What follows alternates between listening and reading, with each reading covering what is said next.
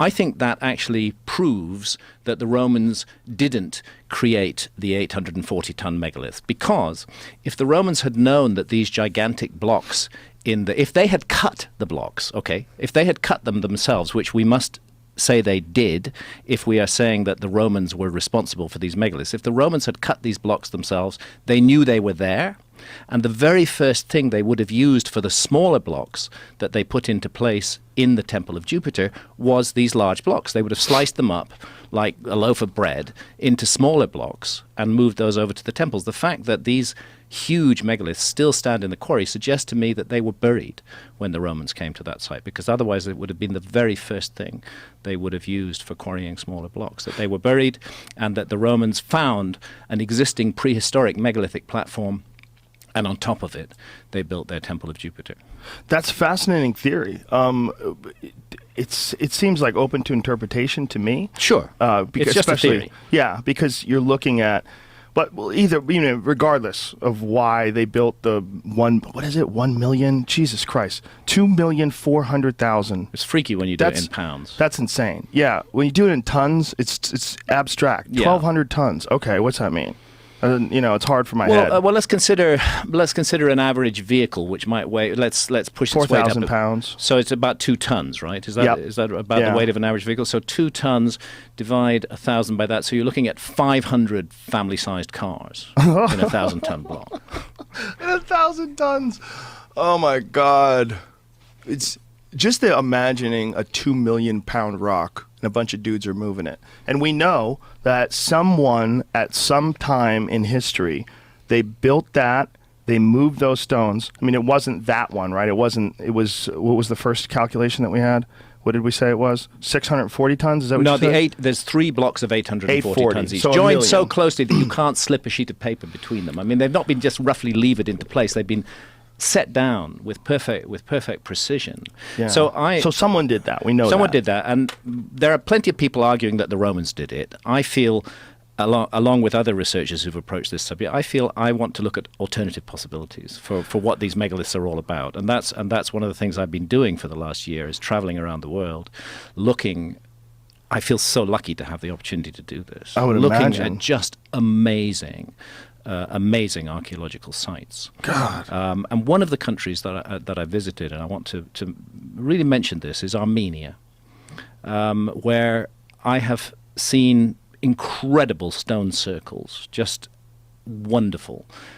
Dwarf Stonehenge make us just stand in awe and look at the way that these huge megalithic stones in what is called the Karahunj stone circle, they have certain holes drilled in them to align up with particular areas of the sky. Whoa. And an Armenian archaeoastronomer from that kind of data believes that the place called Karahunj is not just 2,000 or 3,000 years old, as most historians believe, but well over 12,000 years old. Why does he believe that?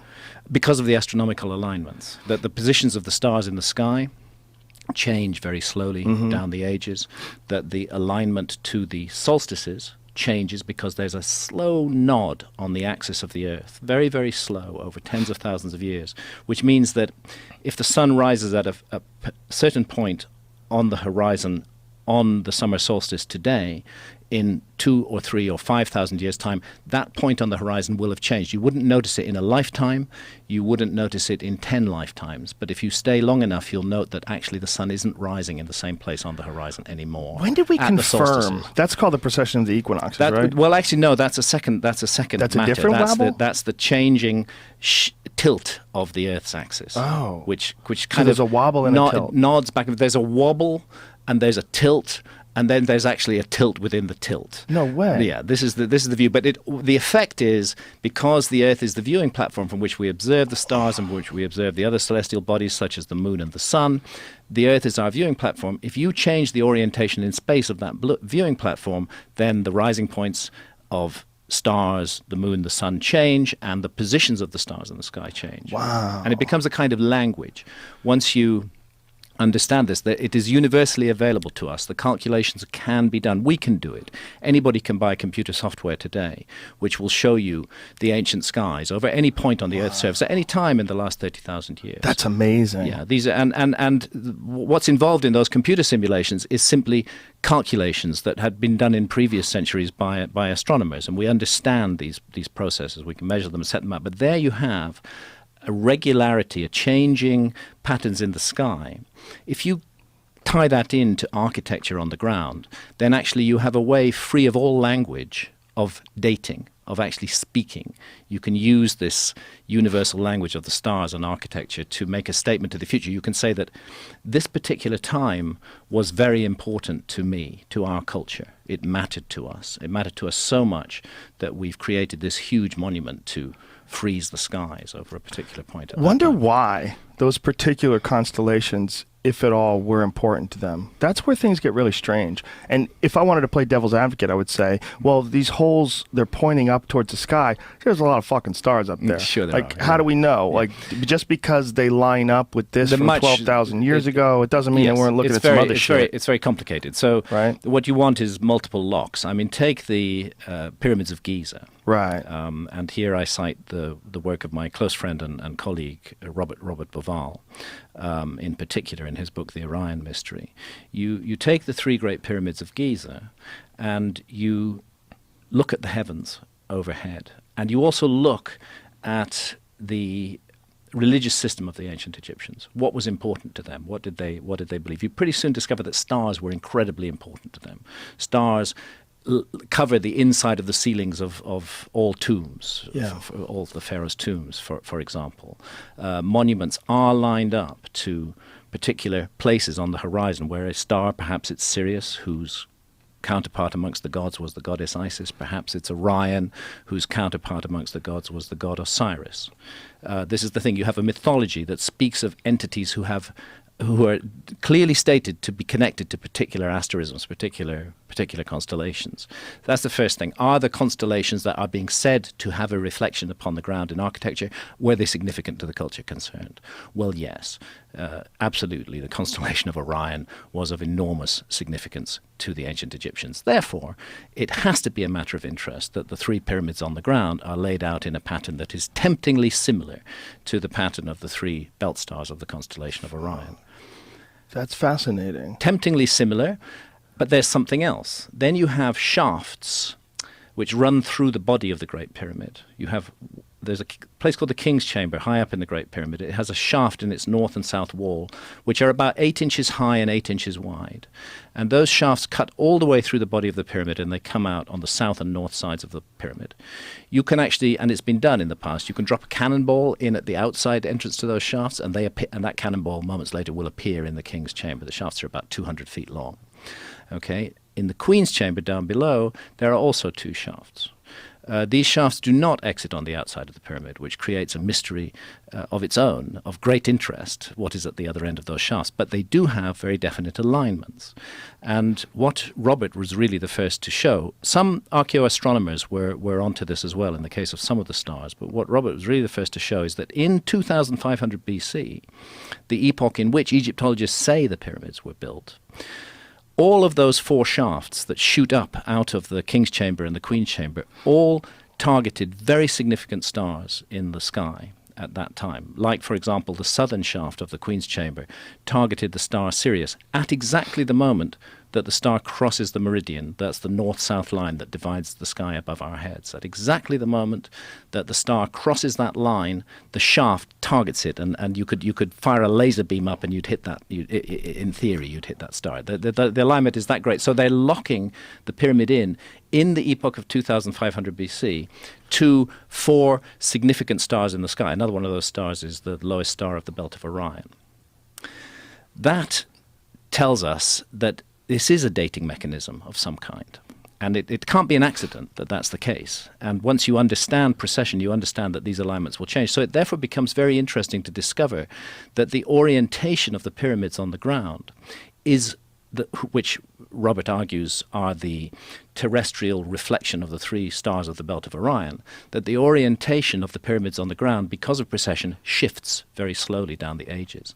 And you can see this clearly on any good sky map program, as you go back in time, you find that the constellation of Orion, at the moment it crosses the meridian, the same place that was targeting the star Sirius, at the moment it crosses the meridian, that the perfect alignment between the belt stars of Orion and the three great pyramids of Giza is not in 2500 BC, but in 10,500 BC, 8,000 years earlier.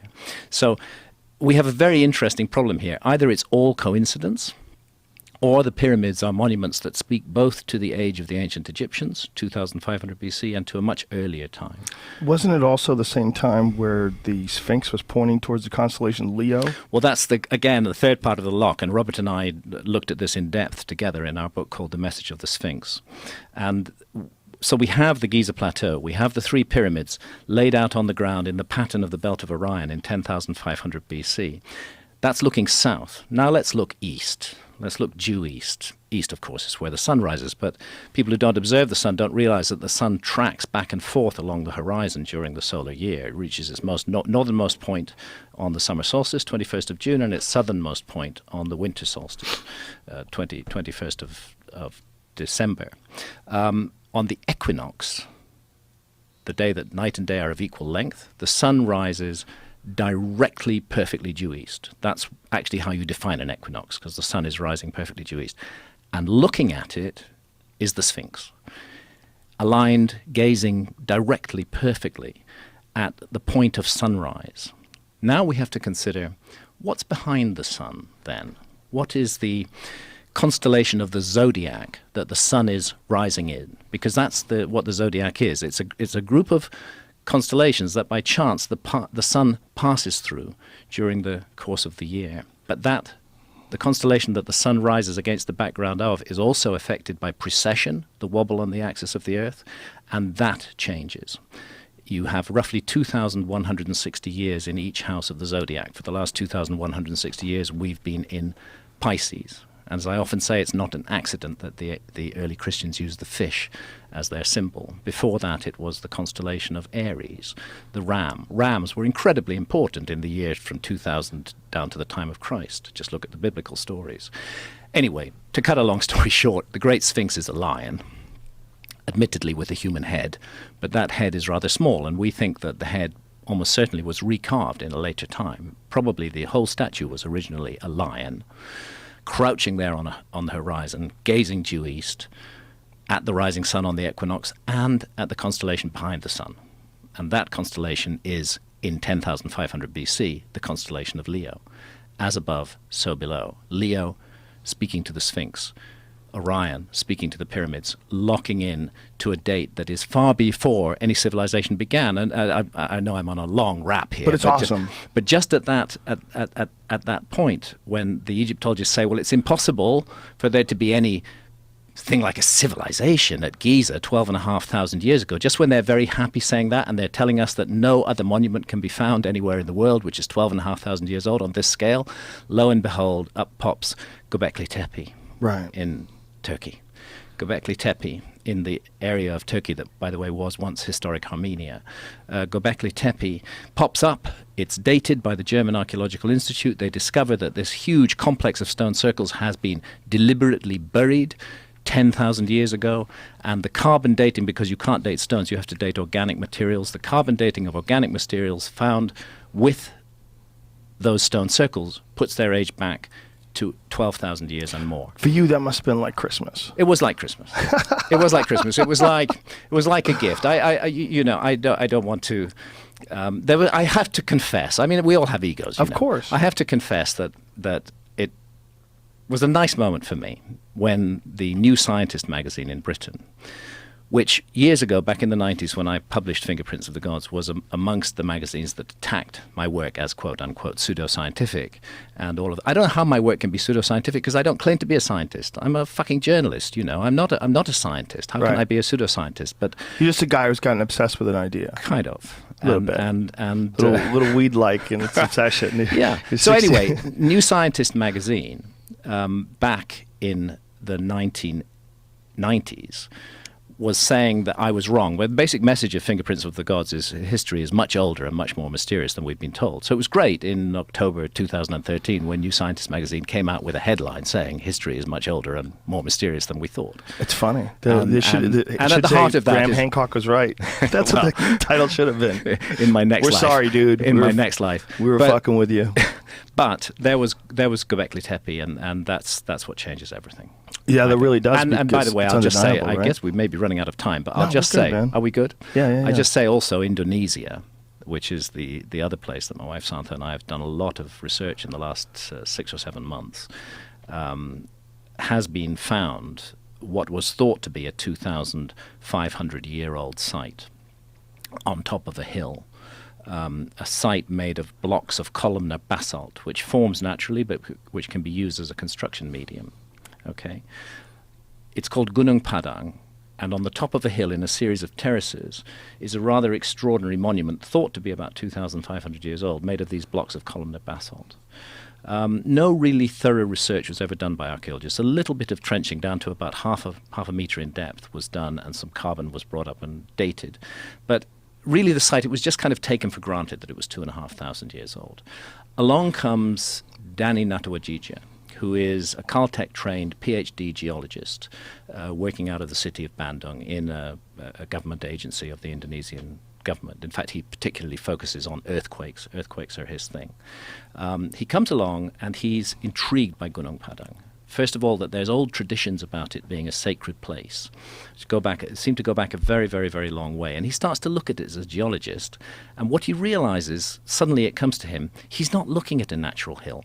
He's looking at a pyramid, on top of which is this relatively recent monument. But somebody built a pyramid there. So he begins work on this. So it's covered in dirt. It looks like overgrown. a hill, but inside it's a man-made structure. That was Danny's intuition, but then he had to prove it. So he put together a team, and they did a huge amount of remote sensing work and some core drilling down to depths of about 15 meters into the top of the hill. And what they discovered was incredibly tempting. It supports Danny's intuition that we are looking at a man-made pyramid here. It produces dates that go back as much as 26,000 years, right into the last ice age, and the remote sensing equipment shows rather regular cavities inside the monument, which look like chambers of some kind. Well, naturally, Danny and his team were stopped working for quite a long while by the archaeological establishment in Indonesia, who said, we know that this structure is 2,500 years old, and there's no need for any further research on it, and it just disturbs the local villagers, and go away. And so they lobbied, and they had him stopped. But Danny took it to the highest level. He got the support of the Indonesian government, and 2.5 weeks ago, they started work thoroughly excavating Gunung Padang. Wow. And so far, the results look very interesting. You see a building.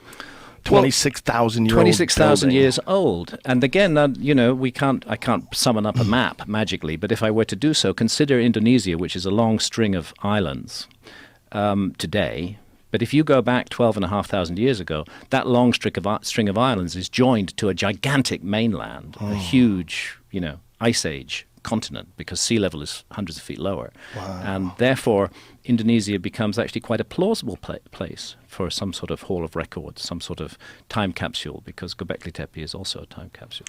That's so absolutely incredible. I can't say fascinating anymore because people are starting giving me shit about it.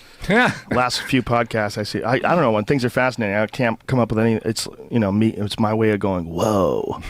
There's interesting stuff happening in the world. Beautiful. I've been lucky to spend some time exploring this. I am writing a sequel to my best-known book, undoubtedly, is Fingerprints of the Gods, the evidence for Earth-lost civilization. And what year was that? 1995. 1995, Dude. And now, after being scorned and put down by the archaeological establishment, there is enough new evidence out there for me to produce a whole other book. There's a whole other story to tell. Not an update of Fingerprints of the Gods, but a new book, which looks at all of this information. How about what's going on in Stonehenge? These most recent monuments they discovered, much bigger than the rest of Stonehenge. Than the rest of Stonehenge. That's the thing, you see. That's why archaeologists need to be a little more humble, because the next turn of the spade can change everything, completely alter the story, and we should always remain open to that. Yeah, just a one discovery, like that one farmer finding this stone in Göbekli Tepe unearths this incredible structure that rewrites history. And they that literally piece of one stone, turn of the spade. That piece of stone is seen by American archaeologists in the 1950s. Really? And They ignored it. decide not to look at it because it's so finely done that they think it belongs to the Ottoman period within the last 400 or 500 years. Ah. Actually, it turns out to be 12,000 years old. What's good that they didn't fuck with it. They probably would have. Yeah, well, It's cool that it happens this way. Yeah, where it got the guys German just- Archaeological Institute later. Unfortunately, they've stuck a hideous roof over the top of Göbekli Tepe now. They have? Oh, it's To try to keep it from decaying or something? Look, it was 19 years it was exposed to the sun. It was out there. They began the excavations in 1996, and it's fine. And now that they've finished the excavations, they decide that in that particular area, they're excavating other areas, they decide to stick this horrendous roof over it, which cuts out the light, makes it impossible to see the stone pillars. The roof is badly built, so there are platforms built inside it on which huge heaps of stones have been piled up. That's to keep the roof on if there's any high winds. So suddenly the possibility of any kind of magical experience at the world's most intriguing and mysterious ancient site is completely written off by this hideous piece of so-called protective architecture, which in my view is just the worst kind of vandalism. I'm really offended by it. I was in Göbekli Tepe in 2013. I went back again this year, and I was just horrified. It made me feel physically sick to see what had been done to it. That's so bizarre. The desire to... Is it to sell tickets so people have to pay to get in there? Do they pay? I think it's a kind of in this case I think it's a kind of possession. This is ours. Really? We've seen it. We the experts, we the authorities. Wow. Nobody that's else so will weird. really get to form an opinion about it because we're going to damage its appearance so much in protecting it that it'll lose its essential mystery. Well, it just seems bizarre that they're trying to protect stone. That doesn't make any sense. It's like, imagine if someone decided to put a giant canopy over the Sphinx. You'd be like, what are you talking about? It's Horrible, been here but- forever, You dummy. see, and this is being done at archaeological sites around the world. It's been done at Menaidra and Hagarim in Malta, which have profound astronomical alignments. You stick a fucking great dome over the top of it, you know. It's being done at Rosslyn Chapel in Edinburgh. We you know. ruin everything. We ruin everything. And the worst vandals are often the authorities, those who are in control. Well, that Zawi Hawass guy's in the pokey now, right? No, he's not. Didn't they arrest him? He did, but all the charges were dropped. Oh, he came up with some shekels. Yeah. Situation. He's a big front man for Egypt. Is he still running everything over there? No, he's not running everything, but he's got an official position in relation to the promotion of tourism. And It's so bizarre when you see those guys so vehemently opposed to new information, which is essentially what the ideas being proposed are. There's new information. Yeah. There's certain pieces of new information that in my mind are just undeniable. The Robert Schoch stuff. Sure. I mean, I'm trying by to... the way, my first trip to Göbekli Tepe, Robert Schoch and I traveled together. you guys made a video, right? There was some filming, yeah. Yeah. But we were at Göbekli Tepe in December. Sorry, not Göbekli Tepe, at Gunung Padang in Indonesia. Schoch and I were there in December 2013, and then I went back again with... What was his impression of it? His impression was very much that this is an intriguing site. He looked at the remote... You see, as a geologist, he can understand what remote scanning paperwork looks like, and he looked at what Danny's team had produced and said, this is absolutely fascinating. It really deserves further research, and that's now what it's getting, fortunately. Well, it's just amazing when they uncover these things. Like, I love the ones they find in Mexico when they're like building something and then they stumble upon some ancient Aztec temple. Not many people who go to Chichen Itza and see the temple of Kukulkan there, the pyramid of Kukulkan, which is the famous monument of Chichen Itza. Not many people realize that there's another pyramid inside it, which is... Inside it. There's a little door at the bottom of the northern stairway, and I don't think it can be done now. The place has been so tightly controlled. I don't think people are even allowed to climb the pyramid of Kukulkan. When did they stop that? I believe that stopped in the last 2 or 3 years. I was there. No, it may be a little longer. The last time I was there was in 2010, and then it was stopped. Well, they say that they were seeing erosion by people's feet. I don't know. Maybe There may be all slippers. kind of arguments, but the fact is, it was possible to climb it.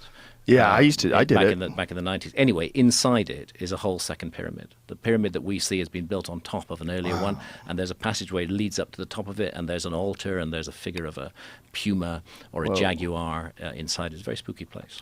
Wow. Yeah, that whole complex is so incredible. Yeah. It's so amazing to think that, I know you scuba dive. Have you ever done those tunnels that they found? In the cenotes? Yeah. No, I haven't. Oh. I haven't. Those are terrifying. Yes. These people scuba dive and they go, there's these Mayan tunnels Yeah. that they had found that are underwater. Yeah. So you have to, but the people that are treasure hunters have gone into these things and found these incredible artifacts. Yes. But you got to be willing to swim underwater with scuba gear in a dark tunnel for a long time. Yes. Like they're long, like you can get a mile in. Yes. That It to takes me. tremendous courage. Also takes very special equipment. You're having to carry a lot more air with you, and it would be a very complex mixture of gases. And probably sometimes that they you use. have narrow passages you have to squeeze through. One of the most cave diving is one of the most dangerous things. Fuck that, man. Because Fuck all I'll tell you that. why. Because the entrance passage can be long and winding. There can be several alternative routes through it. And it's often heavily laden with silt, with sediment. Mm-hmm. If the diver is not very experienced, or if the diver panics and starts thrashing around, that silt gets thrown up into the water and completely fills the water, so that you can't see your hand in front of your face, and suddenly God. you're a mile in, 100 feet deep, and blind. Oh, fuck.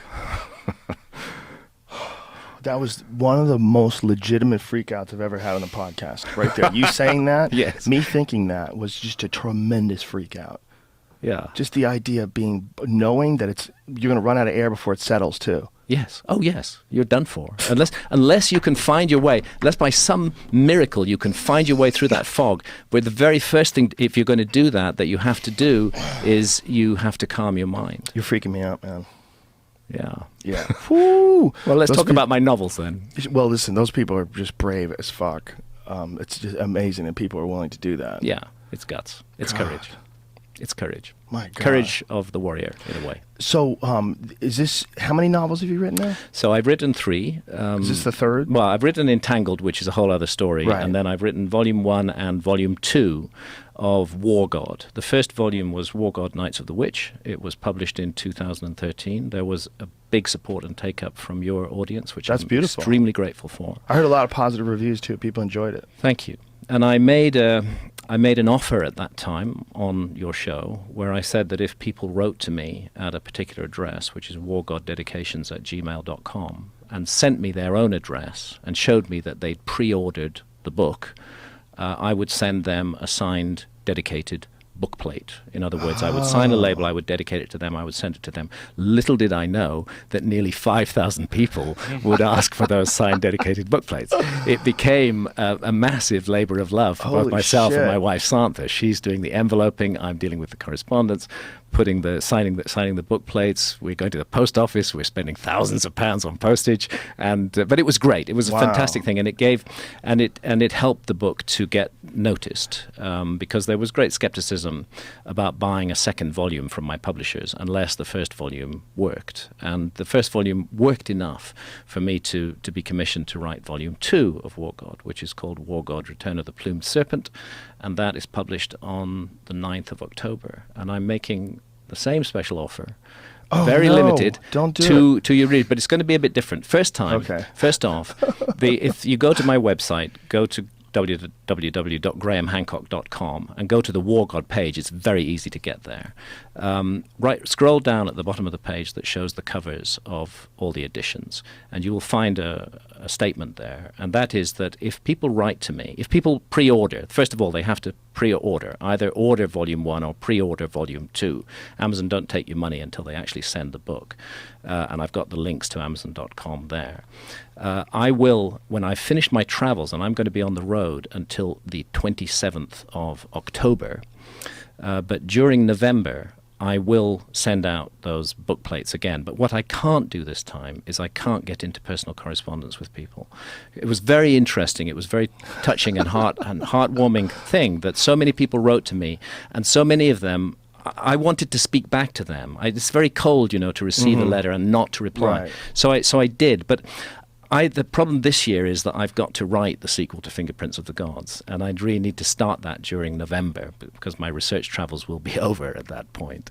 I've got to write that, and I can't spend 2 months or 3 months corresponding in detail. So my offer is, write to me, show me that you've bought the book or pre-ordered volume 2, and above all, please give me your postal address, because you can't imagine how many times people write to me asking for the book plates and don't give me their postal address. Please give me your postal address, and when I get back from my travels, I will sign the book plates. I will send you a signed book plate, which is simply a label that you can stick inside your copy of the book. And that, if that results in a bit more uptake for War God 2, it'll be good for me, because it's very difficult to start a sort of new career as a novelist at the age of 64.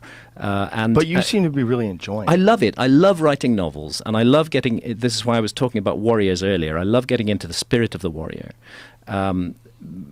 I don't know why. It's fascinating. It's just absolutely fascinating. What would drive a man like Cortez to take 490 men and face them against the might of the Aztec Empire? Hundreds of thousands of men under arms who will kill you in the most awful way if they catch you. What kind of will does it take to do that? And it's been interesting for me to get inside the heads of these people, and also to consider, because I'm interested in them, supernatural elements. Were they being misled by demonic forces in some way? That's something that I examine there. So I love doing it, but I'm known as a non-fiction author, and that's mainly what I do. People buy non-fiction because they're interested in the subject very often. People buy a novelist because they trust that novelist and know that his next book will be good. And I need to build up that readership. What is your fascination with demons? What's your fascination with supernatural influences and the concept of demons? For a long time, I didn't believe in any spiritual element to life. I didn't see any of that at all. It was only really when and this is where my critics will say, well, Hancock's gone nuts, you know. It was only really when I started drinking ayahuasca in 2003. I suppose for a decade before that, I'd been immersed in the ancient Egyptian texts. And the ancient Egyptians are all about the quest for immortal life. They're all about how you live this life to continue on as a spirit, and ultimately to live the life of millions of years.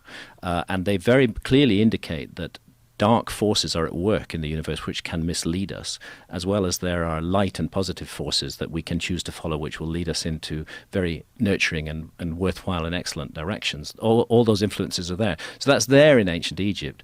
Then I start drinking ayahuasca in 2003, and I encounter seamlessly convincing parallel realms inhabited by intelligent beings, some of whom seem very dark and dangerous, and some of whom are filled with light and joy and exercise the power of healing. Now, I absolutely accept that all of this could be a projection or a creation of my own mind, that there is no exterior reality to it whatsoever. It's just that's all there is. But I don't think it's that way. I think that what happens in a deeply altered state of consciousness is that we retune the receiver wavelength of the brain and encounter other levels of reality that are normally closed off to our senses. And the first thing I would say to I know that a number of people who've worked with psychedelics in depth haven't come to that conclusion. I know that. But the conclusion that I come to, the little offering that I bring to the table and that many others have brought, is that there is a separate freestanding reality of some kind which we don't fully understand yet, and that in altered states of consciousness we can interact with that reality. That's the view that I have. Now, in that reality are spiritual forces, some of which seem to eat fear and energy and dark energy. They thrive on. They seem to thrive on anything that's miserable or wicked or cruel or thoughtless or vile about humanity. And at the other side of it are entities that glow with light and love, and that seek to show us how we may bring to light that divine spark within us, to go back to the Gnostic idea. Those you encounter in a very direct way in the ayahuasca journey, because unlike, you do encounter them in the DMT journey too, they're not quite the same, but unlike DMT, ayahuasca allows time for really processing and thinking through what you're experiencing. It's unfolding over 4 hours, not 4 or 5 minutes, and that is a huge effect, and it had a huge effect on me. And I'm not adamant about this. I accept I could be fantasizing it all. It's interesting that other people encounter pretty much the same beings and the same sort of drive to do something better than they've done before. Right. It's interesting that there's that transpersonal side of it. I choose to believe that there are freestanding parallel dimensions and that we are encountering them in altered states of consciousness, and that therefore there's interesting scientific work to be done, because in theory we could actually begin the targeted exploration of those dimensions by using volunteers and psychedelics. I choose to believe that that's what's going on. I could be completely wrong. It could just be the majesty of the human mind and we just invent all these worlds. That's what I was going to ask you. What's the most compelling argument against it? Like, what's the most compelling argument rather from like a neurological standpoint? Like, has anybody ever explained to you like what's going on? There isn't a compelling argument. They don't know? There isn't a compelling argument. There's a reference frame. And the reference frame, and this is again where I got myself into so much trouble with TED, the reference frame is the reference frame of materialist science. And that reference frame says that all consciousness is a kind of accidental epiphenomenon of brain activity. There's actually no reality to consciousness. That is not something that's been proven scientifically and experimentally. It is just the way that a large and influential group of scientists see the world, that everything can be reduced to material causes. So the changes in brain activity that accompany visions, you can measure, you can observe those changes on an MRI scanner. Those changes in brain activity are the experience you're having, according to this reference frame. Your experience can just be reduced to that and there's nothing else to it. But that's not a fact. That is a philosophical view about how reality works. We don't know for sure. It could easily be the other way round, that the brain activity is simply necessary in order for us to see something that was always there, but that was normally closed off to our senses. So the compelling argument as far as like what's happening when you're having these extreme visual experiences, what is the argument? Has anybody ever tried to explain it? Is it just supposed to be some chemical reaction with your cerebral cortex? Well, that is the materialist reductionist view. Right. That it's just that and nothing more. But there's a whole other view on it. Rick Strassman at the University of New Mexico, you're very familiar with his work because you presented the spirit molecule. Yes. Yeah. Rick Strassman does entertain the possibility that what is going on is not merely in and of our brains, but does represent stable, freestanding dimensions of reality. We have no facts in this, but we have an incredibly intriguing area to inquire into. And it's also one of those things where I feel like when you've experienced it yourself, you get a really better frame of reference as to why is this compelling at all. Because it sounds preposterous to someone who has no experience. I know. It really does. It's because and I'm going to have loads of people saying Hancock's a druggie. Of course, too late. But there's that thing that people, when you want to define certain aspects of whatever the psychedelic experience is, where they seem to be almost impossible to define for people who have actually experienced it. Yes. The real problem is when someone who hasn't experienced it tries to define it. And it's like, man, you can come up with a bunch of really compelling arguments from like a medical standpoint as to like what's the effect on the cerebral cortex, what's the effect on the visual aspects of your interpretation of this thing is because of this chemical interacting with that. That's all fascinating, amazing stuff. But the experience, but it's bad science. It's bad science to present it as fact when it isn't. I many times given this very simple analogy of the telescope, which I think explains the logical problem in the materialist view. If you want to look at a distant star with your telescope, you're going to point it at the right area of the sky, first of all, and then you're going to focus it. And as you focus it, physical changes will take place in the relationship between the lenses inside the barrel of the telescope. Yeah? Right. Okay. Eventually the star will come into view and you can see it clearly. You'd be completely wrong to say that the star is the physical changes inside the barrel of the telescope. Those physical changes have simply allowed you to see the star. Whoa, and that just blew my fucking mind. And that's the same idea with DMT, that it's changing brain function to allow you to see something that you couldn't. It's refocusing the brain, in other words. Wow, that's very possible. Yeah. That's Can't as prove possible. it, but it's an interesting inquiry. I never thought about it that way, I don't think. Not entirely. And in freestanding reality of some kind which we don't fully understand yet, and that in altered states of consciousness we can interact with that reality.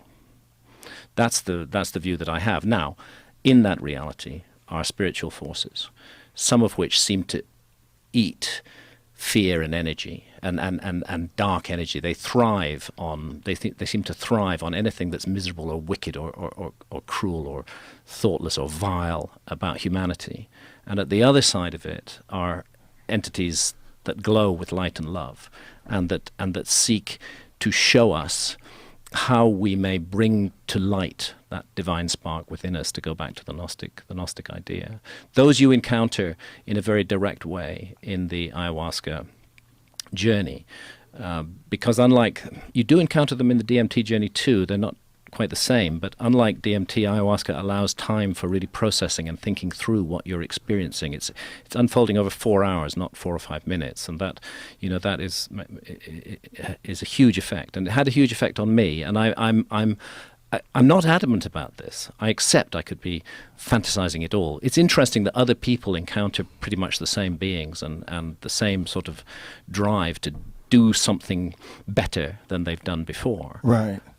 It's interesting that there's that transpersonal side of it. I choose to believe that there are freestanding parallel dimensions, and that we are encountering them in altered states of consciousness, and that therefore there's interesting scientific work to be done, because in theory we could actually begin the targeted exploration of those dimensions by using volunteers and psychedelics. I choose to believe that that's what's going on. I could be completely wrong. It could just be the majesty of the human mind, and we just invent all these worlds. That's what I was going to ask you. What's the most compelling argument against it?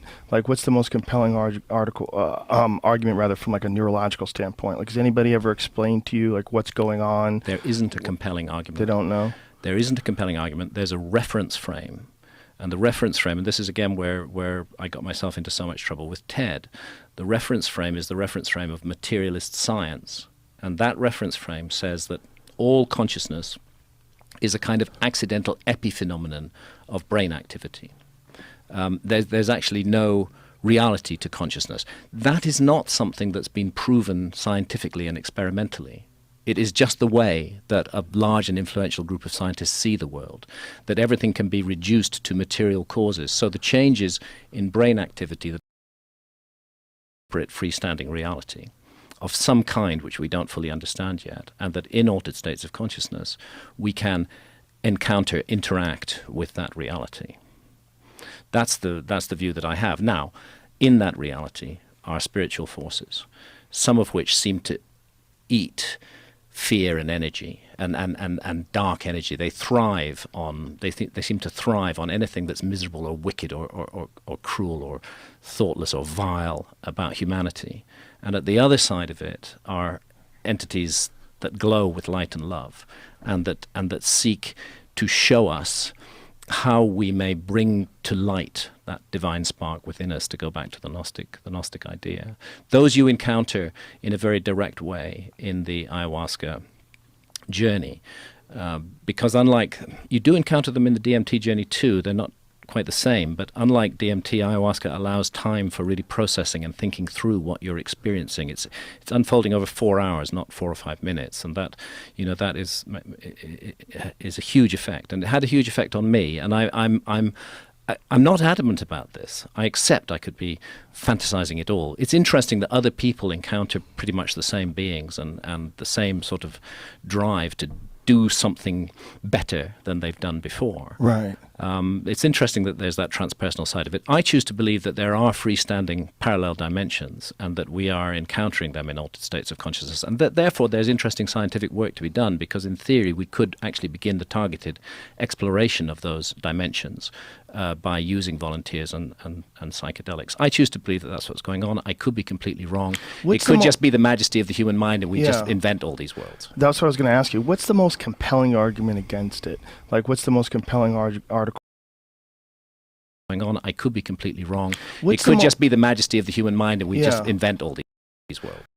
Scientific work to be done, strive to do something better than they've done before. Right. It's interesting that there's that transpersonal side of it. I choose to believe that there are freestanding parallel dimensions, and that we are encountering them in altered states of consciousness, and that therefore there's interesting scientific work to be done, because in theory we could actually begin the targeted exploration of those dimensions by using volunteers and psychedelics than they've done before. Right. It's interesting that there's that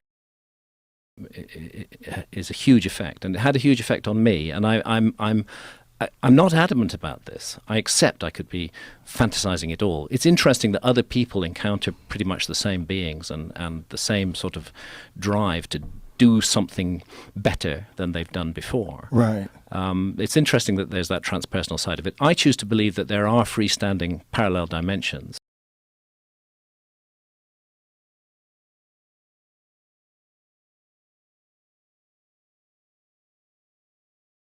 And that we are encountering them in altered states of consciousness.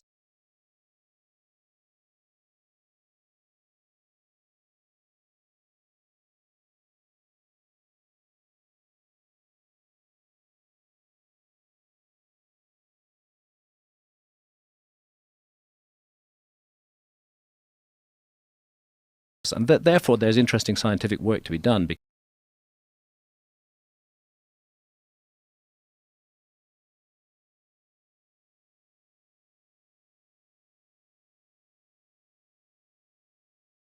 Because in theory, we could actually begin the targeted exploration of those dimensions. Work to be done, and that we could actually begin the targeted exploration. Therefore, there's interesting scientific work to be done.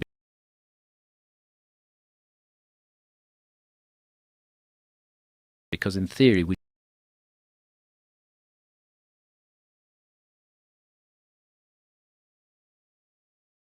could actually begin the targeted exploration of those dimensions.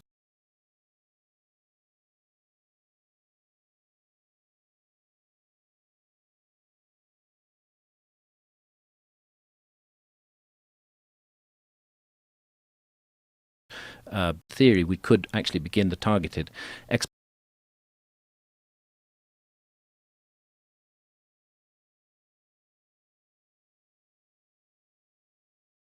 of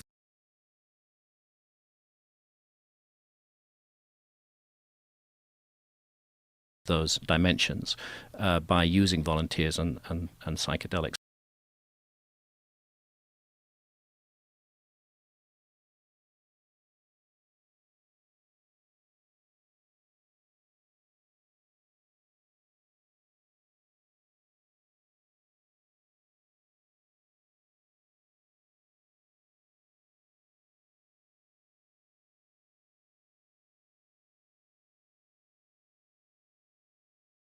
I choose to believe that that's what's going on. I could be completely wrong. It could just be the majesty of the human mind, and we just invent all these worlds. That's what I was going to ask you. What's the most compelling argument against it?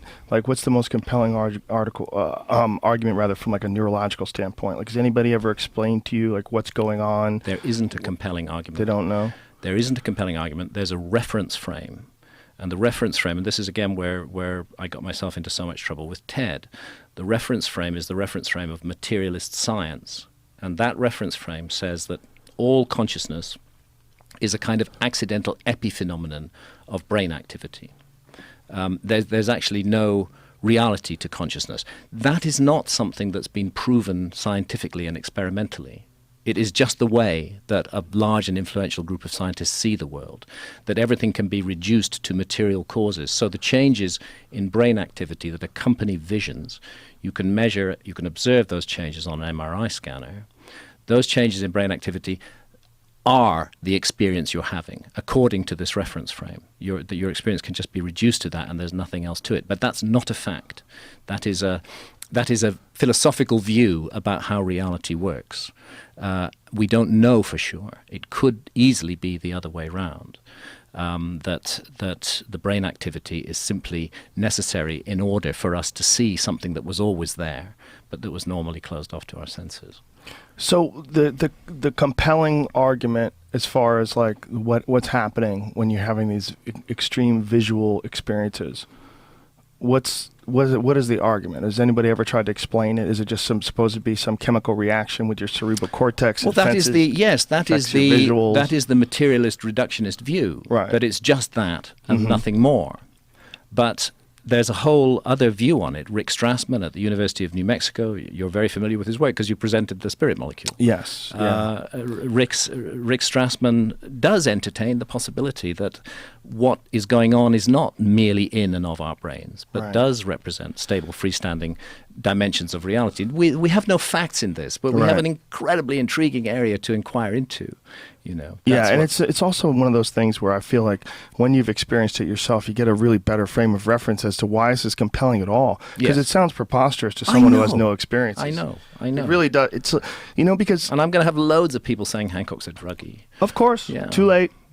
But there's that thing that people when you want to define certain aspects of whatever the psychedelic experience is, where they seem to be almost impossible to define for people who have actually experienced it. Yes. The real problem is when someone who hasn't experienced it Yeah. tries to define it, and it's like, Yeah. man, you can come up with a bunch of really compelling arguments from like a medical standpoint as to like what's the effect on the cerebral cortex, what's the effect on the visual aspects of your interpretation of this thing is because of this chemical Yeah. interacting with that. That's all fascinating, amazing stuff. But the But experience, it's bad science. It's bad science to present it as fact when it isn't. I many times given this very simple analogy of the telescope, which I think explains the logical problem in the materialist view. If you want to look at a distant star with your telescope, you're going to point it at the right area of the sky, first of all, and then you're going to focus it. And as you focus it, physical changes will take place in the relationship between the lenses inside the barrel of the telescope. Yeah? right? Okay. Eventually the star will come into view and you can see it clearly. You'd be completely wrong to say that the star is the physical changes inside the barrel of the telescope. Those physical changes have simply allowed you to see the star. Whoa! And that's you just the blew my fucking mind. And that's the same idea with DMT, that it's changing brain function to allow you to see something that you couldn't. It's refocusing the brain, in other words. Wow, that's very possible. Yeah. That's Can't as prove possible. it, but it's an interesting inquiry. I never thought about it that way. I don't think not entirely. And interesting experiments could be done to test that with human volunteers. You could begin to investigate. If there is a freestanding reality, then we ought to be able to get certain information out of it. There should be possibilities. So, that can I be done. always had just not a thought of dead it end. as a chemical gateway. Yeah. But I think this is a way better way of explaining it. The idea of a telescope having to focus in to see something, and then the chemicals focusing you in. Yeah. That a chemical your own brain makes, Your own brain makes it. focusing you in. And perhaps for some very good reason. Wow, that's amazing. I never thought about it that way before. Yeah. But whatever it is, it's pretty fucking profound. And for someone to comment on it that hasn't taken it seems kind of silly, especially because it's only 15 minutes. Yeah, it's Just- disrespectful to speak of it. It's fine to speak of it, but it's disrespectful to put it down without having had the guts actually to have the experience yourself. Don't you think it's becoming more and more accepted, though? Because I think for a long time, academics resisted taking it, or if they did take it, talking about it, because they didn't want to be labeled. Because there's a lot of people Of that will course. label you if you talk about psychedelic Up until drugs. very recently, it's been considered a career-ruining move, for Yeah, any until academic to very speak positively of recently, psychedelics, right? even though they all knew the news. Yeah. They all knew the positive side of this. But this is, again, gradually changing. And again, I think the American role, the role of the American people in changing the legal status of cannabis state by state is also going to feed into this and allow us to have a more rational dialogue regarding psychedelics, which can be, of course, I'm not saying to people, go out and take psychedelics. What I'm saying is that these are very powerful agents and that they can be extremely healing used in the right way. And they can change our whole view of reality. Why should we be forbidden to explore that if, as responsible adults, we choose to do so? Yeah, the argument is stupid, and I think the argument is eventually going away, and I think it'll be replaced by a new argument, and then the new argument is what the fuck is really happening? Yeah, and that's it. Your question about it, or your proposal, is a very fascinating one. But whatever it is, those things are there, and you can benefit from them or not. It's up to you. But Yeah, the fact that we live in a world where those are illegal. Is crazy. It's bizarre. And if people are having very bad experiences from time to time with psychedelics, part of the reason for that is the world we've created where these are illegal and where it's impossible for people to get good advice that they can trust and where there's this atmosphere of danger and threat that surrounds it. Take all that away, and this very powerful instrument can be managed much more effectively than No doubt. And I equate it in a lot of ways, this idea of it being bad and negative. I equate it in a lot of ways to vaccinations, and here's why. There's this anti-vaccination movement in this country. A lot of people feel like vaccinations are unnecessary, and they may have some good arguments. They may have some good arguments, especially about some certain vaccinations for things that are sexually transmitted diseases and things along those lines, like hepatitis shots and shit you're giving to little kids. Like, there's a real good argument against that.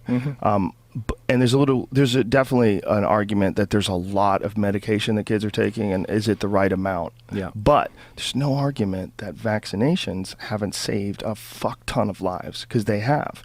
They've stopped a lot of diseases dead in their tracks. Absolutely. But they also, much like we talked about, some people are allergic to cats. Some people have very different biological reactions to all sorts of different chemicals. And there's going to be some adverse reactions to anything you put in your body. I absolutely agree that vaccination is an incredibly effective medical tool in many ways, but there also is a kind of vaccination mafia at work, because they're the ultimate mass medication, and people are making money. There's no doubt. Whenever there's profits, there's fuckery. There's no getting around it. Profits, it's just the way human beings are. Side by side. Yeah.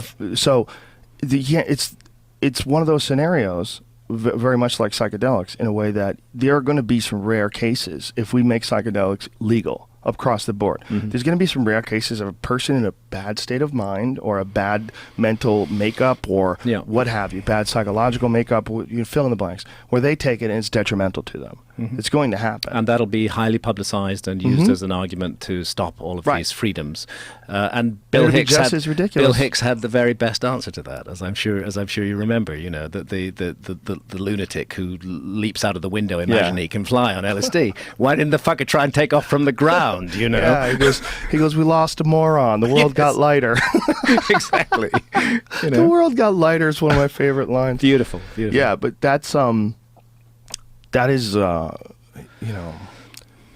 it's just a strange argument to keep people from doing it, because, especially like this doctor that we were talking about earlier, that's talking about cannabis and the addictive properties of cannabis. This is even talking to someone who was addicted to cannabis and you. It's a silly, there's a lot going on when someone's addicted. It's not all necessarily chemical, and the ones that are chemical, you're getting paid for.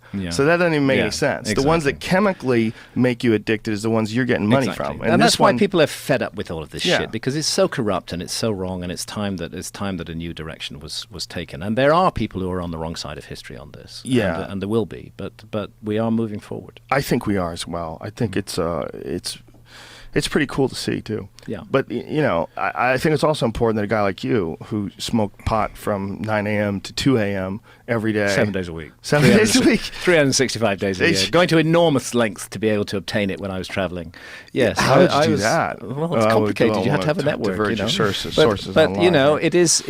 I do know what I'm talking about. I had a long relationship with it, and I understand how. How do you feel now, having dipped back in the water a little bit? I feel good, but I don't feel any urge to become, that guy again? Cannabis smoker again. No. I like my clarity. I was able to write with cannabis, but since I stopped smoking cannabis, I've been clear. My mind, there's been a clarity. It's as though a certain fog were lifted.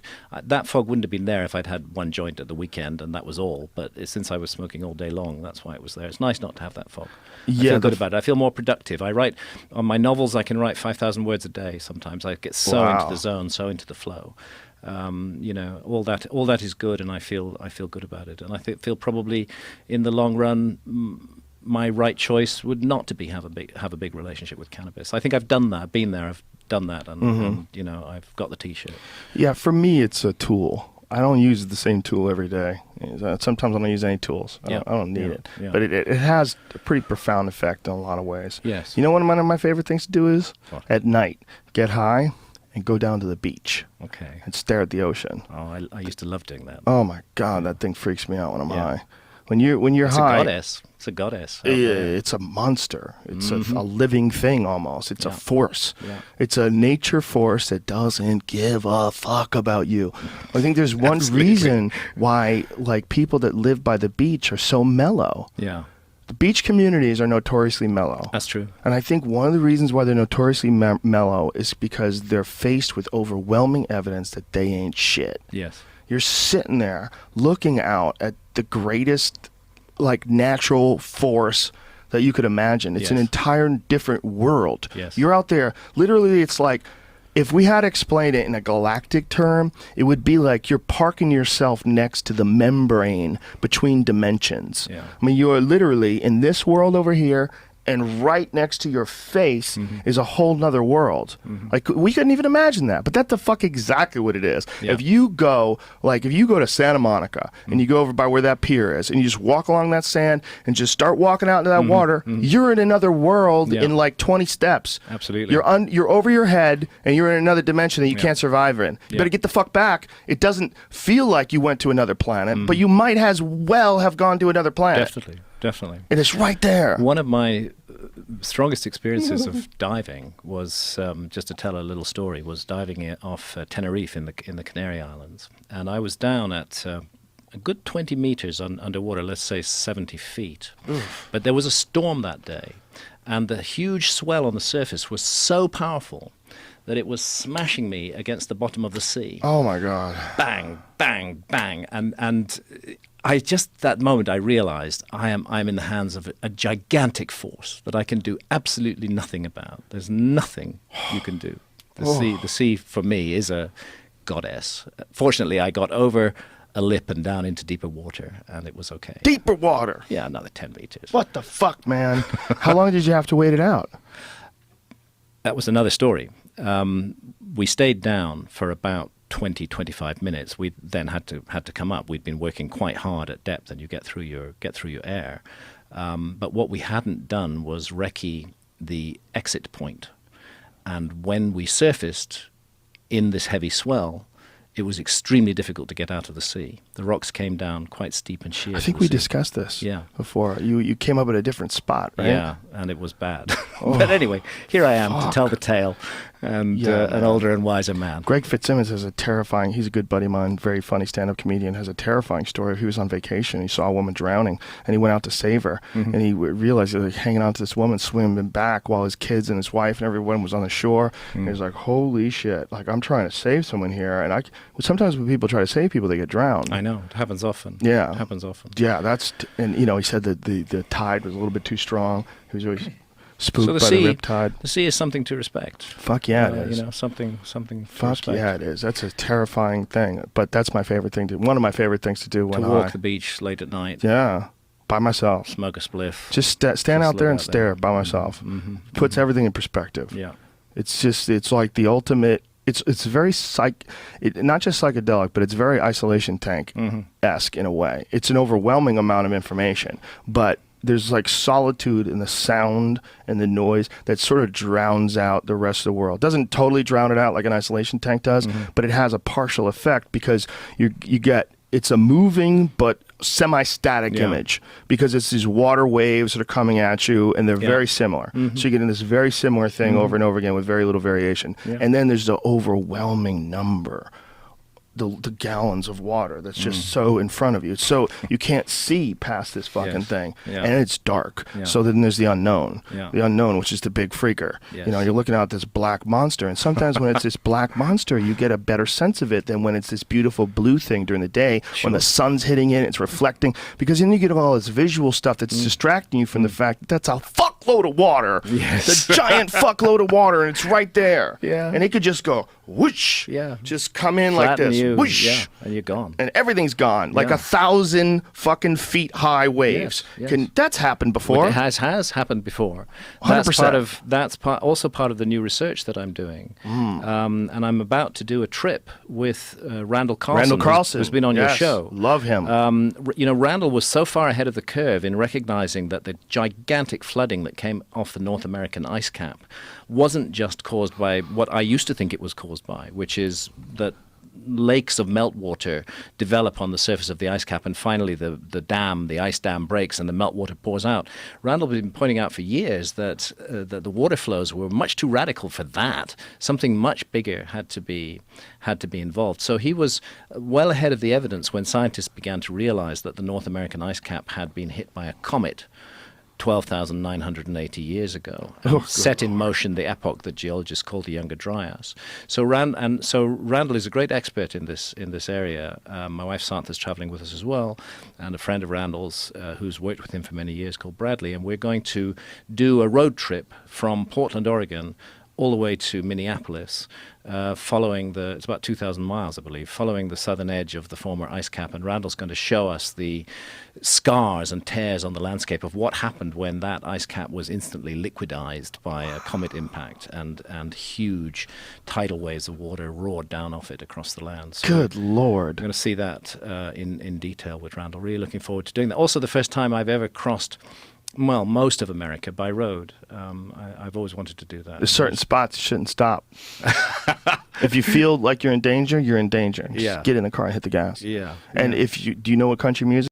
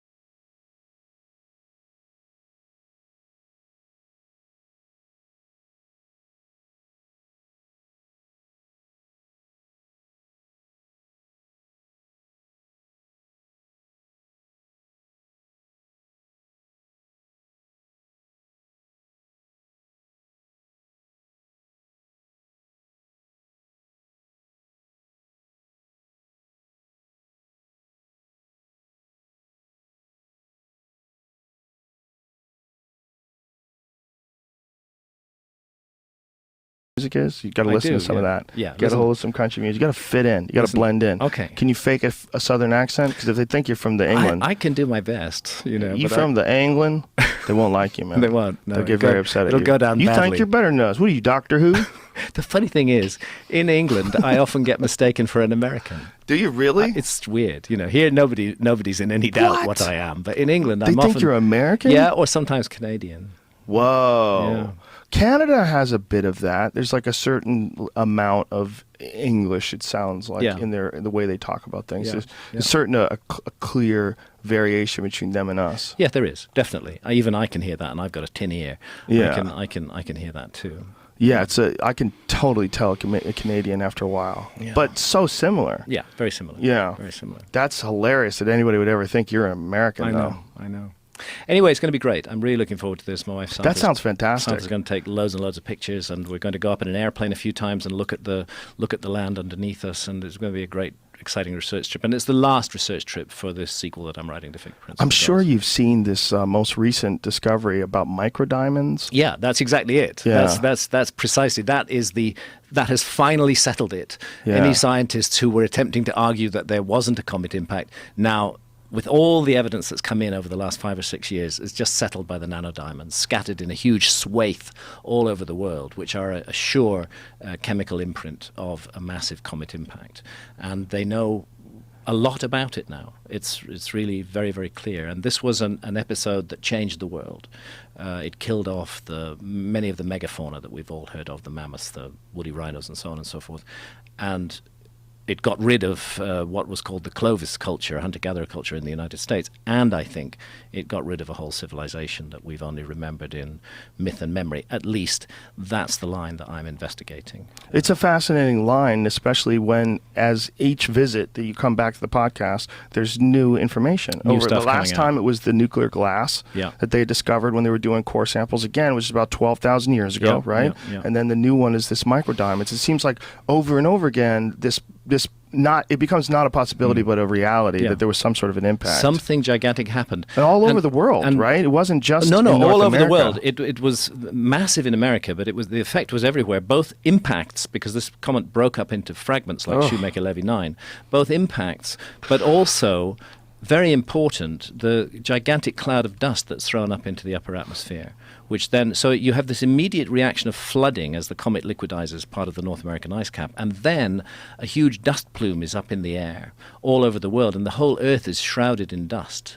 Cooled. And cooled because it's reflecting back the sun's rays. So we go into this 1,300, 1,400 year period called the Younger Dryas, where the Earth gets incredibly cold, even though previously it had been coming out of the ice age. It's truly a gigantic event. And then, weirdly, all our history, everything we think of as our past, begins at the end of the Younger Dryas. Kicks in 12,980 years ago, ends 11,600 years ago. The Earth begins to warm up again, and everything we know about ourselves, or can claim we know, unfolds in that last 11,600 years. And the period before the Younger Dryas, we really blank on so much of it. It's so fascinating. I said it again, shit. But it's amazing that all this information keeps coming up to support this, and it's amazing if we do consider the possibility that it is true that everything can be essentially shut back down to zero with some rocks from the sky. That's and then absolutely right. that's something that we really need to get in our head. That could happen. There is a very distinct possibility that we could be hit by something. The NASA photographs of I think they call it the black diamond, the Earth at night, okay? What you see is certain areas of the world are brightly lit up. Europe, North America, for example. On the other hand, Africa and large parts of South America are dark because there's no electrification in those areas. And those photographs are often taken to speak of our achievement. Look how we can light up the planet like a Christmas tree so that it can be viewed from space. But I would say it also says another thing, that if we were to confront again the same sort of cataclysm that hit the Earth 12,980 years ago, then the people who would survive and carry the human story forward would be those very people who live in the dark areas, the areas that aren't electrified. And we who live in the glowing lights that show up on those NASA photographs, who've become so specialized, who most of us are unable even to know how to plant a vegetable or hunt an animal, we're the ones who would be gone, and the whole order of the world would be reversed. Whoa. So the world would become like an ayahuasca culture. You'd have all these fucking people from the Amazon that would be fine. Because they're fine. They'd be absolutely fine. They know how to survive. They know how to do it. So again, I think the message of this is we shouldn't be arrogant and complacent in the achievements of our civilization. We have done wonderful and amazing things as well as terrible things, but we shouldn't be arrogant or complacent about it. We should recognize it's all very fragile. It can be taken away from us at any time. We can take it away from ourselves. Without a doubt, the information is something to consider. Just the information about these impacts. Mm-hmm. It's something to consider. And it's also something to consider that if that's correct, boy, what a magical time it must have been back when they had developed some sort of technology that was enabling them to make structures like Göbekli Tepe. That's why like I'm the calling the book pyramids Magicians of the Gods, because there's something magical. Yeah. Something about it that we would call magic, but perhaps was just another form of science. Well, yeah, whatever they were able to do, I mean, it's amazing that we haven't figured it out yet, but we're so arrogant in our assumptions that it had to be all the ways that we've already figured out. Yeah. That's so silly. That's because, so silly, isn't there some shit we haven't figured out yet? Yeah, exactly. Like this new ability that they've just found out, that they've taken people and they've used the internet to send information from one person's mind to another person's mind 5,000 miles away. Yeah. It's incredible. Mm-hmm. But nobody else did that before that. So we didn't really think that was... We thought maybe it'd be a possibility, but now we know it's a possibility. Well, whatever the fuck they did to make these pyramids, just because we haven't figured it out yet, doesn't mean they were using wooden rollers. Yeah. Like, they could have had some really incredible technology that just... We don't have a trace of it anymore. We're looking at a form of technology that we don't recognize as what it is. Because we're programmed to thinking of it entirely in our own terms. And it's almost like the universe is giving us a puzzle that's so incredibly in your face with its most obvious results. Mm-hmm. And because we have these preconceived notions, that we're not willing to accept that as a possibility. Like when people look at the pyramids, they go, well, the thing is they build ramps and they use stone rollers and there's a whole faction who will look for the most boring, meaningless possible explanation. They might have done it. They might have done it that way. But the fact that there are large groups of people whose mission is to look for the most boring rather than the most extraordinary possibility, it's good. That's how we have balance in our society. We do need to look with a skeptical eye and say that there could be mundane explanations for this.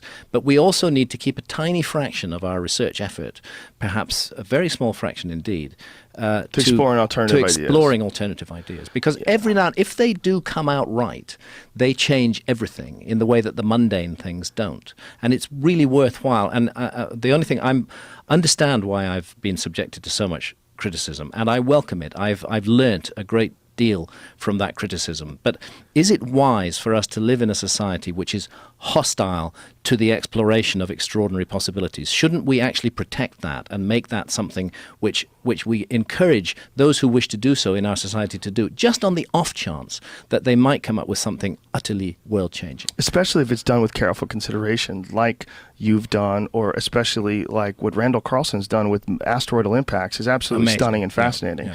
I mean, and what he's done is done with very careful consideration. Absolutely. Randall's he's a real scholar, a real thorough researcher and investigator. And he was awesome on the podcast. Was one of my all-time favorites. Right. Yet these ideas are fascinating. But what I was going to say was that it's almost like the number is so large, like 2,300,000 stones in the Great Pyramid, which is so bizarre. The numbers, 6 million tons. Yeah, the numbers. Blocks of 50 to 70 tons, roofing the King's Chamber, elevated to heights of 300 feet above the ground. It's so almost perfectly aligned to true north, south, east, and west within a fraction of a single degree. You know, so crazy that if they could come back from the past, and if they come to our time today and go, wait a minute, how did you guys think we did this? Yes. Do you think we used slaves? Yes. Oh my God, that's so funny. Yeah, you've got Ahmad, come over here, man. Tell him how you think we made the pyramids.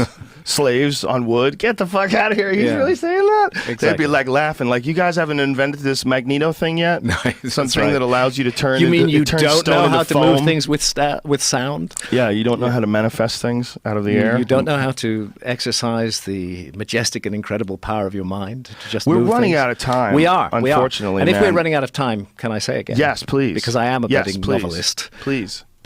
If anybody out there would like to take me up on this offer, just go to grahamhancock.com, go to the War God page, which you'll find easily, scroll down and see where to write to me. But I have to repeat again, I will send you the book plates, but I can't correspond. And it will be November before I'm in a position to send the book plates, because I'm on the road continuously until the 27th. GrahamHancock.com. GrahamHancock.com. My goal is to make this so successful that you never make another offer ever again. I want to ruin you, so that like you can't sign all these things. You have too many come.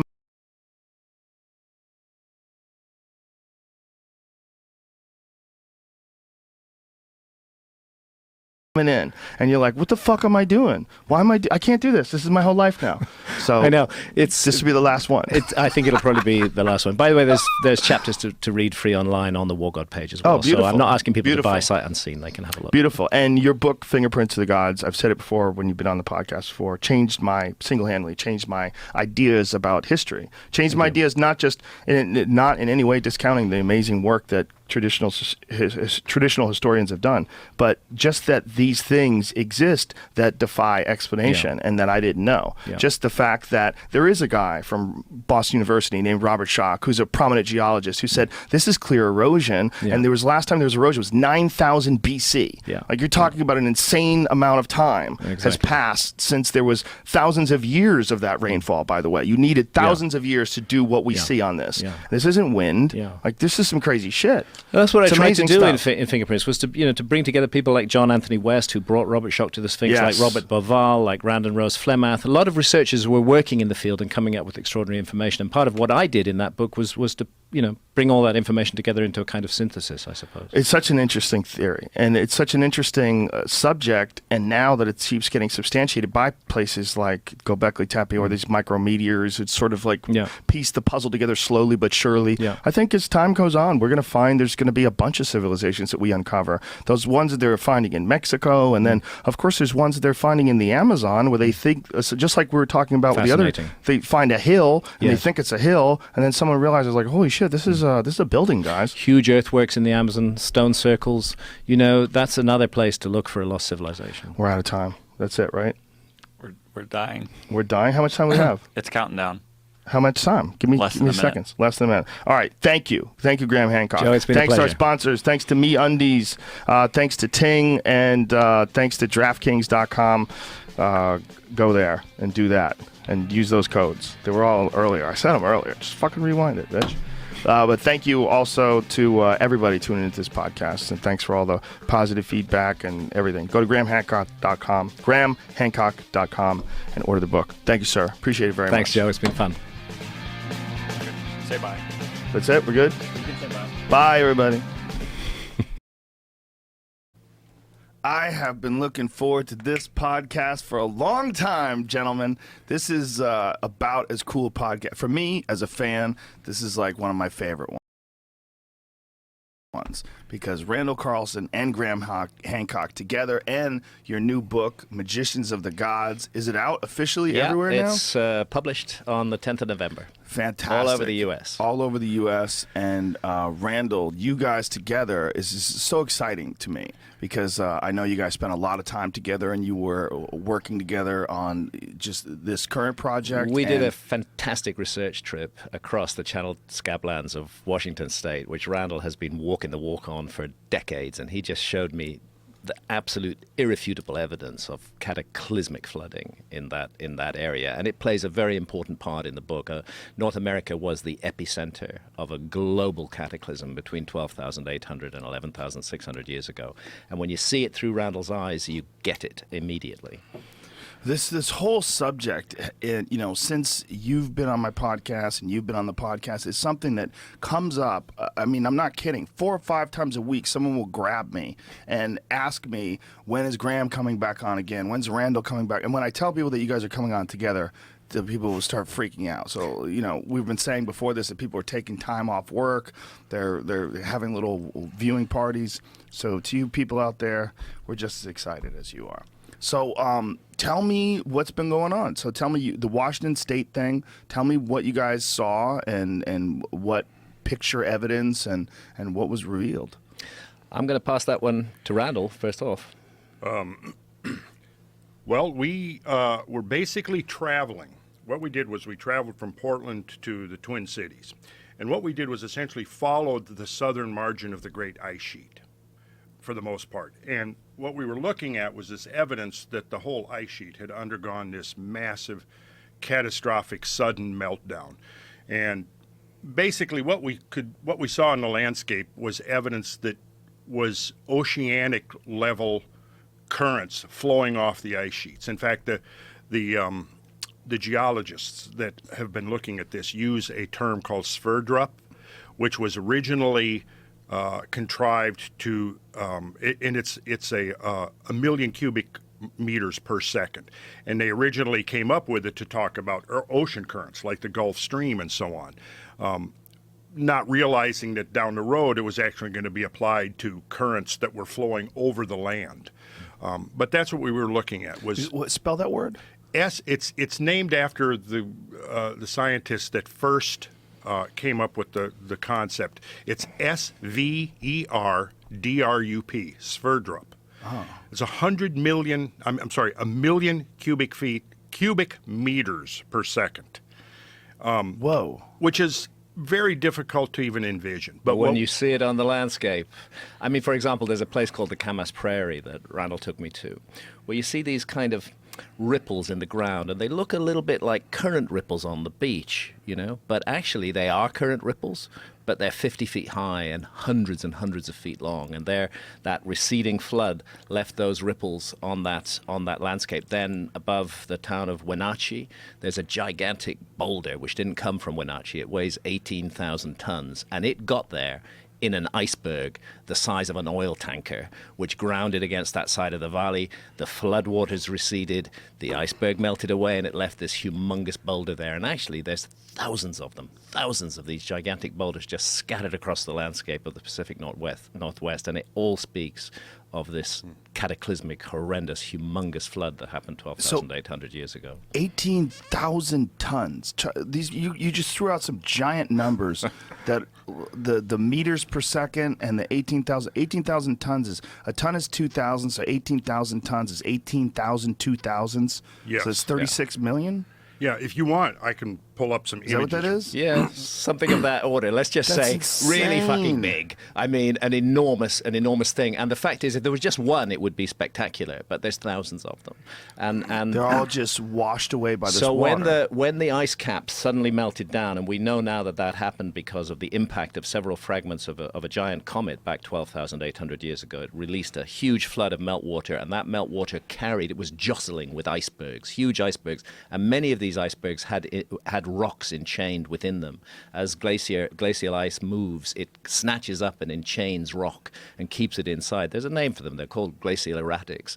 And so they're in these icebergs, and the icebergs are jostling against each other, and the flood has ripped up whole forests by its roots, and there's mud, and there's rubble, and it's rumbling, and you see it all on the landscape up there. And this is all carbon dated to this time period? The dating is very secure. Very secure. Wow. Yeah. Oh, my God. If we look here at the image, now this is not from the catastrophic flood we're talking about here. Obviously. But interestingly enough, this was a 100-year flood that happened in Georgia back in 2004. And what we had was a floodplain that got overtopped for the first time in decades, and it left these current ripples here. And I use this slide to show what we're used to on the scale of phenomena that we would normally see, this kind of phenomena. So this is a normal, very large, major storm. Yes. That, makes sense. This was Hurricane Ivan when it came through in 2004. It was, they referred to it as a 100-year flood. Right. So this is a massive storm, but it's nothing out of the ordinary, really. It's just, it's rare, but yeah, huge. it's rare. What you'll see here is, I've got a measuring tape here. You're going to see the wavelength is about 3 inches, the amplitude, the vertical height of these things is about 3/4 of an inch. And so these are all, what we're looking at is all dried dirt that has sand. Sand. It's been rippled. It's been carried along, swept along in this water that was over this floodplain, which was 2 feet deep. Mm-hmm. Carried along, and as the water declined, it deposited this sand and then rippled it as the final stages. And we're looking at this, what year? How long after the storm was this? This was a week or two after the storm, because within a month this was all obscured by wind and everything. So now, just so you've got this by comparison, we'll go to this. This is what Graham was just talking about, Camas Prairie. And what you see here is there's ranches out there, and you've got this 10-mile long field of these gigantic ripples. And if you look up in the upper left-hand corner of the screen, you can see some of these ripples. They're, like Graham said, they're 100 to 300 feet in wavelength, and they're up to 50 feet in amplitude. And the water that flowed through here that deposited this was over 1,000 feet deep. So this is fractal. This is fractal. You Fractal, get it. exactly. You get it in the small scale. In the first image, Randall showed the same phenomenon there with a flood just 2 feet deep, and then we come to this humongous testimony to what happened 12,800 years ago. And it's easy to drive through it and not really figure what you're driving through, but once you look at it and realize what happened, it really dilates the imagination. So this must have been just an absolutely enormous event when it happened, and really sudden. Unimaginable, and human beings lived through that, and it changed everything. They're called extinction level events. These global cataclysms wipe the slate clean. They change everything, and they set a new order in motion. A new order follows that. So the classic example is the extinction of the dinosaurs 65 million years ago. That turned dinosaurs into chickens, and they were gone, and it opened the way for mammals. And our distant ancestor is a sort of 65 million year old shrew, which was going nowhere until the dinosaurs were wiped by a cosmic impact. And then they began to evolve, and here we are. So dinosaurs became chickens, and shrews became human beings. The world That's almost harder changes. for me to imagine than this. This is very hard for me to wrap my head around, but that we came from a shrew 65 million years ago is almost harder. That's the story of evolution. One can buy into it or not, but certainly mammals were going nowhere before the dinosaurs were swept out of the way. And the point I'm making is that these events, which are called extinction level events, they reset the clock. They make everything start again. And this is why what happened in North America 12,800 years ago is so important, because that period, the whole period was 12,800 to 11,600 years ago. That period stands right in the foundations of what we think of as the beginnings, the origins of civilization, and yet mainstream archaeology and historians have not taken it into account. And I don't blame them for that. This is new information. This is new science that's been mainly published in the professional journals since 2007. It's very intriguing new information, but we cannot any longer trust the established model of the origins of civilization, since it does not take into account an extinction level event right in the foundations. And that's why I say the house of history appears to be built on foundations of sand. Now, this hasn't been adopted yet, but is it resisted? Has mainstream? Yes. It is. It's being resisted.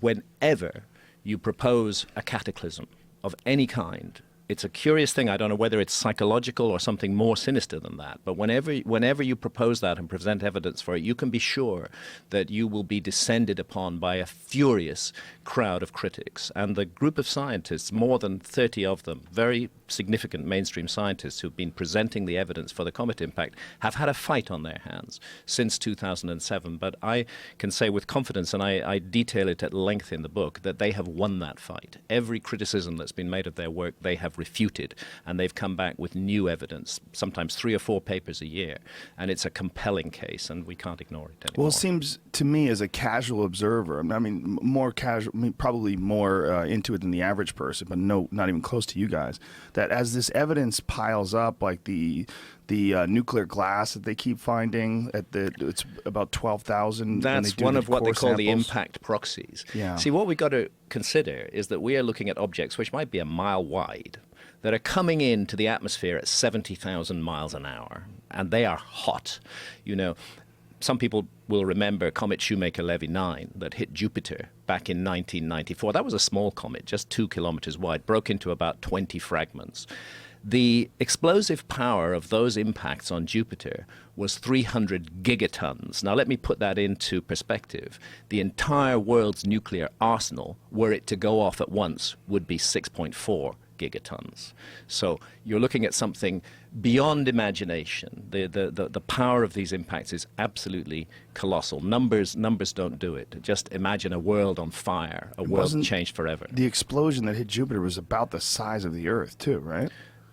No. This was a comet. I mean, the plume. impact. The plume Yes, itself. it was like the size of the Earth. Yeah. Absolutely. So we're looking at something that when it happened, what's the timeline around? What the calculations around? Somewhere around 11,000 years ago. Well, there's actually a period. This is an episode rather than a single incident, and that's part of the mystery. First off, there are the impacts 12,800 years ago. That causes this cataclysm centered on North America, but global. And global temperature plummets. People who talk about global warming or today, what happened, the change in temperature 12,800 years ago was just stunning. And this is undeniable. This is Randall's undeniable. detailed this in depth Yes. the last time he was here with mainstream scientific data that's irrefutable. Absolutely. Core samples, ice core samples, things Absolutely. along those lines. And they'll just call it the Younger Dryas, and it's a 1,200-year period.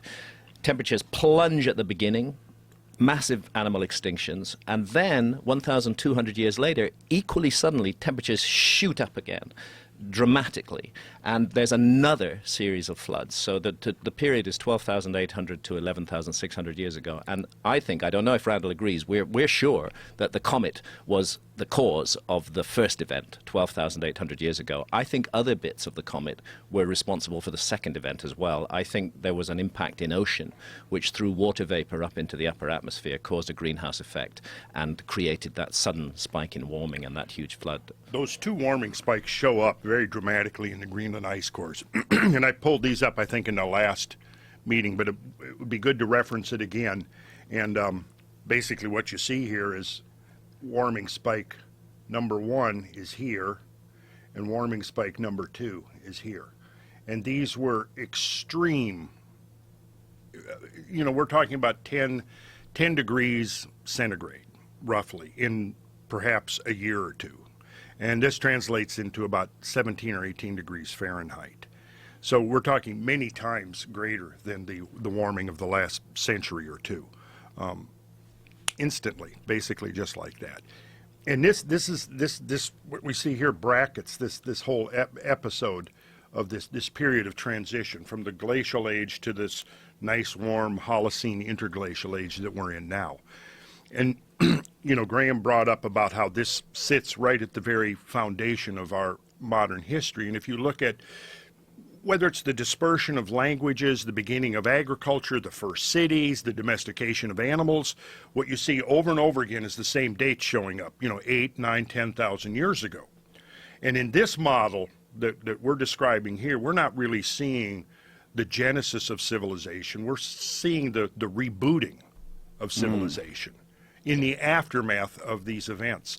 It's the only thing that makes sense. We have now the data that makes sense of what previously has been very mysterious and unexplained evidence. So for folks who are not aware of both of your work, to me this is so fascinating because I've been a fan of your book since, God, more than a decade, right? When did it come out, in the 90s? Well, Fingerprints of the Gods Yes. was published in 1995, which is 20 years ago, and Magicians of the Gods, the new book, is the sequel to Fingerprints, and I've written it because there's just this massive new information that changes the whole picture completely. Fingerprints of the Gods I started reading sometime in the late 90s and just became engrossed in it and fascinated by this concept that civilization, and as you put it, that we are a species that has amnesia, and that we just forgot what our past was. But the two of you together is what's so fascinating because it puts this puzzle together. Your obsession with asteroidal impacts and these massive extinction events,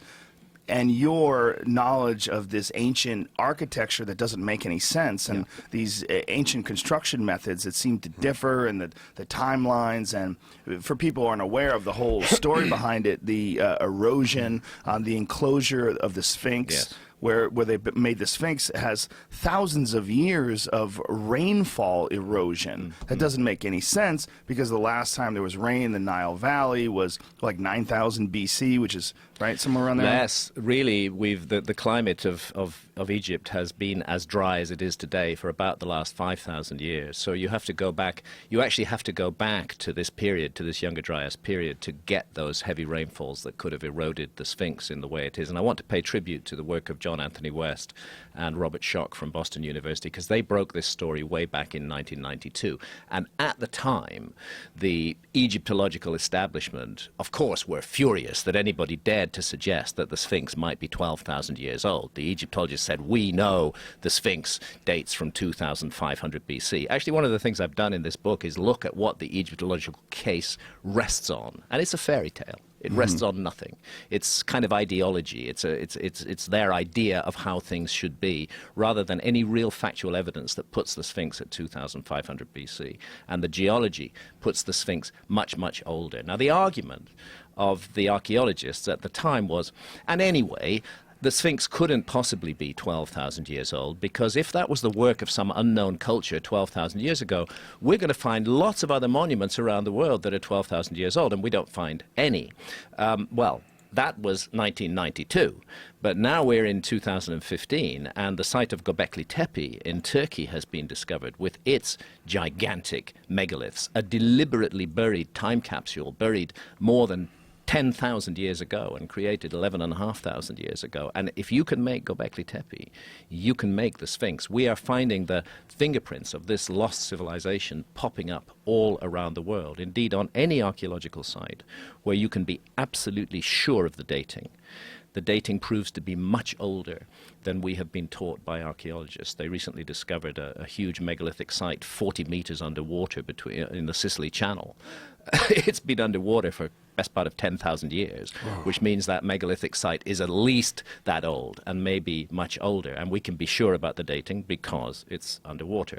Likewise, we can be sure of the dating of Göbekli Tepe because whoever made it deliberately buried it, sealed it, and no later organic material got in to contaminate the carbon dating record and give falsely young dates. And if they didn't bury it, someone else during that time period buried it. Like somebody buried it. Right. They went to we don't know when it was built, but we know it's buried at least 10,000 plus years the ago, dates right? that are coming out of it now, the earliest dates. Now, it's important to be clear that there's much more of Göbekli Tepe under the ground. Right.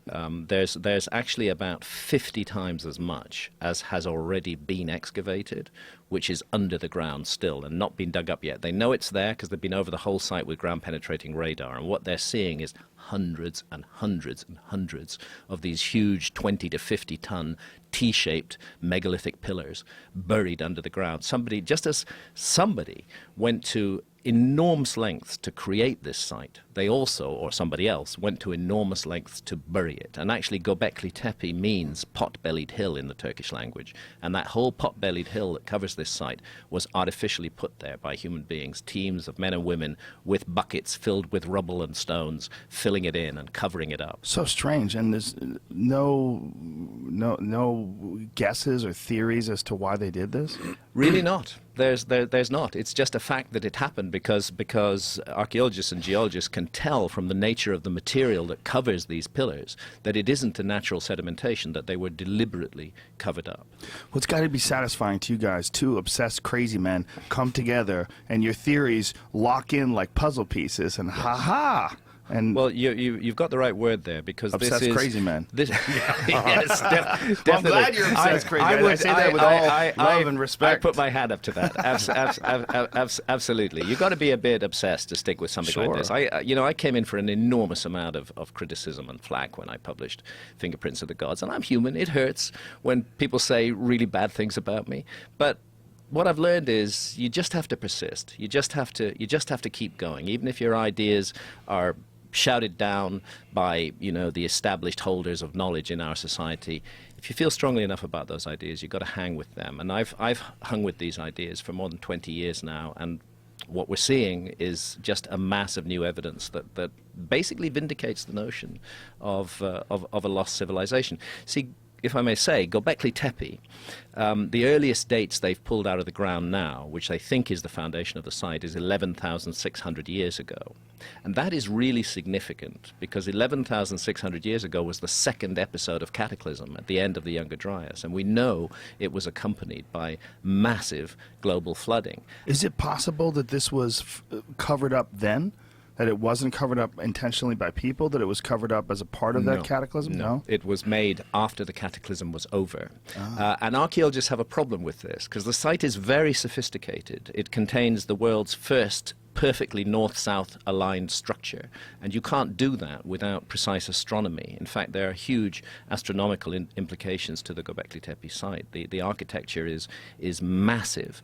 And you see, the problem archaeology has is that up till now, they've been teaching us that megalithic sites like this, astronomically, megalithic sites like this, are maximum of 5 to 5,500 years old. And suddenly we're looking at a site which is far bigger than any other megalithic site known in the world, which is at least 6,000 years older than any other known site. So how do they explain this? Our ancestors are supposed to have been just hunter-gatherers at that time, nomads following the game, not with a sophisticated societal organization that would have specialists who had these knowledge, who had these skills, who could put this work together. So the fairy tale archaeologists are now telling about Göbekli Tepe is that one morning a group of hunter-gatherers woke up somehow divinely inspired with the complete knowledge of megalithic architecture and how to organize a workforce and how to bring them to a site, which, by the way, there's no water on that site, and to put this whole proposition together. And at the same time, exactly at the same moment, 11,600 years ago, we suddenly get evidence of agriculture spreading all over Turkey. It's like Göbekli Tepe is a center of innovation,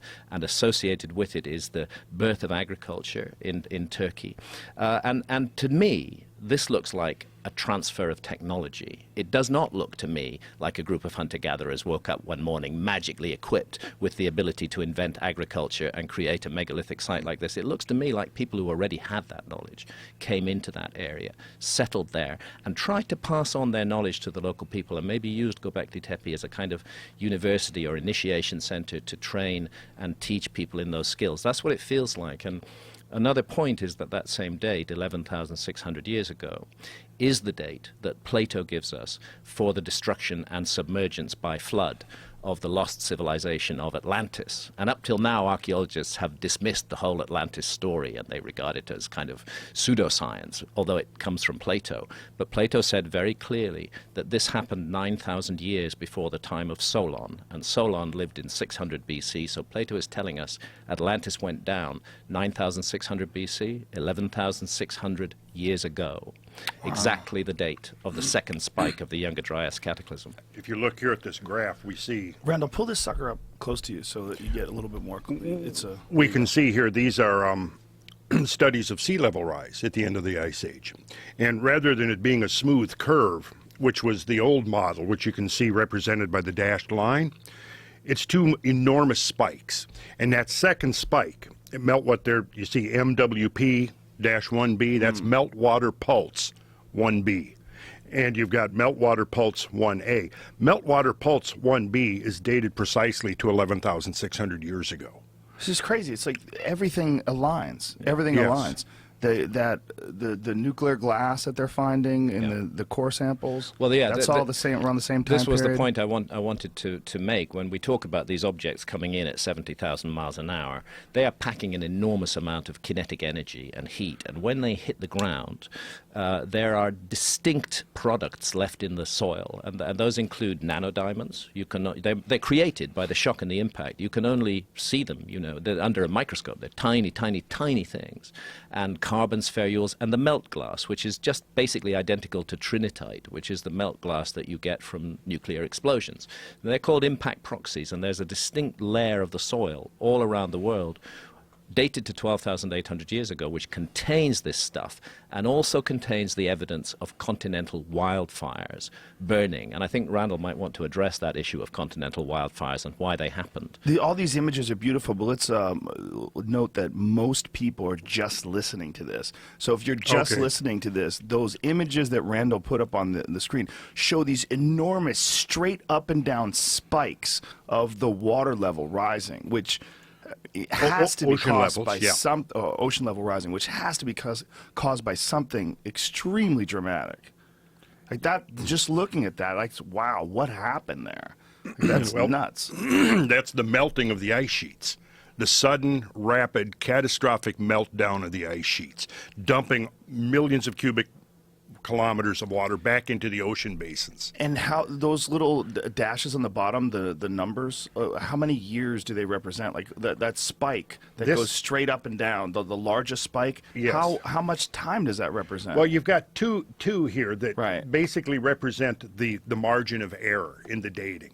The earliest version of it is the spike you see on the right. The latest version, as you see, is on the left. And it varies between about 14 and 13,000 years for the first spike. The second spike is dating now to about, like I said, about 11,600. The numbers across the bottom are KYR, means thousands of years before present. So you can see 9, 10, that would be 10,000 years ago. So essentially, it seems like our Earth went through like 1,000 years of horror. 1,000 years of hell. It's really impossible to imagine what the world was like then for the people who lived in it. And I think it makes sense of why all around the world we have a story of a global flood. This is not something confined to the story of Noah in the Bible. This is a universal story of a cataclysm that changed the world and wiped away a former golden age and left us with the present order of things all around the world. And secondly, all around the world, and this is intriguing, there is a universal fear of comets. Now, why should we be afraid of comets? We see comets up in the sky, they whiz through, they have this nice tail, they look pretty. Why should we be scared of them? But every culture in the world has myths and traditions that associate comets with disaster.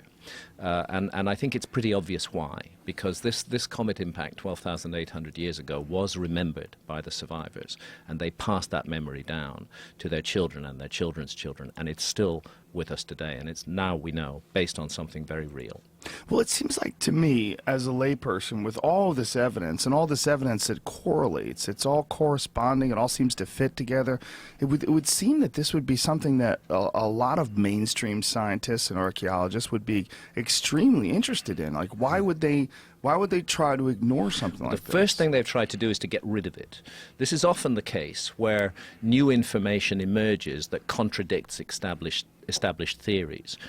And it's a strange phenomenon in science, because we like to think of scientists as rational and reasonable people. But the fact is that when you get very committed to a particular model, to a particular idea, I think you start to connect your own personality to it. And any attack on that idea becomes an existential attack on you yourself. How sad. And it is sad, because again and again what we see is the new facts being dismissed because they don't fit the existing theory, where in fact what we should be doing is modifying the existing theory to explain the newly discovered facts. And this is a problem in the whole history of science, actually. Well, I remember when I first became aware of that problem when I watched the documentary on the mysteries of the Sphinx, where Dr. Robert Schoch met with some archaeologist in Egypt. It wasn't Zawi Hawass, it was a Western guy. Yeah. And he met with this guy, and they were explaining their theory about the erosions of the Sphinx, and he was laughing at it. But openly mocking it. Like, what evidence? Where's this evidence? But it was the way he did it was just so riddled with ego. Yeah. I was like, well, how could you? First of all, the concept of 11,000 years ago, when you start thinking about 11, that's a long time.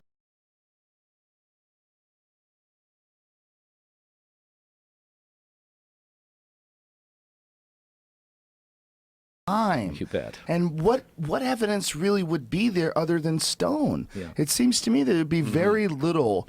I mean, whatever fragments of pottery you'd be lucky to find. We're lucky to find it. But looking for some massive evidence that clearly shows, beyond any shadow of a doubt, well, here it is. Like, oh boy, you're asking for a lot from 11,000 years ago. Yeah. And you have something pretty substantial right in front of you, and he's mocking it. Exactly. This is why I've come to view archaeology and history as a kind of more ideology, really, than science. There's an ideological view about how civilization developed, that we have this long, slow, gradual, politically correct rise from the Upper Paleolithic, from the hunter-gatherers through the Neolithic into the first cities, and we go on, and then we develop technologies, and here we are, the apex and the pinnacle of this whole story. And gosh, we're so proud of ourselves and our achievements, and we think we're wonderful, and we praise and value our technology. I've got nothing against technology, but there's a hint of arrogance in this. There's a hint of pride that it was all about us. And I think that once you start introducing this new view of history, that there may have been an earlier civilization, a high civilization, which was utterly wiped out by a global cataclysm, why it contradicts that ideological position, and you find yourself in ideological struggle with archaeologists. And that's why, so for example, if my book is handed over to any archaeologist to review, they're just going to piss all over it. They're not even probably going to read it. They're just going to say Hancock. They say again and again, Hancock is a pseudoscientist. Nobody should listen to him. That's their system of attack, is to first of all devalue you so much that nobody will ever listen to you. And that's why I appreciate the support of just real down-to-earth people out there who are looking at this information and finding that actually, yeah, the story of history we've been taught doesn't make sense. And this new information does make sense of it. Well, this new information, in my eyes, it's so substantial. And there's so much of it, and it's so much of it fits together. It's incredibly difficult to ignore, and much more so than when that documentary in the Sphinx was created. That's right. That was quite a while ago. Charlton Heston was the narrator of it. And at that time, we were sticking our necks out, putting that information forward. I was in that documentary as well. Yes. But today, things have changed, and what I see is the archaeological mainstream in a state of denial about this information. They just don't want to recognize it and absorb it, but they're going to have to recognize it. It's going to be forced upon them, whether they like it or not. It's so sad because you count on these people to distribute the information, but their egos get involved in things, and if you've been teaching something for a long time, then it turns out you gave out master's degrees on things that were completely incorrect. Absolutely. Absolutely. It's got to be and very hard. Something else, although this sounds a bit conspiratorial, I think the existing view of history is part of a mind control system in our society. It's something that we're presented with, that we take in with our mother's milk, and we're never supposed to question. I think if you control the past, you do actually control the present and the future as well. So, but you mean if you have an absolutely established narrative that you're teaching and you're unwilling to look at any possible variations to that, you're saying, like, almost from an authority position, we know what happened and we know where we're going. Yeah. But Exactly. if you say, shit, we don't know what happened, then it's, well, then who are you to tell us where we're going? Exactly. And Okay. it starts to raise questions over everything, actually. Right. Yeah, and we're kind of in this mode now where there's a very large growing political agenda around the idea that humans are the sole cause of global change and that we're the dominant force within this whole process. Now here we come along and we're saying, well, no, there's actually been forces unleashed on this planet that really utterly dwarf anything we've done yet. What does that do to that paradigm? You see, that's what I think what we're coming down here to. Part of the scenario now is that humans are engaged in causing the 6th great mass extinction, as we talked about in one of the previous. And now we're coming along and saying, well, wait a second, here's something from outer space that has come in and caused the last great mass extinction on Earth. And what's interesting, I found, is that quite a number of the scientists that have been in the opposition to the Younger Dryas impact hypothesis have been in the forefront of pushing this scenario of human-caused mass extinction and blaming the extinction of the great megafauna that died out 12,000 years ago on human hunters, which, again, we talked about that, and I consider that ludicrous, that Paleo-Indian hunters using spears are going to cause the extermination of 10 million woolly mammoths before they could even reproduce, along with 120 other species of megafauna. Well, 65% of all mammals in North America were wiped out somewhere around that time, right? Wiped out. Mega mammals. Mega mammals. Which is the big over ones. 100 pounds in body weight, essentially. Yeah. And Actually, it was more, like 75%. 75%. 75%. And it was almost instantaneous, right? I mean, it was over a course of a very short period of time. that they Very were short wiped period out. of time.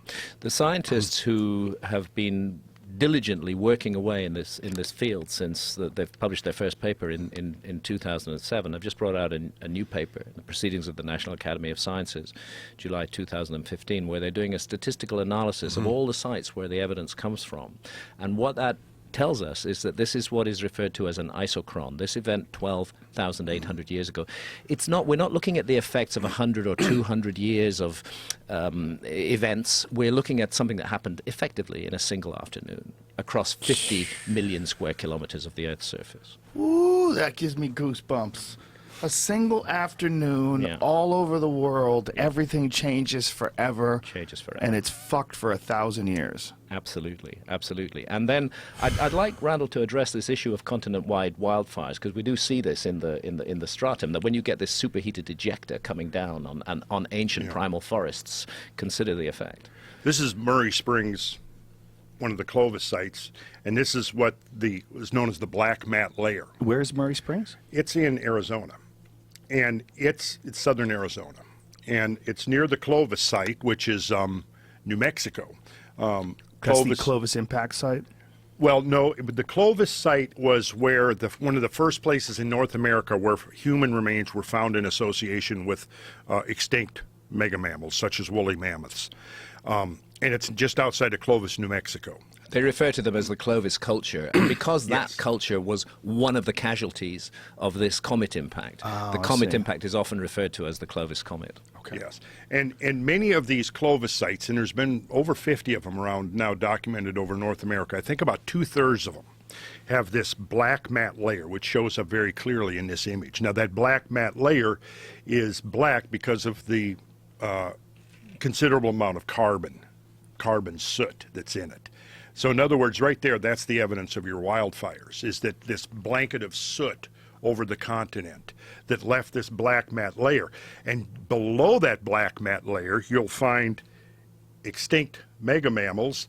Like here, you see the yellow arrow there points to the black mat layer. Now, if you look up, you'll see how it's more buff colored. That was the color of all of this, but the soot that was in that black mat layer has dispersed and colored the other adjacent layers. But you'll notice the bones below are the bones of extinct mammals. The bones found above it are extant or still existing mammals. And that layer separates these two domains of extinct mammals and extant mammals. Just a very clear line. Yeah, and you can see it shows up so clearly right. To people who are listening to this, when we're looking at the original image that Randall showed, it's almost like an Oreo cookie. Like there's just a clean line, and then there's the white filling underneath. I mean, it is as clear as day. And what are we talking about? Like how much fire and for how long creates this area? Well, you're basically talking about burning up a considerable portion of the biomass of North America, in unglaciated North America, to do this. And it's So you have the ice cap north of roughly Minnesota, and south of it you have a heavily vegetated area covered with primal forests. And that's what goes on fire. And the reason it goes on fire is because when these impactors come in, they generate a huge amount of heat, and what is called ejecta, superheated ejecta, is thrown up into the upper atmosphere, and it falls down all over the continent, and it sets the world on fire. Oh, God. Now, at the perspective is so difficult in this. It's a difficult perspective. Because there's numbers that you guys are throwing around, and there's concepts that you're throwing around that I have to pause when I go, wait a minute, I got to try to fit this in somewhere. But it's the whole world on fire. Yeah. This is why I've written this book, because it's mind-boggling. It's mind-boggling material, and up till now, most of the information has been confined to the really rarefied scientific journals. Very little of it has got out into the public domain. So one of the things I've tried to do is to put this together into a form that's very accessible to the general public, because we all need to know about this. This is our yesterday. This is our background. This is where we come from. The present order of the world has descended from that moment. And what is the mainstream explanation for what we're looking at here? Like, how do they describe this? Well, the mainstream, to me now is Firestone and West and Yeah, Kennett. and when Randall says Firestone and West and Kennett, he's talking about some of the lead scientists who have presented the evidence for the Younger Dryas impact because they have triumphed. Although they were attacked, and sometimes viciously, and frankly speaking, sometimes dishonestly, they were attacked, but they defended themselves so well, and they kept on bringing in new data and new information that actually now we should be regarding their view as the mainstream. Yeah, there are a few critics still hanging in there who would like human beings to have been responsible for the extinction of all the mega mammals, and who just are in denial about the climate change at that time. But they're no longer the mainstream, in my view. Well, one of the problems with that theory is what you showed the last time you were here, the evidence of these woolly mammoths that died instantaneously, and that there are massive fields of them, that something had to happen, and ones really with, like, bad. their legs broken, just bent over from the impact. Like, it's pretty clear something went down. Yeah. And all of these pieces point together, and including looking at this, which is just... This is blowing my mind. This idea of the world on fire. It's just... Well, there were some places that apparently got spared. Yeah. Like Australia or something? Well, Australia actually suffered a major mass extinction, but earlier, probably from some previous event, maybe 30,000 years ago. But Just trying to figure out where to go if it happens again. East Central Africa Australia. seems to have been one of the places of refuge, because if we look at the distribution of mega mammals in the world today, where do we find the greatest concentration? In Africa, right? Well, Africa has retained 90% of its mega mammals from the Pleistocene, whereas North America lost 75%. If you go back to North America during the Ice Age, there was as many mega mammals, if not more species, than there is in Africa today. But what we see is that extinction relates directly to habitat loss. And basically, not much survived in either North or South America. North and South America were both severely affected by these events and lost 75% of their mega mammals. Eurasia lost depending on where you go, between 30 and 50%. Africa only lost about 10% of them. And that's why you see so many big animals still in Africa today. And a lot of them, I think, probably dispersed from the area around the Great Rift Zone. It seems like in a lot of the areas actually where we're finding early hominids is in that same area. That seems like for whatever reason it was spared somewhat of the extreme severity that the rest of the planet suffered. It's an interesting situation because when we look at the arguments of history and archaeology, very little of the story is told in North America.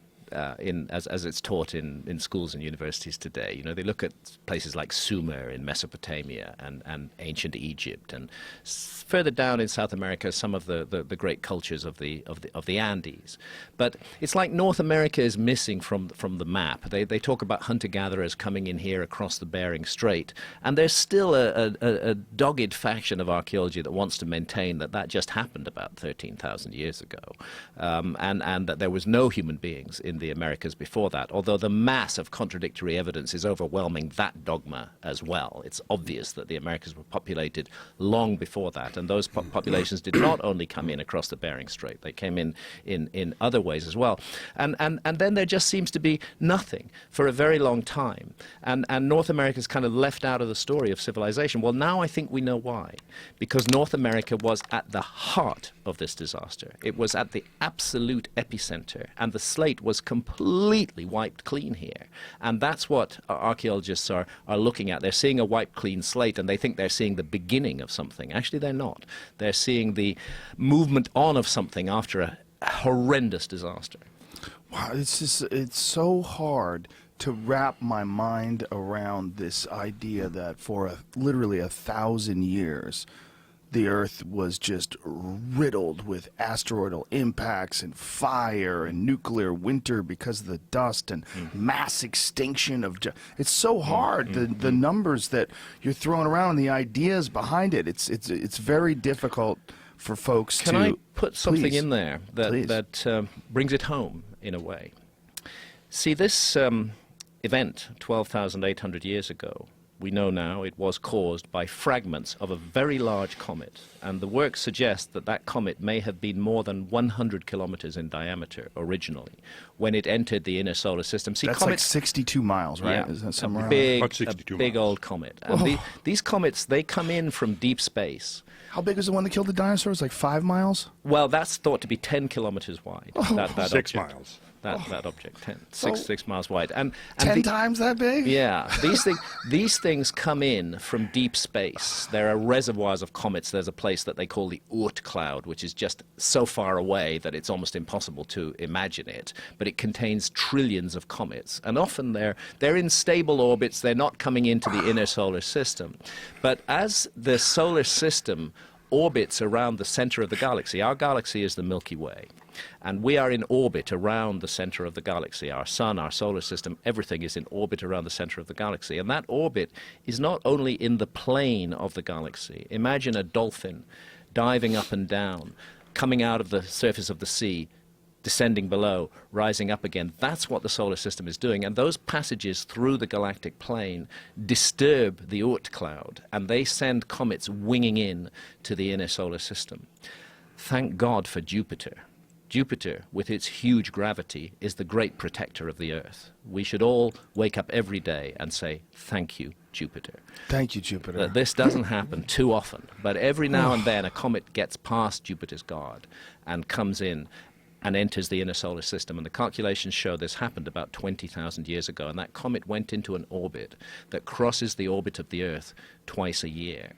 We are still crossing the orbit of that comet twice a year, and there is still a very disturbing amount of debris within it. It's called the Taurid meteor stream. We've actually just finished our latest passage through the Taurid meteor stream. The Earth passes through the Taurid meteor stream twice a year. It takes 12 days to pass through it because the Taurid meteor stream, more numbers, is 30 million kilometers wide, and we orbit at the rate of 2.5 million kilometers a day. So 12 days to pass through it. And in the last 11,000 or so years, we've been lucky. We've been passing through this 30 million mile wide stream. We've been passing through bits where there are just filaments of small debris.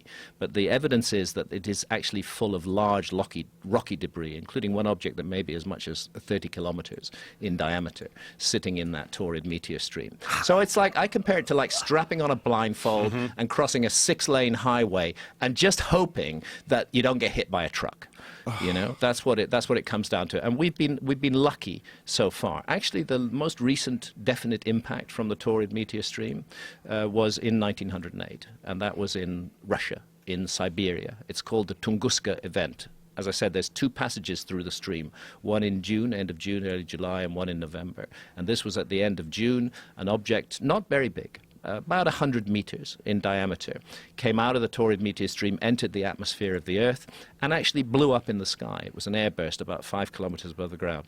It flattened 80 million trees across 2,000 square kilometers. I'm sorry, I keep using kilometers That's rather fine. than miles. 2,000 Please. square kilometers of the Earth's surface. That's an area about the size of the city of London. If that impact had happened over an inhabited area, hundreds of thousands of people would be killed. And we would all be paying much more attention to the Taurid meteor stream today than we are presently doing. We should be paying attention to it. So we just got super lucky that it hit in a very lightly populated area. Correct. And it didn't even hit. It blew up in the sky Right. above it. Pull up, see if you could find some image of Tunguska, because it's pretty staggering. It's staggering. And it literally looks like there was like a matchstick forest that Yeah. someone pushed over. Yeah. Like I got a an series image of right here. dominoes or something. Yeah, yeah.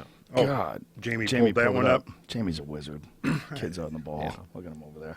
Yeah. God. You know, this is- so here's the thing. We are still interacting with the debris of this comet that changed the world 12,800 years ago. It's not something remote and distant. It's part of our daily lives, and it is something we should be paying attention to. And a number of astronomers are very concerned about the Taurid meteor stream. Now, I don't want to be the one who goes around the world, you know, wearing the sandwich board, saying that doom is nigh. literally, the sky is falling. Yeah, I don't want to be that. I don't want to manifest that. I don't want to bring that down. I actually want to say that there's something positive to say about this. We are almost certainly the first civilization that's ever existed on this planet that has the capacity to intervene in our cosmic environment, should we choose to do so. We can make sure that we are not the next lost civilization. We can make sure that life and light continue on this planet and that our story continues. But we need to pay attention to our cosmic environment. And a number of scientists are now saying the same thing, that it's irresponsible of us to pretend that impacts like this they just happen every 100 million years. We don't need to worry about them. We are intimately connected with a force that can change life on Earth, and we have the power to do something about it. So I would suggest, instead of wasting, trillions of dollars globally creating weapons of mass destruction to destroy one another and to manifest the hatred and fear and suspicion that are just whizzing around the world right now, we should be looking at a grand human project, a cooperative effort to make our cosmic environment safe. And we have the technology now. It's just a matter of choice. It's just a matter of budget. Trillions of dollars are spent on arms, and roughly $20 to $30 million is spent a year on so-called space watch. It's a ridiculous chump change, given the nature of the threat and the implications. About the same as the cost to run one McDonald's restaurant for a year is what we're spending on studying the cosmic environment in terms of threats. That's a hilarious comparison. Yeah. What a resourceful little freaky animal people are. If We you are. really stop and think about it, almost wiped off the face of the planet, 10,000, bouncing back. 12,000 years ago. And then we reach a point where here we are in 2015, and through all these inventions, we're starting to rediscover what our history truly is, and rediscover the history of the Earth and its interplay with all these cosmic forces. Yeah. Modern humans have now, 190,000? Yeah, the earliest definite anatomically modern human skeletal remains date back about 196,000 years. There's some other plausible ones at about 210,000 years. Nothing before that. It doesn't mean that we were not anatomically modern before that. It may just mean that archaeologists haven't found the data yet. But we can be sure that people like you and me have been around for about 200,000 years, with the anatomically modern form and the anatomically modern brain. So there's a mystery right there. Why did we wait 190,000 years to establish the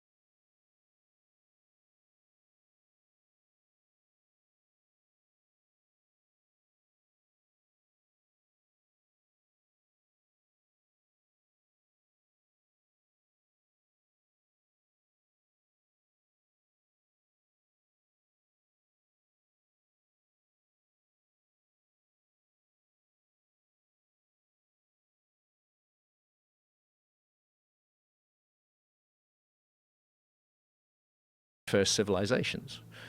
It raises the possibility that we could have done so much earlier and that the slate has been wiped clean. Think about it this way, Joe. My grandfather was born in 1895. The main mode of transportation, aside from railroads at that time, was horseback, right? His grandfather, would have been born pre-Civil War. So in 5 generations, we've gone from the very first railroads, the beginning of the Industrial Revolution, to where we are now, in 5 generations.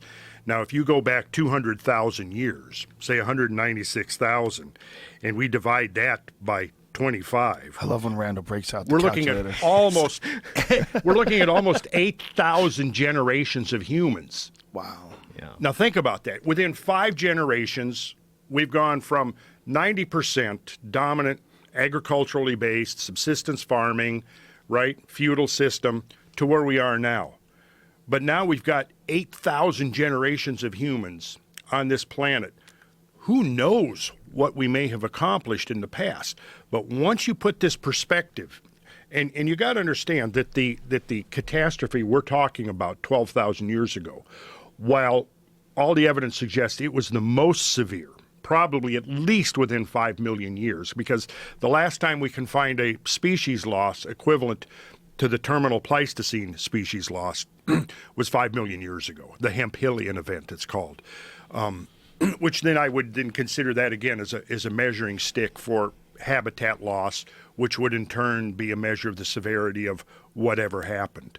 But the point is that in the time that we humans have been around, there have been multiple catastrophes of a global scale, not as severe as the one we're talking about here. But certainly the framework of this planet has been shaken numerous times. And in 200,000 years, we've had probably 4 great glacial cycles that have come and gone. Now, just a glacial cycle alone, I mean, think about that, what the ice will do to the landscape. And dropping sea levels 400 feet. And now during an ice age, you've got to bear in mind that probably the most habitable place to be on the planet is going to be on coastlines, along the mouths of rivers and so forth. What happens when all that ice melts and sea level comes up 300 or 400 feet? And it's going to pretty much erase most of the evidence of human habitation. Although, and I think I talked about this last time, and you would probably concur with this, the importance of marine archaeology. It's extremely important. Yes. But again, unfortunately, marine archaeology has its eye off the ball. Most of the resources in marine archaeology go into shipwrecks, looking for shipwrecks. Right. And you know, I get that. It's really interesting to look at shipwrecks. But there is a prejudice in archaeology which says there could have been no interesting civilization before 12,000 years ago. So since those lands that were submerged by rising sea levels have been underwater for 10 or 12,000 years, we're not really interested in human habitations there. And this is the problem. A very focused effort needs to be made to look at these lost lands. I can put that in miles. 10 million square miles of the Earth's surface, roughly Europe and China added together, was submerged by the rising sea levels at the end of the last ice age. Jesus Christ. That's what's missing from the record, you know. And again, we're talking about wiping the slate clean. And Randall's right. Those ice caps that sit on top of a continent, which are mountain high, they're going to just grind to powder anything that lies below them. So was there a civilization there before where the ice cap formed? Who knows? Right. Yeah, a mile high of ice. Yeah.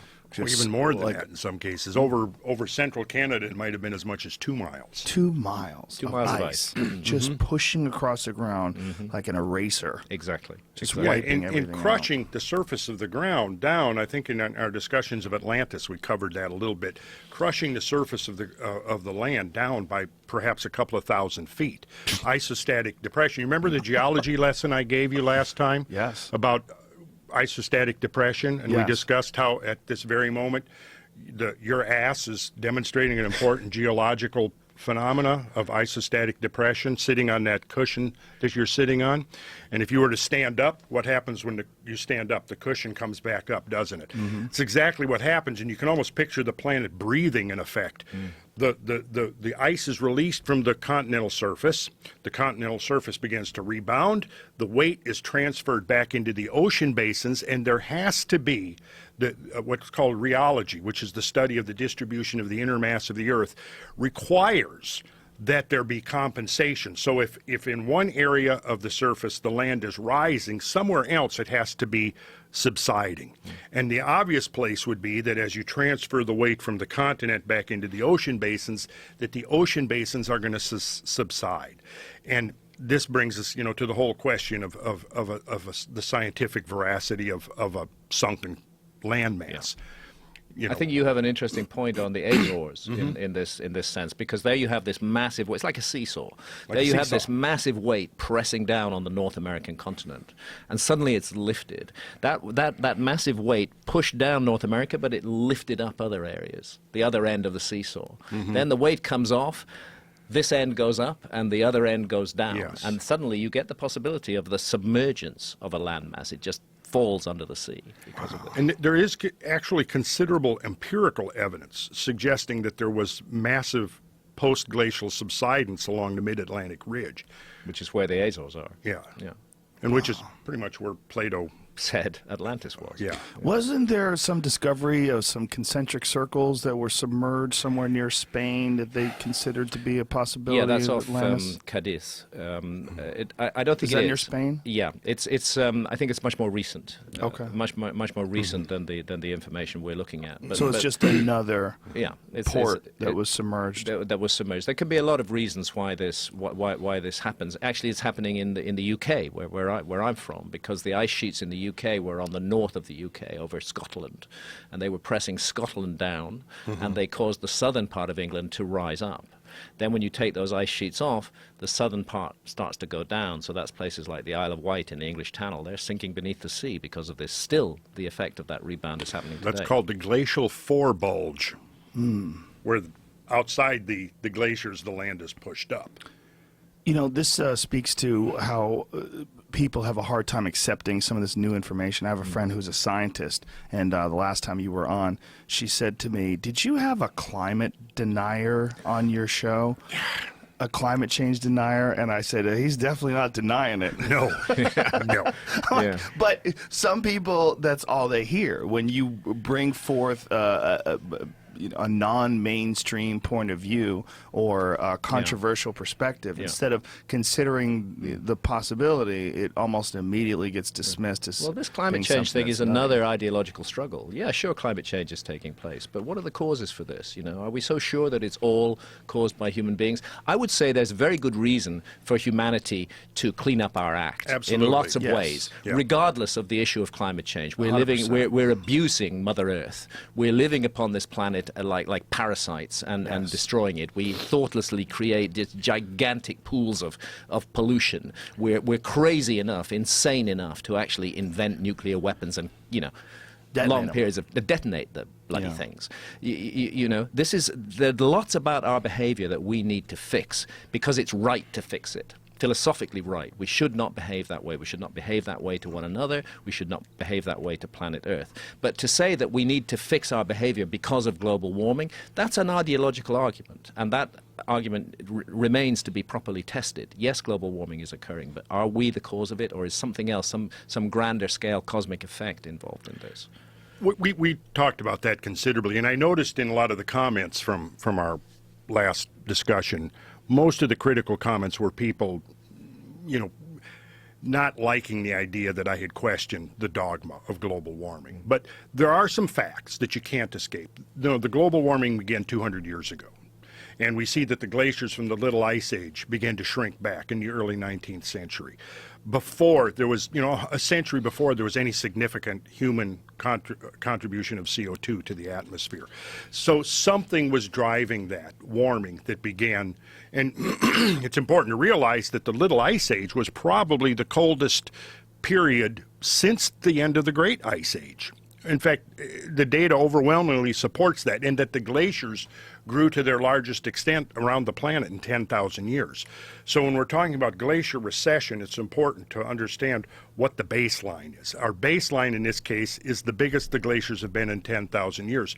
And what's interesting, and this is going on right now, as the glaciers have been receding, geologists and biologists and glaciologists and so forth have been studying the landscapes that are being revealed as the ice shrinks back. And you know what they're finding is the remains of forests that had been overrun by the Little Ice Age glaciers, and peat bogs and things that would suggest that prior to the onset of the Little Ice Age, those valleys that were filled with ice from roughly 1400 to 1800 were actually forested, because the ice came down and overran these forests, and now it's receding back and revealing that there were forests there. So that tells you that, you know, at some point, probably going back to the medieval warm period, those areas that have been glaciated during the early part of the 20th century were actually free of ice. And so, you know, the climate has been extremely dynamic. That's the thing we have to emphasize. all by itself without any help from humans. And this is what I've been saying, is that we have to look at that and realize that, yeah, humans are a factor. You know, somebody I did post and said all the other factors I had mentioned, as, you know, ocean currents and wind currents and geomagnetic field and cosmic rays and volcanism and all that, had all been investigated and dismissed, and the only thing left was the human contribution.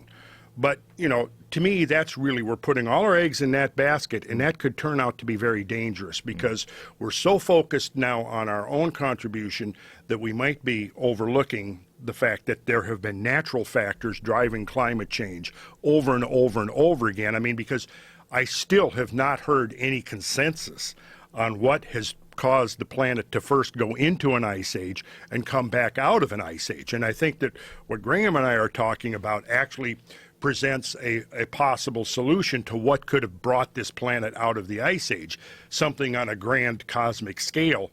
And the other point I think I'd like to make is that we have to really, to understand our planet as a system, we have to realize that it's part of a cosmic ecosystem. Yeah. And the cosmos has been a much bigger player in what's been going on down here than has been previously understood or appreciated. Yeah. And I think our ancestors probably did understand they did understand it. The focus on the skies, if you go back into ancient times, is so strong. This notion of as above, so below, that we are connected to the cosmos. This is something that we're tending to forget in the modern world, again, because we're so puffed up with pride. Anyway, we can't see the sky if we live in cities. That's, I think, a big issue. Yeah, light pollution. It's just like a haze up there. We don't see anything. So we're actually cut off from the cosmos psychologically, and that's a mistake, because we are part of this giant cosmic environment, and it affects us. And one of the way it affects us is the way that comets come into the inner solar system from time to time from deep space.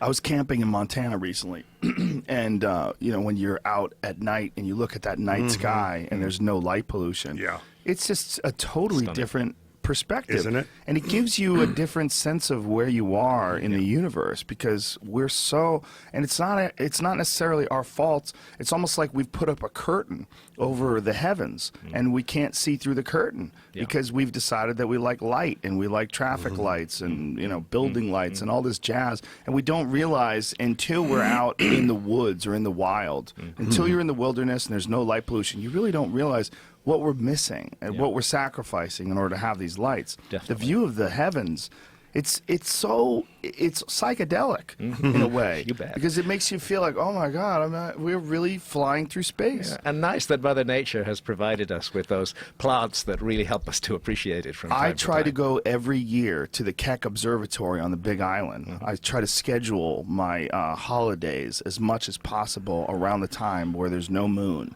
because it is unbelievable. Because the Keck Observatory is more than 9,000 feet above sea level. There's the visitor center, and then there's the observatories above, but you really don't even have to go past the visitor center.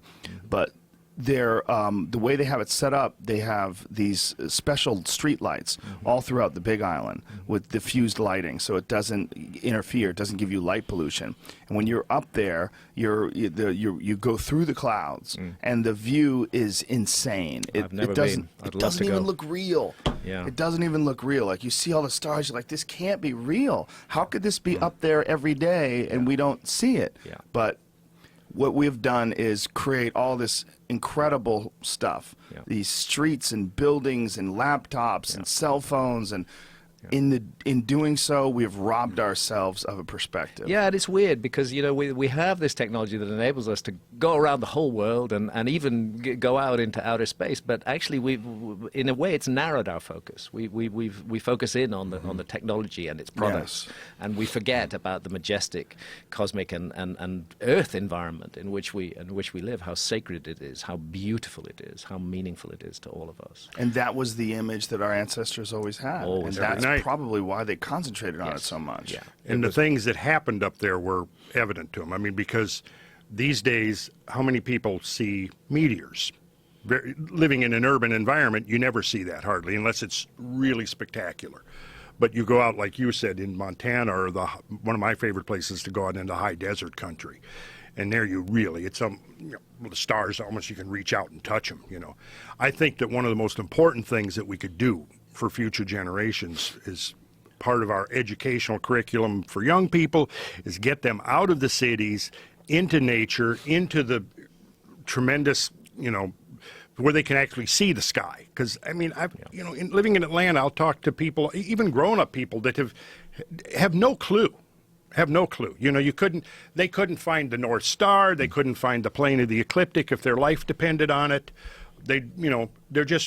We've become cut off from that level. And I think it's important for us to keep that, because our consciousness is linked to this greater domain, and we have segregated ourselves from that. And I think that there's something there.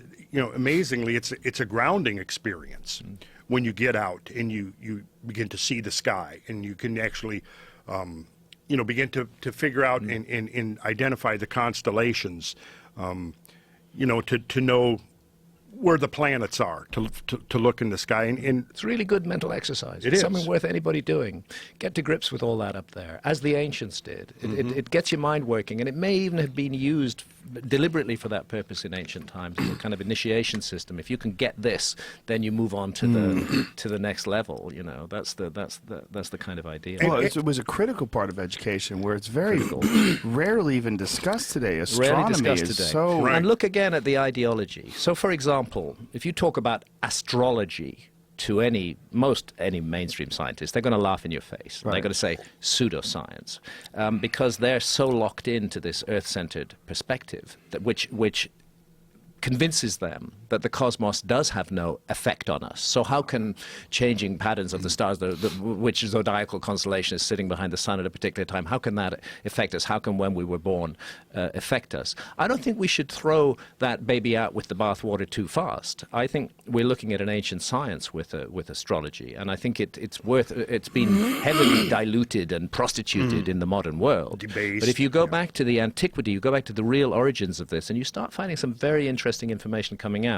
There's a fantastic book by a guy called Rick Tarnas called Cosmos and Psyche, and he's a real mainstream, a very major academic, and he's got into this, and he's shown that actually, astrology does have effects. So we should not deny our cosmic environment. That's the first thing we need to do, to connect to it, and we shouldn't close ourselves off to avenues of inquiry for ideological reasons. It's noticeable in this field of ancient history how archaeologists throw around words like pseudo-archaeologist or pseudo-scientist. That's meant to be an instant dismissal, just like climate denier. You call somebody a climate denier today, that's like saying, don't listen to anything that guy has to say. Right. Never listen to it again. These are ideological tools which are being used to straitjacket the human mind and to stop us thinking outside the box. And if there's ever a time when we needed to think outside the box, I would say that time is right now. Isn't it ironic that in this time of more information available to the average person than ever before, that this also has coincided with our lack of appreciation for what's above us? It's very strange that... It's a very curious phenomenon. Yeah. And here's an interesting perspective. As we're talking about how dynamic the planet is and how it's changed and how dramatically different, which it is. I mean, if we go back to the end of the Ice Age, you go east of here, out in the Mojave Desert, that was lush grasslands and forests. You go out here to the Santa Rosa Islands, out here, they were all forested with oak trees and beech trees and Mammothus exilis, which was the pygmy mammoth. Everything down here changes dramatically. But when we go out and we look at the sky, we're basically seeing the same sky that our ancestors of 20,000 years ago were looking at. And that's something to keep in mind, because there's a backdrop to all of this drama and change here below that's pretty much, for the most part, remained consistent. But within that backdrop of consistency, every once in a while, something shifts. And when it shifts out there, I think our ancestors knew that there was a direct consequence here below. And that's one of the reasons they were so obsessed with being able to track motion. All of these ancient observatories, from Stonehenge on down the line to, the mound structures here in North America. And let's not forget Göbekli Tepe, a profoundly astronomical site. Göbekli Tepe, yes, these were astronomical observatories, using the horizon essentially as a telescope, by which very intimate and intricate movements within that backdrop of fixed stars could actually be observed, possibly for predictive capabilities. And how are the calculations made? Like when an archaeologist finds a site like Göbekli Göbekli Tepe. How do they correlate the construction of the site with the constellations? Well, first off, most archaeologists don't do that at all because they just don't do astronomy. They don't get it. Their eyes are on the ground at their feet. Right, two different disciplines. Because astronomy is not relevant to them, they Right. project that onto the past and imagine that it was not relevant to the past. And that's one of the big mistakes I think that archaeology makes. There are people called archaeoastronomers who are looking at the astronomy of ancient cultures, and some of them have done very good work. But really, there are certain key indicators. The alignment of the site. What's it pointing at? And does that alignment change down the ages? You can sometimes establish that a particular axis of a particular temple in Egypt, for example, was shifted over a period of 2,000 or 3,000 years several times. And why? Because they were tracking the changing rising point of the star Sirius, which they connected in their system of ideas to the goddess Isis. They were tracking that rising point, which changes because of changes in the sky. I mean, long story short, the Earth wobbles on its axis, and that, since the Earth is our viewing platform from which we observe the stars, changes of orientation of the Earth in space do change the rising times of particular stars at particular times of year. And this was clearly tracked by the ancients. So you can say that if you find anywhere a monument that is perfectly aligned to true north, south, east, and west, you can be absolutely sure that astronomers were involved. If it's tracking the rising sun on the spring equinox or on the winter or summer solstice, astronomers were there. They were right there when they made that monument. Well, that's one of the scariest, well, not the scariest, but most astounding things when you consider the ancients, that they had an understanding of the precession of the equinoxes. Yes, exactly. Which is what, it was a 26,000 year cycle? 26,000 year cycle, 25,920 years. How did Very they... long, very precise observations, and the motive to make those observations, that this was important to them, and they sought to pass down that importance to us. Very important work by two historians of science called Giorgio de Santillana and Hertha von Deschent. Back in the 60s, they wrote a book called Hamlet's Mill, which tracks this ancient knowledge of precession, and they trace it back, and this was very politically incorrect at that time, because Giorgio de Santillana was the professor of the history of science at MIT. They trace it back to what they call some almost unbelievable civilization of prehistoric antiquity that made this observation. They found the data encoded in myths and traditions all around the world. And I do go into this in Magicians of the Gods. They found it encoded as though the data were so important that it had to be passed down to the future. So the numbers that relate to precession of the equinoxes, and they're all based on the number 72 and multiples of that number. Why? Because it takes 72 years for 1 degree of precessional change to unfold. And that's like holding your finger up to the horizon. That 1 degree is just that 1 finger width of change on the horizon. Very precise observations are needed to do it. It's encoded in myths and traditions, and it looks like somebody at some point decided this information is so important we must make sure that it stays permanently in human culture. So what we're going to do is we're going to encode it in great stories, and those stories can then be passed on by storytellers who will have an ethic that they must tell the story true. It doesn't matter whether they understand the scientific information in the story or not. All that matters is that they pass it on. And so in the oldest myths and traditions of mankind, we have compelling evidence for scientific knowledge of the phenomenon that we call the precession of the equinoxes today. Which has been referred to by in Hamlet's Mill as the Great Year. The great year. Yeah. The Great Year. Which is the full cycle, 25,920 years, a great circle in the heavens. It's very evident, if you've got thousands of years to watch the sky, it's very evident at the pole. Our pole star presently is Polaris, and that's just simply because the extended north pole of the Earth points most directly at that particular star in the sky. But it hasn't always pointed at Polaris because of the wobble on the axis of the Earth, and it won't always point at Polaris in the future. The pole star changes, but you need to observe the skies for very long periods of time, keep detailed records to get to grips with this phenomenon. This therefore testifies to the fact that some ancient culture was doing this in a very systematic way. It's like a ghostly fingerprint of an advanced scientific knowledge impressed upon the oldest myths and traditions of our planet. Has it been? Has it been accepted that things like the Mayan temples were built to mirror the constellations? Is that accepted? It's been by accepted. mainstream Yeah, archaeology?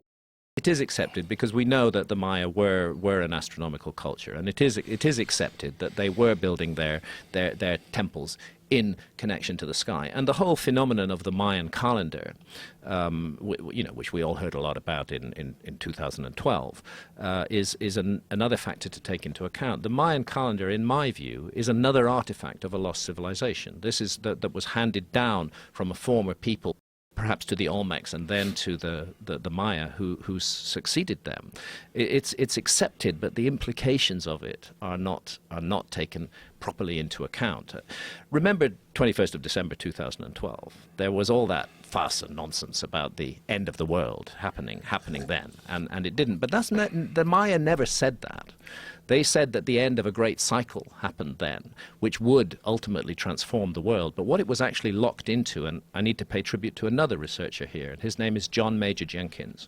John Major Jenkins has done fantastic work on the Mayan calendar, and a decade before 2012, he was telling people, look, this is not talking about the end of the world on a specific day, on the 21st of December 2012. There's a calculation behind this, and what he showed in that calculation is that it is the position of the winter solstice sun against the background of the constellations.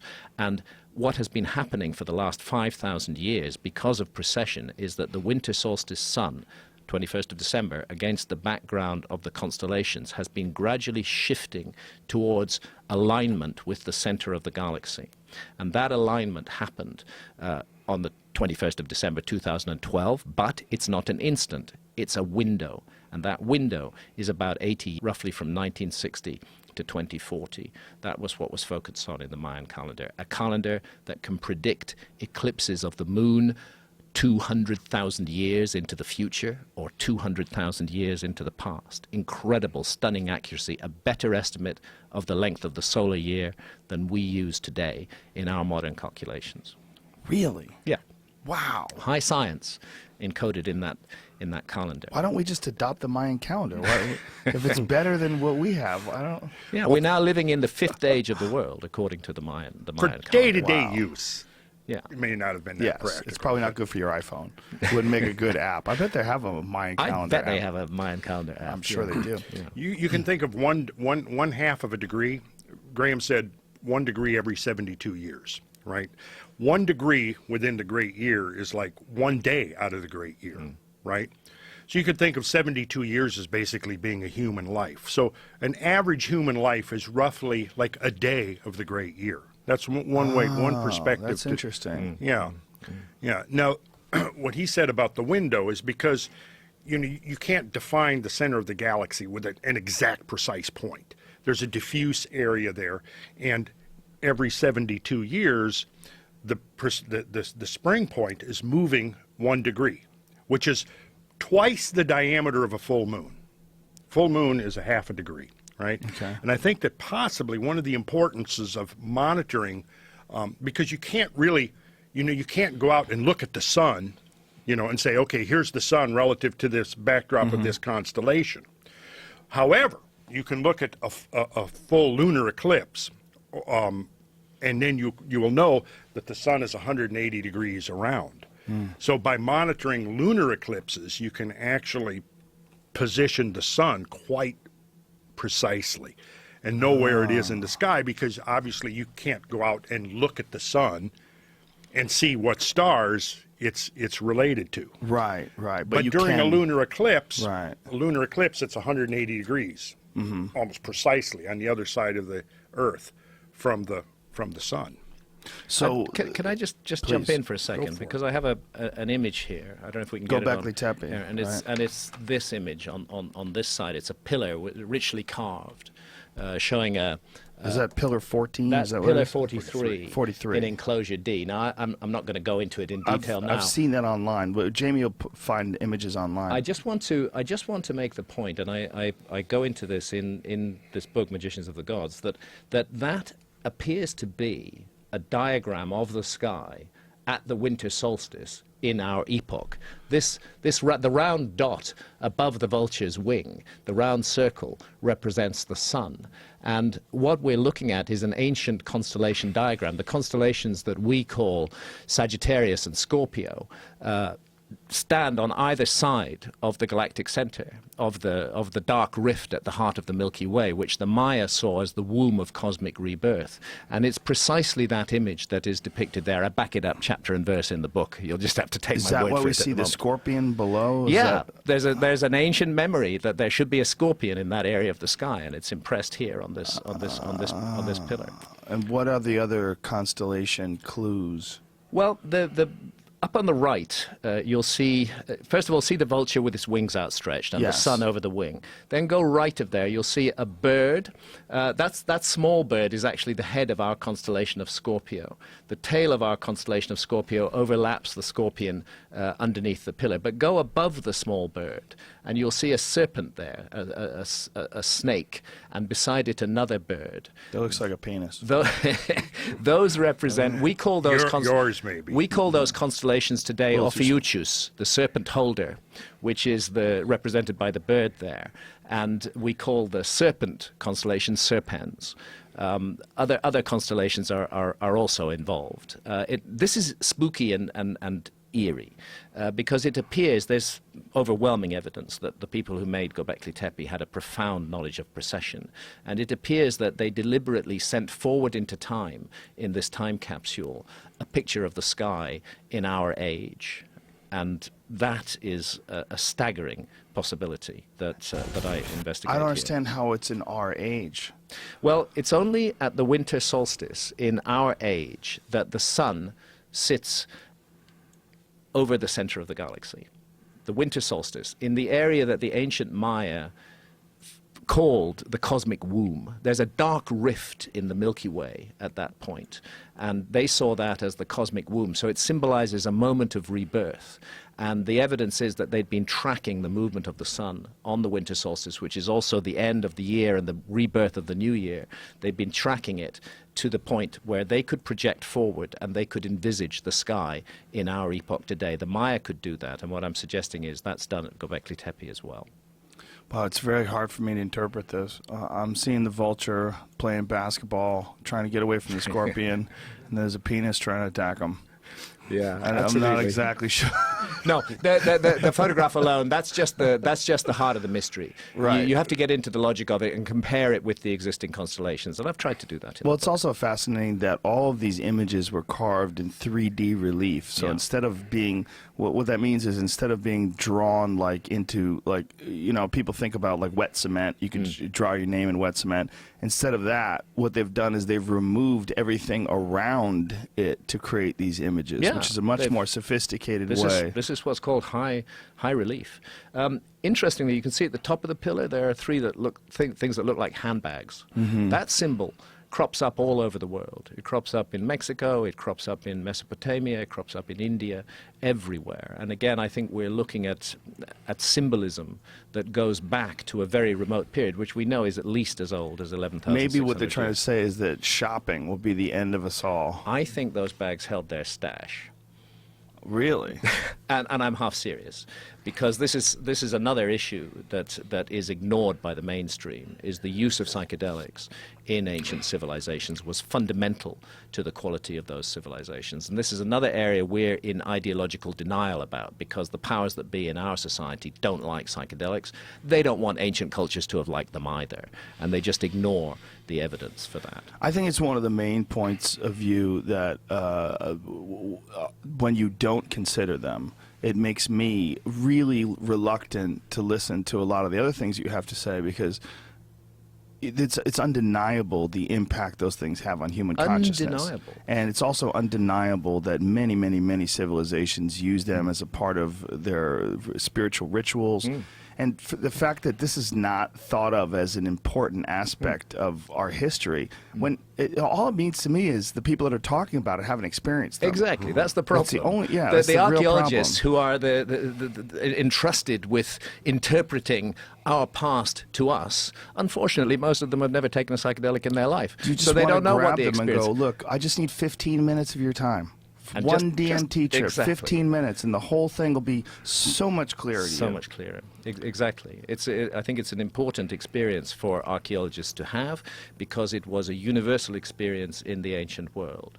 We demonize psychedelics today and we pretend that they are just totally negative things, but in the ancient world they were revered and enshrined. They were at the heart of the ancient mysteries. The Eleusinian mysteries in ancient Greece used a potion related to LSD, which brought about a revelation for the initiates, changed their lives, just in the way that a powerful psychedelic trip can change our lives today. So just like writing about history and the origins of civilization without taking account of, whoops, this gigantic cataclysm that happened 12,800 years ago, that's a mistake that archaeology is making. The other mistake they're making is they're not considering the role of altered states of consciousness in ancient civilizations. Ideological blinders that Ideological keep blinders. us from looking at possibilities. I don't know whether or not that's stash or whether it's just chicks' handbags. It's just like it's saying shopping. It's malls. Malls will ruin us all. That's But what the I'm weird getting thing at. is, that it's all that this symbolism is all over the world. What if Göbekli Tepe was a mall? That's Now you may have something there.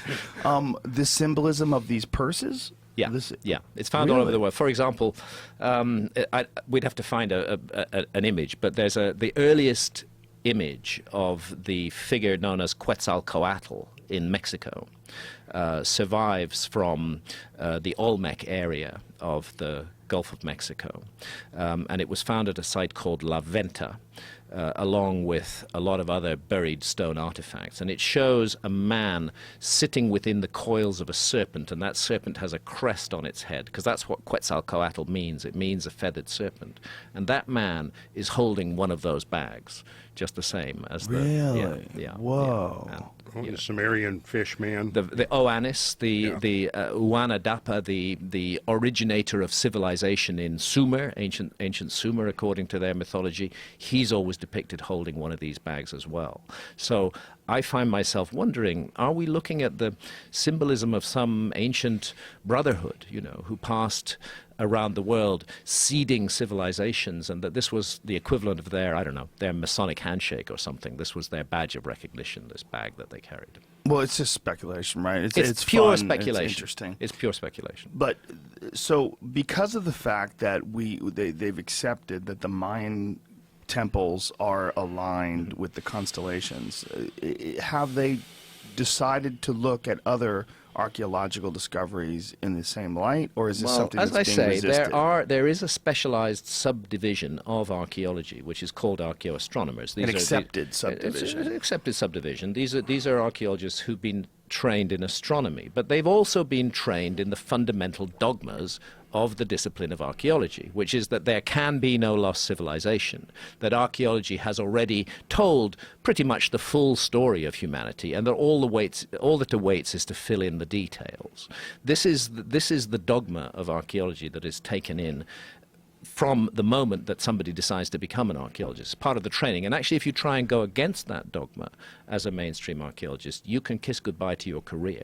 Any archaeologist who entertains the possibility of an advanced lost civilization around the world more than 12,000 years ago will have no future as an archaeologist. That right there will write him off for the rest of his career. That's so disturbing. It's so deeply disturbing. If that's true, it's so mind-numbing. Because why would you ever believe that we've got it all figured out, where every day they find some new stuff? Did you see the discovery they found recently of a large tooth that's a cousin of human beings? Denisovan. Yeah, just Yeah. but really recently, within the last few days. Very, very recently. Well, this is the thing, you see. Our story is much more complex than we've been taught. And gradually, bit by bit, the evidence is coming out of the woodwork. Well, the idea that we have all the data of history is just so crazy. It's just And not arrogant. true. And arrogant. It's absolutely foolish. Yeah, it's a very foolish idea, and it shuts us down to the possibilities. I mean, the universe gifted us with these giant brains and this incredible imagination and intuitive faculties as well. We're not only rational creatures, we're intuitive creatures.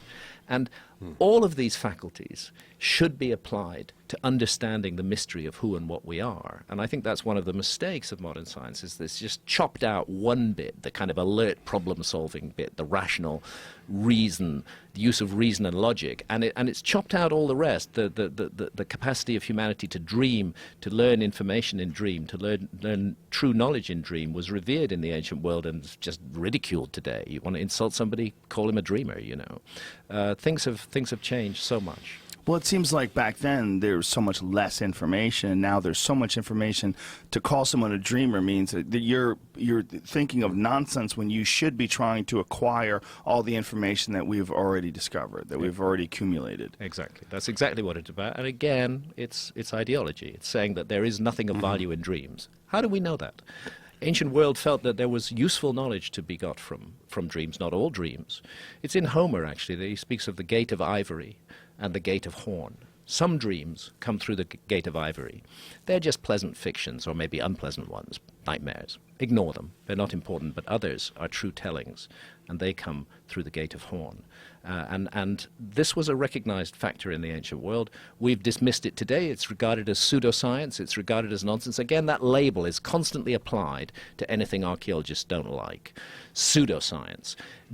Right there with the label, they just dismiss everything. They always call me a pseudoscientist, which means a false scientist.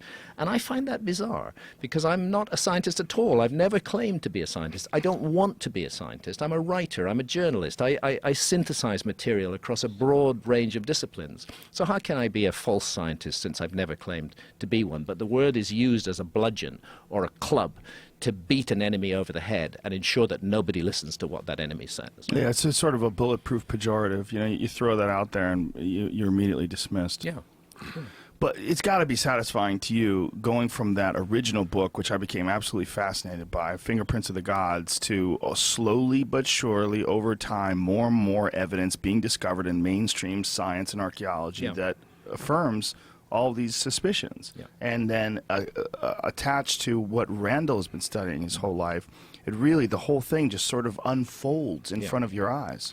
There's a kind of perfect moment in human knowledge unfolding right now.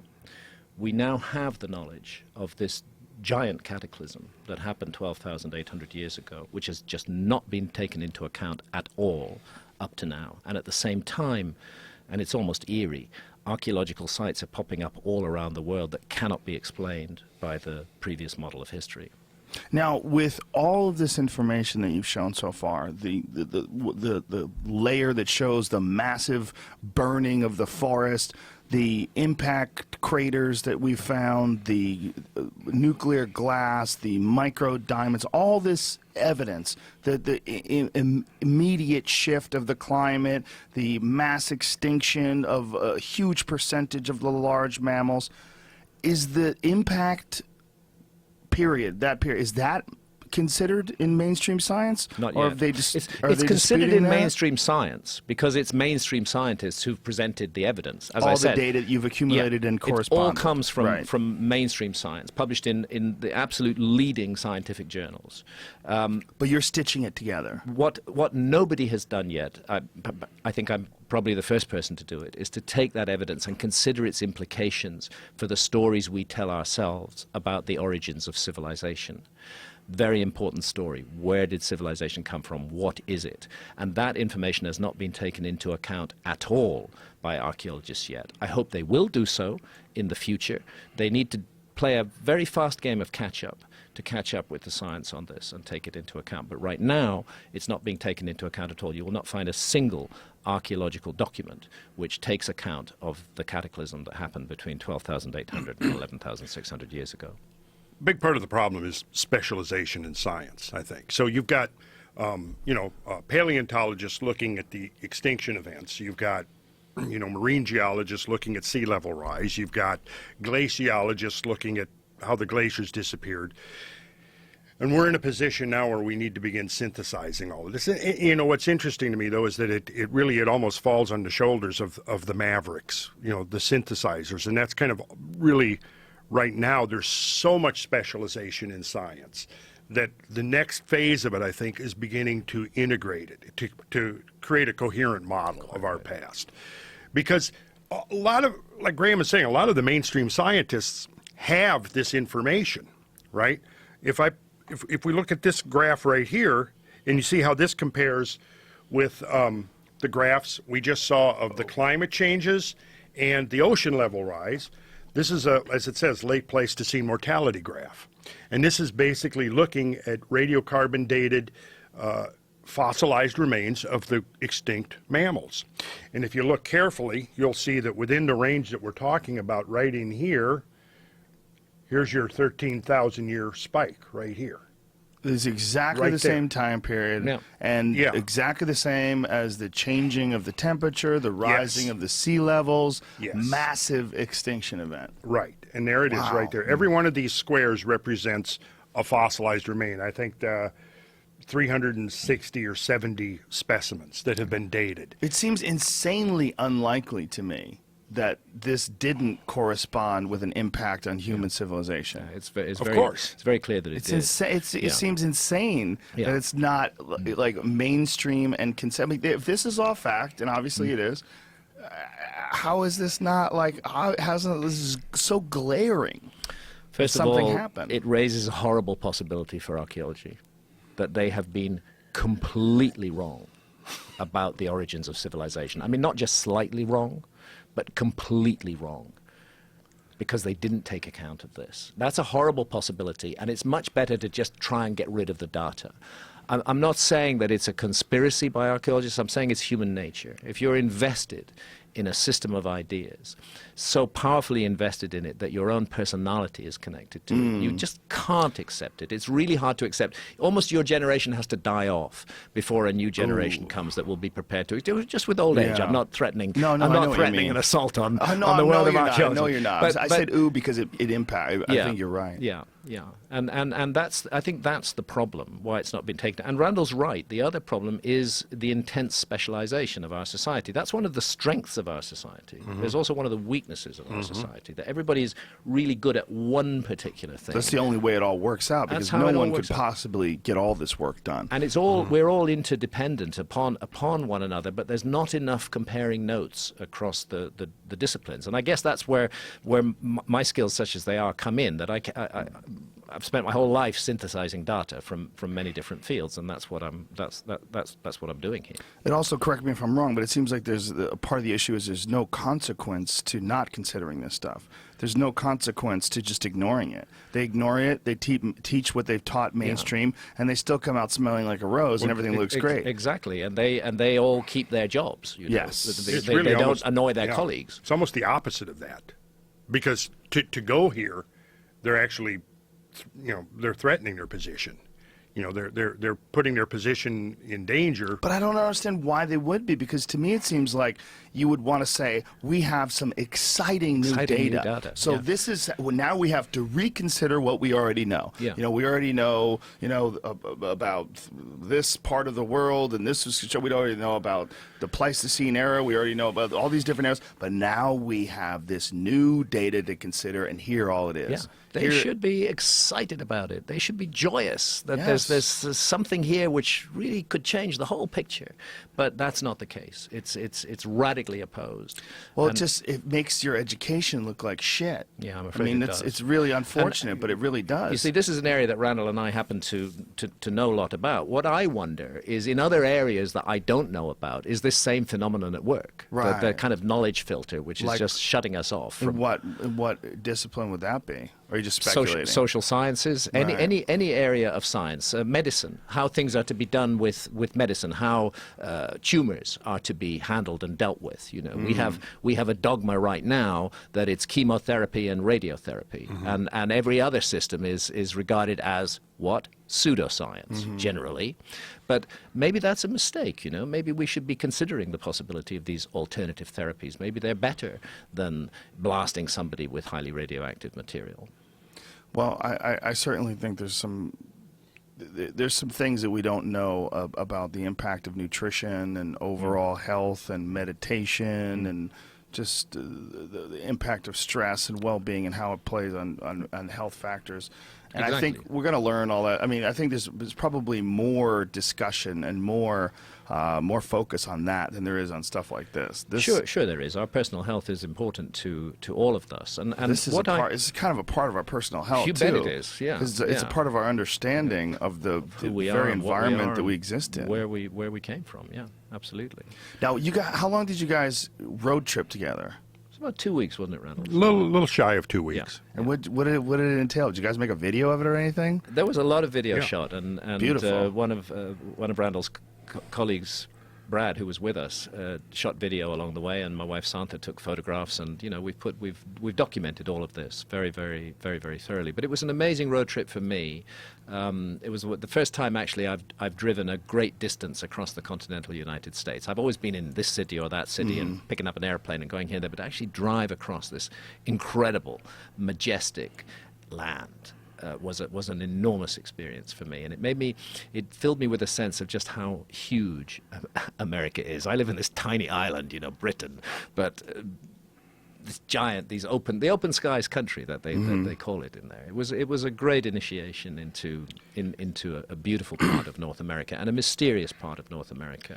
And it was great to do it with Randall because he's been walking the walk in this area for decades, and he knows that landscape like the back of his hands. Yeah, and for people that are listening to this podcast right now, and this is your first introduction to Randall and Graham, you got to go pause right now and go back to the first one Graham was on, the first one Randall was on. Just do a binge. Just binge listen or binge watch.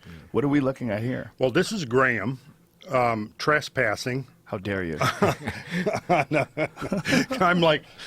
I'm watching in all directions. You're not for, supposed to be there? No. Well, since the first time I was there, Graham actually referred to this erratic earlier. This was one This of is those. that 18,000-ton boulder sitting above Wenatchee. So that was the boulder that was pushed by the No, the it waters? was carried Carried aboard in the an glacier. iceberg. yeah. An iceberg. Enchained in ice. An iceberg. Yeah. So a An berg that was iceberg, yes. this massive rush of water had giant rocks embedded in the iceberg. Yeah, and to Yes. float that, you need an iceberg about the size of an oil tanker. Yes, and this is sitting 400 feet above the modern day Columbia. So we know that the water was at least this high. Well, actually, it had to have been higher than this because 90% of the iceberg is under the surface of the water. And how do we know that this rock just wasn't there? How do we know that it was carried by this? Well, because it's not part of the bedrock; it's sitting on top of the land surface, like all of these. If we look here, we've got some other. Do we know where it came from? Do we know how far away it originated? It's probably come from about 50 miles to 75 miles north of here. It's the type of basalt it is has been identified. I don't remember specifically, but when you travel over this land, you see these giant boulders just strewn about. There's a place called Boulder Park. It's a tourist attraction now. You can go see it. Yeah. Yeah. And you can see there, I mean, the size of that. And there's, let's see. Oh my God!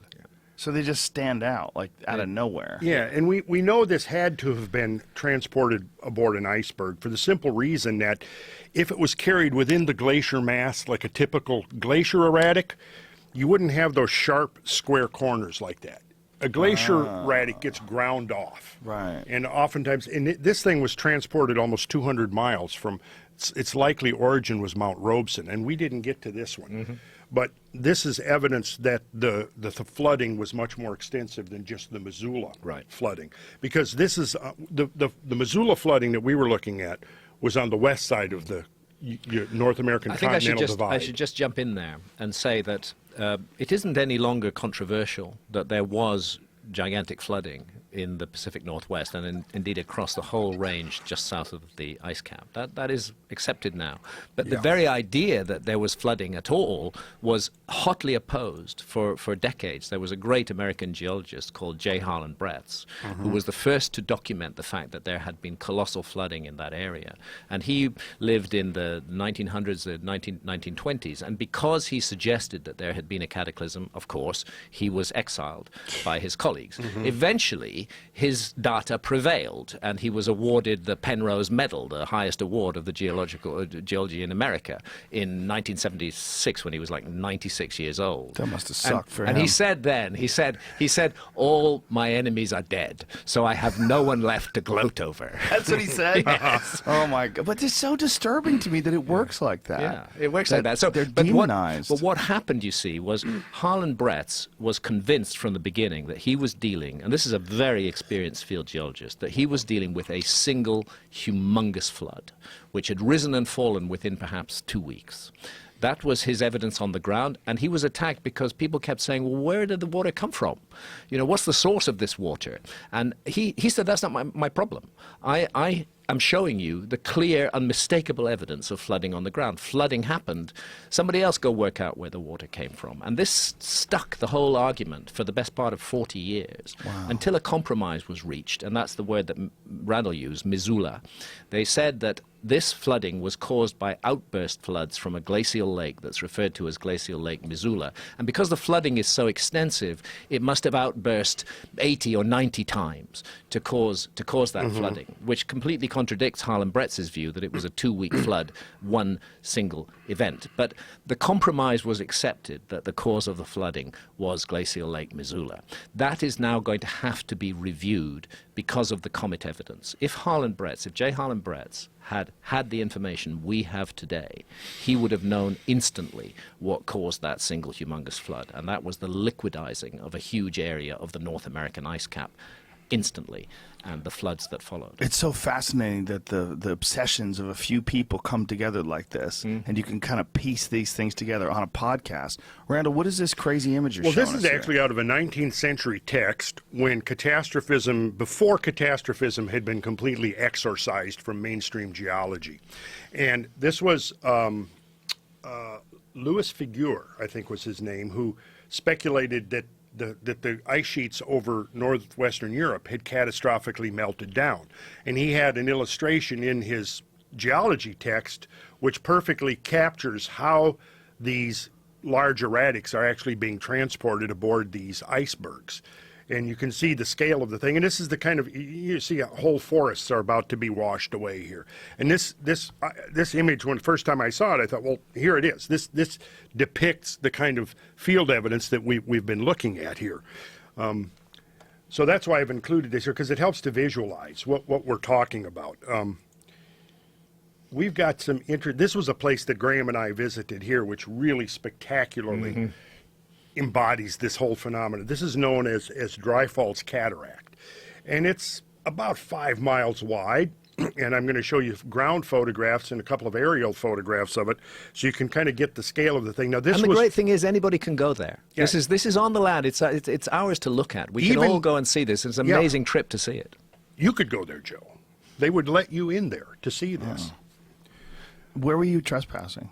On that particular shot, that huge 18,000-ton boulder is surrounded by notices which say no trespassing. They weren't there when I was there a few years ago. It. So I trespassed. I mean, the thing is made of basalt, and my footstep is not going to do it any harm. Yeah, I bet you nobody even noticed that Graham had been up there. So it's not like a private property issue. It's like they're just trying to keep people. I think it is actually a private property. Probably issue. is, because I have noticed from the first time I went there, which was, gosh, I don't know, 98, I think. There was no houses on that hillside. Now the houses are moving up the hillside. There's been development and so forth. There was houses pretty much right around it. So yeah, we're going to overrun it, and there'll be no evidence. You guys got to accumulate your evidence while you can before condos go up there. That's also right. true. Now you'll notice that there's a series of these alcoves here that these horseshoe shaped. Back on the image of Dry Falls. Back on the image of Dry Falls, exactly. And at some point, somebody's going to be able to see these images, right? Yeah, well, people could go and Google them online, but they'll see them right now on YouTube if they watch the YouTube version of the show. If they see the YouTube, okay. So here's a typical Horseshoe Falls of Niagara, which is a modern cataract, receding cataract. And this horseshoe shape is very typical of the way water will erode bedrock. Because water flows faster in the middle of the stream, therefore it erodes faster in the middle, and not so much as you get towards the margins. And so it creates this classic horseshoe-shaped profile. And that's what we're seeing here at Dry Falls. Now, this is just one of the alcoves of about half a dozen of the alcoves that we saw in the map of it. In other words, this is a monstrously big waterfall. Yes. Now, Dry today. just off to the left of the picture is where, actually, and there's a photograph in Graham's book taken from, let's go back, we skipped over it.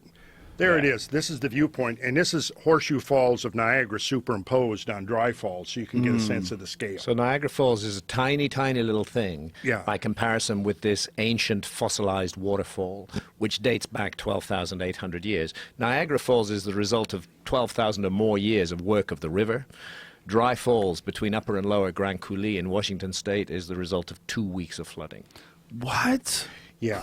And For people, try to explain this for people that are listening, because it's probably 10 times bigger plus. more than that. How many times bigger? It's 2.5 times as high. And, well, figure this. The discharge of the Niagara River over the falls is a couple of 100,000 cubic feet per second maximum. The discharge over Grand Coulee was somewhere between 300 and 400 million cubic feet per second, or in other words, somewhere between 10 and 20 times the combined flow of every river on Earth flowing all at once. And the height of this scarp face here, this cliff, is about 400 feet. Oh my the God. water coming over was about 400 feet deep. So if you were here witnessing this at the peak of the flood, you wouldn't in fact even see a waterfall. What you would see is this massive 10-mile wide turgid river choked with icebergs and debris and whole forests And that had river been is ripped rather up. flowing at what, 60, 70 miles an hour? 60, 70 miles an hour. What you would have seen here was just a bump in this flood.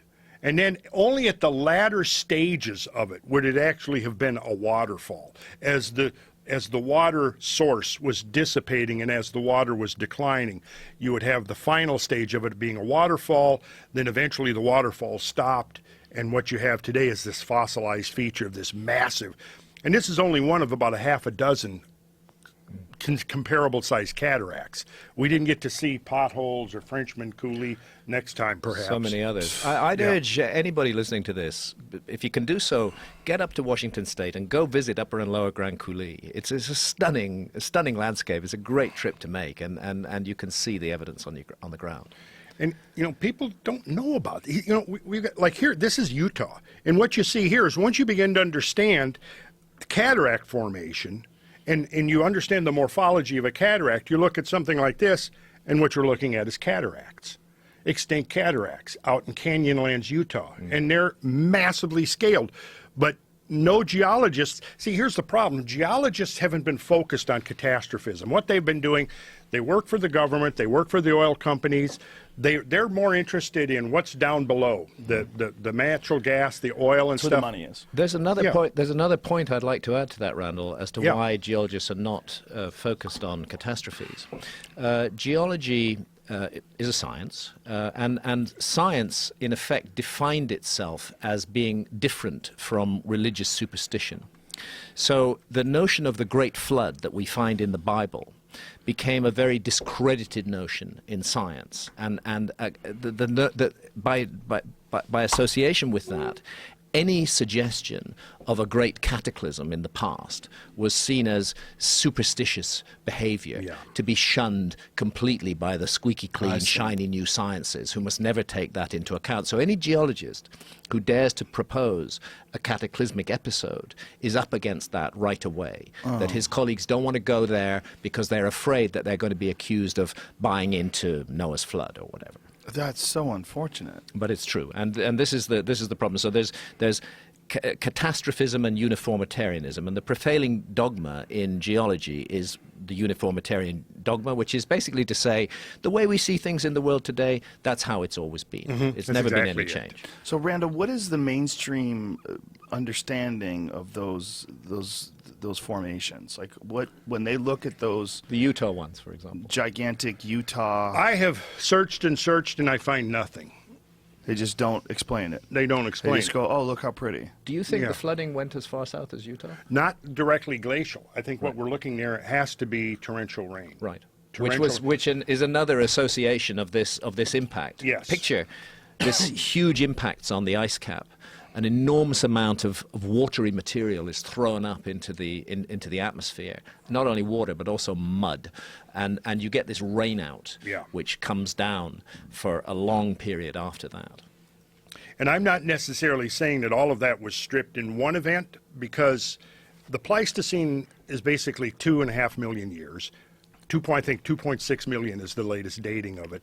And there's been probably a dozen or 24 ice ages that have come and gone. To me, the evidence I'm seeing suggests that the transition from glacial to interglacial and back again is not a smooth process. In fact, it's probably highly catastrophic. Not necessarily as catastrophic as the event we're talking about 12,800 years ago, but certainly catastrophic enough that were an event of equivalent magnitude to happen today, we could maybe not cause a mass extinction, but we could certainly pull the plug on modern civilization. And so this picture is interesting because what it does is it shows that, you know, you travel over this landscape. Explain what this picture is and where is it? Okay, you know, now this is in western Montana, and this is a place called Dry Creek. And what this is just a gravel pit. But what you see here is deposits caused by surging floodwaters moving up tributary valleys, loaded with sediment. And one of the things that a stratigrapher or a sedimentologist looks at is, you notice how they're tilted. You see how the layers are tilted? Mm-hmm. Okay, that's an indication of which direction the water is moving. The tilting goes down in the direction that the water is flowing. So what we see here is massive, turbulent, sediment-laden floodwaters backflooding up a valley, surging, leaving deposits, and then flowing back out, followed by another wave, For 13,000 years, 12,000 years, this material has been laying there, and you see that there's forests growing over it. Okay, people traveling over this landscape don't see what's under their feet, you see. But once you get an outcrop like this, and you understand and you can read what you're seeing here, then suddenly it becomes apparent that the very hills and landscape that we live on, that we've built our cities on, and our highways, and that we're playing out all these dramas, that right under our feet is the evidence of previous worlds. You have to understand that what you're looking at there is the debris of a former world that was pulverized by these floods, carried in and deposited, and now a new world has emerged out of that and on top of this wreckage, these ruins. Former world existed, I believe, an advanced civilization that is memorialized in myths and traditions all around the world, that is being ridiculed by archaeologists, but it is insistent, and the evidence keeps on coming forward. Well, it all makes sense. It really does. It's all shocking and stunning and fantastic, but it all makes sense. I think it does make sense, and I think it's something. It's part of the human heritage. It's something that we all have to get to grips with. Again, this is one of the things I find encouraging about developments in the world today is that more and more people do appear to be thinking for themselves. You know, there was a time when we took the word of specialists. Dr. X or Professor Y said this, it had to be true. That was so, actually, when I wrote Fingerprints of the Gods in 1995. That was the first argument, was the argument from authority. The authorities say this cannot be so, therefore it is not so. And a lot of people just bought that. What's changed, I think, in the last 20 years is that subservience to authority has gone away. It hasn't gone away completely, but we don't trust authority anymore, rightly and properly, because we've been lied to by authority figures, and we know they lied to us, and we saw the evidence, whether it's politicians or big corporations or, you know, or the big religions. There's an uprising against this and an assertion of individual will and of individual intellect to inquire into the past. And I think that's why this information now is coming at a time where it's falling on fertile ground. There will still be a lot of resistance to it. We can expect that resistance to be fierce and to go on. But things are shifting in the world, just as our picture of the past is shifting, so our picture of who we are and what we're meant to be doing here is shifting as well. Have you guys thought about coming together and doing a documentary? I'd love to do a documentary with Randall. You guys together, it's a must-do. I mean, Yeah. it just seems like the book is, I'm sure, going to be fantastic, but there's going to be people that are just not going to read a book. Yeah. Documentaries are so easy. All you just do is open your stupid mouth, lay down, Yeah. you know, turn on Netflix, and bam, you know, you can absorb it. Whereas It might happen. people are It's lazy. It's hard. highly visual material, and So Highly visual. And Yeah, it that's should what I'm happen. saying. It's so visual, and the two of you together. We need to crowdfund something. Can I make an appeal? It's the first time I've ever done this. It's a kind of little Please do. pitch. It's a little pitch? Okay, I've never asked for this before. Okay. But what I'm asking to those who value and appreciate my work and feel that I'm doing something useful in the world, please support my work by getting this book, because that is the best way to put one finger up to the mainstream. Archaeology wants this book to go away. They want it to be forgotten. It will never be reviewed in any mainstream newspaper. It will never be written about. There will be no articles about it, and probably no television coverage either. The only thing that can make the difference is people voting with their feet, and I'm asking that now of people Well, who value my work. People are huge fans of your appearances here, and huge fans of your work. And if this is the latest and greatest, I'm sure people are going to go out and buy it in droves. So, Magicians of the Gods, you can get it on Amazon, you can get it on your website, you can get it pretty much everywhere. Yeah, right? go to my website, and all the links and the whole background on the book is there. I hugely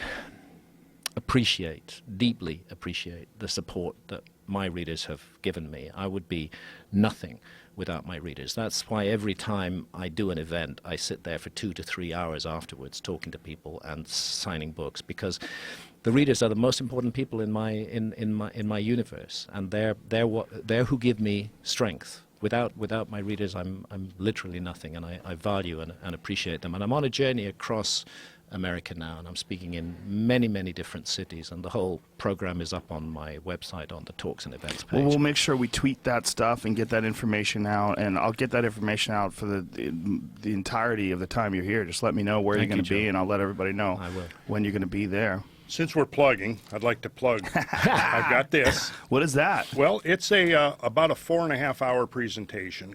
Of course it chock full is. of graphics, video clips, animations. And it's all you. Yeah. And pretty what is it? What is it called? Cosmic Patterns and Cycles of Catastrophe. And Whoa. we can go to the Sacred Geometry International website. I think Cameron Wiltshire, who you know, in fact, who introduced us, has, I think he's doing a special on it now. Okay. Like 33% off or something. And So it's a what good is the deal. actual URL of the website? Well, it would be sacredgeometryinternational.com. There it is. Jamie's pulled it up right there. So Cosmic Patterns and Cycles of Catastrophe. Yes. 33.33% off. What is that all about? You'll have to ask Cameron about that. Is some hidden numerology in there somewhere? Apparently. And you'll notice coupon code, Magicians. Ah, there you go. Magicians of the Gods. That must be a reference. I think it probably corresponds. So I really think that you guys have to do one of these things together as a documentary. I mean, I think it's just, I think someone out there, someone's listening to this, probably some kooks that we don't want doing this documentary, but there's got to be somebody out there that's legit. We just need to find them and put it together. Yeah, I want to pay tribute to Randall's work. Randall is a really important figure in this field, and he's very modest, and he's been standing back, and you know, he's not been out there enough. It's time that people understood the fantastic knowledge that this man has, and the ground experience. You can't beat that. Well, I Boots met on the Randall in, God, it was early 2000s, right? Well, when it was when you were at the Punchline. Yeah, in Atlanta. Yeah. Which doesn't even exist anymore. It's Close to gone 10 now. years ago, I think. It was quite a while ago, Yeah. and we had this conversation after my show, and we were just sitting down. He was talking to me about the Holocene and all these different impacts, and I remember walking away from. We talked for quite a while Yeah. after the show, but I remember going, that might be the craziest fucking post-show conversation I've ever had. Because usually, you know, after a comedy show, you have a conversation with people. You know, hey, where's a good place to eat? You know, do you like Atlanta? You know, like normal stuff. And he's just flooding me with information. I'm like, who is this guy? Well, I remember walking away from it going, wow, I had no idea that Joe Rogan really related to all this stuff, you know. Oh, I was fascinated. I was surprised. Can I mean, add something there, which is I'd like to say something about you, Joe. Uh-oh. It's a phenomenon. I travel all around the world and I give presentations in just countries everywhere. And everywhere I go, people come up to me and they said, Joe Rogan sent us to you. We know about your work because of Joe Rogan. And I see that what you're doing is exploring many, many controversial areas in your show. You're in a position of power, and your listeners, just as my readers are my strength, your listeners are your strength. They've put you in a position of power, but you're a person who's using that power for something really good. There are so many people who are powerful in the world of the media who just waste it away on trivia and nothing. You are bringing new information to people all around the world, and I can tell you, because I meet them every time I give an event, you are enormously appreciated. Well, I appreciate them very much, and I appreciate you guys, and I appreciate this show, because this whole thing came about without any planning. This show just sort of became itself. It's almost like I would just happen to be there to germinate it or something. And I just try to get out of my own way as much as possible and follow my curiosity. And the beautiful thing about people like you guys is, without you, take away you and Fingerprints of the Gods, take away you, and what are we looking at? I mean, it's very rare when you have two human beings that without them an entire field of study would be barren of a great deal of its information. I mean, you have John Anthony West and Robert Schoch, and you were obviously a part of all that. And John Anthony West, who's absolutely fascinating. Fascinating guy. And another guy, widely maligned, a guy who's ignored, but Magical Egypt is one of the greatest DVD series to this day that I've ever seen in my life. And if you've got the time and the attention span to sit down and watch all of them, it is amazing. Amazing. John Anthony West is one of my favorite people on the planet. He's incredible. Absolutely brilliant researcher. John, more than anybody else, who opened my mind to the mysteries of ancient Egypt. Fantastic work. And he's a world treasure. He is a world treasure. He's a great, great, great man. And I think that DVD series is just one petal, one unfolding of the great flower of information that you guys are presenting. And I think... And another name I'll drop in there, which is Robert Bauval, the originator of the Orion correlation theory. He's done so much to bring back attention to the importance of the skies in the ancient world and what it means for our understanding of our past. And again, his evidence also points back to this period of 12,800 years ago. And while we're at it, Robert Schoch, who really stuck his neck out from Boston University, really one of the first mainstream scholars that went out on a limb and said, we are absolutely looking at water erosion. Robert Schoch is a key figure in this field. He's very courageous to be a mainstream academic, to be a professor of geology at Boston. It was John West who introduced Robert Schoch to the notion that the Sphinx might be much older, that the weathering on it didn't fit with the picture of history. And John took Robert Schoch to Egypt, and Robert Schoch went with the data, and he stuck his neck out, and he's taken a lot of criticisms and attacks for it, but he's a very, very important player in this field. Well, all of you guys are just massively, massively important, and this is such a unique and satisfying object of curiosity for me, at least. When I start thinking about these things, it's almost like little things start firing off in my brain. It's so exciting. I mean, it's horrific to think about the poor people that lived back then that got hit by these massive impacts, and the aftermath of it all must have been insane. But to think about now, in 2015, the slow unveiling of all of this data and information, and as it all gets into focus and you try to get a clearer and clearer view of what could have possibly happened in the past, I find it so incredibly enriching and fascinating. It's, to me, one of the most exciting aspects of the potential of archaeology. Just to be able to discover, like, oh, that's what happened. Oh, it's a kind of aha moment. Yes. Suddenly the pieces fall into place, and we understand what we've forgotten. And again, it cements that statement that you made that resonated with me, that we are a civilization with amnesia. We got knocked on the head, and we lost a lot. We lost a lot, and there is that haunting sense of incompleteness within so many of us that comes from that lost memory, I feel. It's like any amnesiac has a sense of something missing. The whole species has that. I think what makes this really so potent is the fact that there are considerable implications for our own future. Oh, absolutely. And I think that, you know, how Graham wraps up the book really is about our future, you know, and once now that we've integrated this information into our worldview, you know, what does it imply in terms of where we go from here? Because one of the things that I track, and if you could throw this up on the screen for just a second, I'm going to speed through something really quick here so that you can kind of get the impression. 1989. 1989. Let me just. Giant asteroid makes close call by Earth. While Randall's fixing that, let's also remind that we had a relatively close pass with a half-kilometer wide, actually bit of a comet just over Halloween. Yeah. And the interesting thing is that NASA only found that object on the 10th of October. Right. And it missed us. It passed about the distance of the moon from the Earth. That's not that far. That's not that far. But the key thing is that they only found it a few days before it passed. Oh, God. And how many other objects are out there? And half a kilometer wide? Half a kilometer wide. So the one that hit Tunguska was 100 meters. Tiny. Jesus tiny, Christ! Yes. It's freaking me out. This is a minimum of 150 to 200 times the volume of Tunguska. And when you look at the universe, and just look at our galaxy, the size of our galaxy, look at our solar system, the size of our solar system, that is literally like getting grazed by a bullet. It's like getting grazed. Absolutely. And Clips so off a bit of your close. ear. That's right a good there. analogy. It's a really good analogy. Yeah. When you think about it, you know, you say, well, a half a kilometer compared to the Earth, that's not big. Oh. But like when you think of a slug from a 32, right? If I threw it at you and hit you with it, it wouldn't do much. But if I accelerate it to 1,000 feet per second, it's going to cause extreme trauma, right? But now we're looking at these asteroids flying in comet debris, and they're 10 times, 20 times the speed of a rifle bullet when they hit our atmosphere.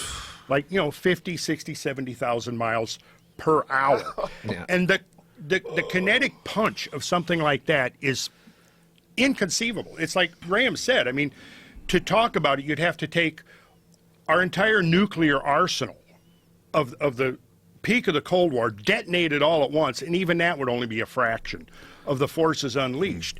Now watch this. I'm going to go through this real quick here, and you'll get the idea, I think, that where we're at, because astronomers are looking out into our cosmic environment, and this is what they're seeing. Look at this. Well, like let's explain going back this, here, 'cause most of us are listening, not nine watching. objects have come close to the Earth since 1991. Right? Read that. Yeah, Current asteroid estimates are too low. This was Way too October low. of 2000. current predictions for the number of potentially We'll go back. dangerous Sorry. dangerous asteroids have been underestimated by at least 20%, say astronomers. According to recent calculations, there are between 750 and 900 asteroids Let me tell you. circling the Earth. Yeah. That number has changed. Yes. That report's Yes. from October 2000. Yes. We're now looking at the estimates are now that it's 100,000 potentially Earth-destroying objects that are on Earth-crossing orbits. This is an estimate. The problem is NASA has only identified a tiny fraction of what's out there. And again, I'm not saying this because I want to spread gloom and doom. I'm saying late. this. I'm saying this because we have the capacity to do something about it. Right. It takes goodwill on the part of the human race to stop wasting money on stupid pursuits, particularly warfare, and to apply those resources to sweeping clean our cosmic environment. The technology already exists. It's going to cause, it's going to have to be, there's going to have to be a massive shift in our attention. Like there has to almost be an event Yes. that An takes event. place That's that the- makes people wake up. Right. We have World Asteroid Day right now. Some prominent figures are behind it, like Brian May. I think he was one of the guitarists with Queen, if I remember correctly. Yeah. There is publicity around so-called World Asteroid Day, but nobody's taking it seriously. Well, we don't take anything seriously unless it smacks us. Like people don't quit cigarettes until they get cancer. There's something about human beings that we don't consider the we have this idea in our head that we're eternal and we're going to live forever and everything's going to be fine. And I just need a new Lexus. You know what I mean? We have this wacky. I just need this watch that I've had my eye on, or this laptop that I want to buy. If something happened, if a massive collision hit China Yeah. and wiped out like several million people, and then caused the entire Earth to go into nuclear winter, and crops died, and we experienced global famine. Then, something like that, then we would wake up and go, all right, Russia, let's talk. Let's get together. I'm hoping that it doesn't take anything quite that extreme. Me too. If we Yeah, had a me too. repeat of Tunguska in 1908, I think that would be enough to do it. That would be nice. But would it be? Because there was this incident in Russia that was last year that was caught on all those dashboard cameras. What's a wonderful thing about Russia is apparently there's so much like insurance crime and so many collisions with each other that a lot of people over in Russia have dash cams. Okay, right. I was wondering why. So because of those dash cams, that's how we have all this footage of these meteors that blew up in the atmosphere and didn't even land. But we have some from inside schools where people were watching like this thing happen and go down, and that was nothing. And that was a fraction of the size of the Tunguska event. Yeah. But nobody was killed, you see. If that object had been a little bigger, if it's a little denser, its angle of approach had been a little steeper, you might have been looking at 1,500 deaths rather than just 1,500 injuries. I think that would have been a wake-up call, perhaps. Maybe not enough to reorient civilization, but I guarantee you a Tunguska event over a major inhabited area of the globe, wiping out 1 million people, I can't imagine that wouldn't have some kind of a effect on our attitude towards our vulnerability in the cosmos, and make people think maybe there's something bigger we need to be paying attention to here rather than, Kardashian's We've got to realize butt. we're not invulnerable. This is the illusion created by modern technology. We need to make a war on asteroids, like we have a war on terror.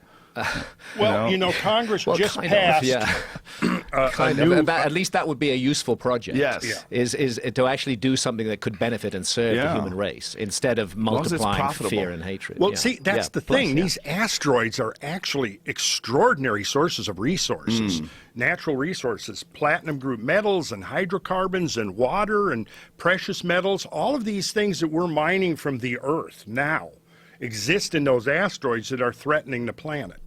And we're not that far away from being able to develop the technologies and the industries to actually go and rendezvous with an asteroid. Of course, it's a matter of, like Graham was saying, I mean, this last Halloween asteroid, they didn't find it but a couple of weeks before it passed by the Earth.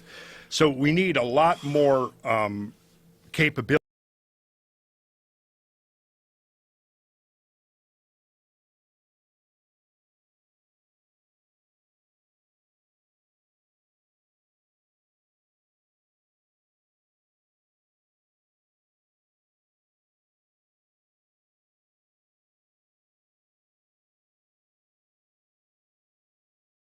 Abilities of seeing what's out there.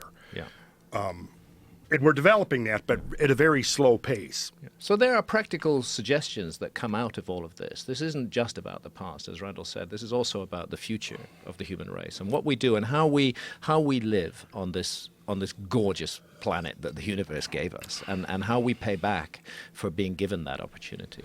And so the current ideas are to somehow or another nudge these asteroids out of the way. There's about 10 different technologies to do it. What you don't really want to do is to blow it up with a nuclear bomb, Right. because then you get buckshot instead of a single bullet. Right. And buckshot can do a lot of harm as Yeah. well, and it may even push it into a more catastrophic orbit. So you don't want to do that. But what you can do, for example, is to change the reflectivity of one side of the asteroid or comet fragment. You can alter that, effectively paint it, and that affects the sun's radiation upon it, and that would be enough to shift it slightly out of its course. There are a lot of techniques and suggestions, or nudges. This is you put your finger on exactly the right word. This is another of the technologies that you just nudge these things. You just don't need to do much, and you put them into a safe place instead of a dangerous place. Such a bizarre idea that there's hundreds of thousands of killers out there. Yeah. You just have to, excuse me, just over there, please. Yeah. A little bit of this. Yeah. And then also we have to look out for all of them. The ones that are coming from down there, the ones that are coming from up here. Three-dimensional Yeah. space. We That's, got to look out that's for what it we all. really have to think of, because when we look at the sky, I hope an asteroid's not coming our way. Well, from where, fucker? You know, this thing is crazy. And is it coming from the direction of the sun so that we can't see it except with Right. very special and cameras? that was the case with Tunguska. It came out of, in fact, if you read the eyewitness accounts, they describe how it looks like it was being disgorged from the sun or being expelled from the sun, or was like a second sun in the sky. And that was because that summertime torrid stream is coming from behind the sun. Yeah. And, and so, yeah, you can't see them. Well, because of the gravity of the sun, the mass of the sun, doesn't that affect how we see things behind it anyway? Yeah, it should do. It should warps. it It warps like warps time our space. vision. Yeah. So yeah. like something could be coming from behind the sun, and we literally would not even see it We wouldn't because know. of the mass and gravity of the sun if it was in the right area. Yeah. Yeah, Tunguska was not seen really until it came into the atmosphere. Came into the atmosphere. But that was obviously a long time ago, and there was not nearly as much observation of the skies as there are today, right? These are the steps that we need to take. We need to grow up as a species. We need to leave our childhood behind. It's interesting to speculate what would happen if we had impacts on the scale that happened 12,800 years ago. And I'm pretty sure that it would mean, if it were allowed to happen, that it would mean the end of our civilization. Yes. This civilization would go down. This is a very intensely specialized civilization. I think the just-in-time principle is that we have 2-day or 3-day food supply in our cities. You interrupt that and you have a kind of Walking Dead scenario within a week. You know, it's that bad. This civilization appears to be very strong, but in fact it's very fragile, and it could easily fall apart. And so many of us in the Western technological world actually have no survival skills whatsoever. We don't know how to survive because we depend for our survival upon the complex network of society. Who would survive a cataclysm like that would be the hunter-gatherers. People like the hunter-gatherers of the Kalahari in southern Africa, or the hunter-gatherers of the Amazon basin, you know, the meek of the world, those who are not taken into account in the world at all today. They're the ones equipped both with the knowledge and the psychological resources to deal with a situation like that and to carry the human story forward. And I just want to make sure, if I can play some part in this, I just want to make sure that the descendants of those hunter-gatherers 10,000 years in the future are not remembering faintly and vaguely a great lost civilization, a magical civilization which had the ability to go to the moon, which had the ability to, one person could speak to another person on the other side of the planet, magical powers, which was destroyed because of its own arrogance and cruelty. And that lost civilization, of course, would be us. Well, one of the things that's been disturbing me as I got older is the idea of print about books. It's sort of going away, and everything is becoming digital, and digital to the form that you can only read with an operating system and a Correct. computer and a CPU and all that jazz. If without all that, it's nothing. It's You nothing. look at a hard drive; it's just there's nothing there. Just electrons. Yeah. Take away the software, and it'll never be read again. Yeah, and what evidence would there be 1,000 years from now of us if something were to happen? Yeah, there might How be would anybody? There might be some. We'd know they were computer disks, but Right. the descendants of that time would have no idea what they were, and even if they did, they'd have no way of accessing them. And 1,000 years from now, they would deteriorate to nothing anyway. To nothing. All the plastic would be gone. Everything would just be a complete mess. Well, that's why I look at megalithic stone architecture as being a textbook. Yeah. That's how you might preserve things. Exactly. And Exactly. another way you might preserve things, if you developed a mythology around this whole scenario, and then you projected it onto the night sky, so that generations later they would tell these tales based upon the mythological figures juxtaposed on the night sky, and there would be the story. Because it's there. It's all the whole mythos, Western mythology, has been juxtaposed onto the fixed stars, and so that's one way, perhaps, of preserving information. And the other way, I think, is massive stone architecture. So it's clearly not an accident that the Great Pyramid encodes the dimensions of our planet. Yes, It correct. encodes them. You measure the base perimeter of the Great Pyramid and multiply it by 43,200, and you get the equatorial circumference of the Earth. Why that number, though? Why Well, 43? that's the key thing, and I'll come to that in a second, if Okay. I may. You take the height of the Great Pyramid, multiply that by 43,200, and you get the polar radius of the Earth. Actually, Egyptologists know this, but they say it's a complete coincidence, because what's the significance of the number 43,200? But actually, it's a highly significant number. It's a number that is found embedded in mythology all around the world, and it is a multiple of the number 72. It's actually 600 times 72, and 72 is the heartbeat of the precessional cycle. 1 degree of change every 72 years. So what they've actually done is they've given us the dimensions of our planet on a scale defined by a motion of the planet itself. And that, in my view, is an incredibly clever way to pass information down to the future. That way they could be sure that any astronomically literate society could work this out. The information would be there. So in all those dark ages, when we had no knowledge that we even lived on a planet or what its dimensions were, those dimensions were encoded into the enduring structure of the Great Pyramid, a monument, as the Arabs say, that time itself would fear. The Great Pyramids themselves, the Great Pyramid of Giza in particular, is so spectacular that it almost makes you go, well, man, there had to be something going on. We must be missing part of this picture, because you're talking about something that would be. I've heard people say we could reproduce it today. Of course we could. Of course we could. We can. Can you make a stone that's the size of one of the stones in the Great Pyramid? Yes. Yeah. Well, then we can make the pyramid.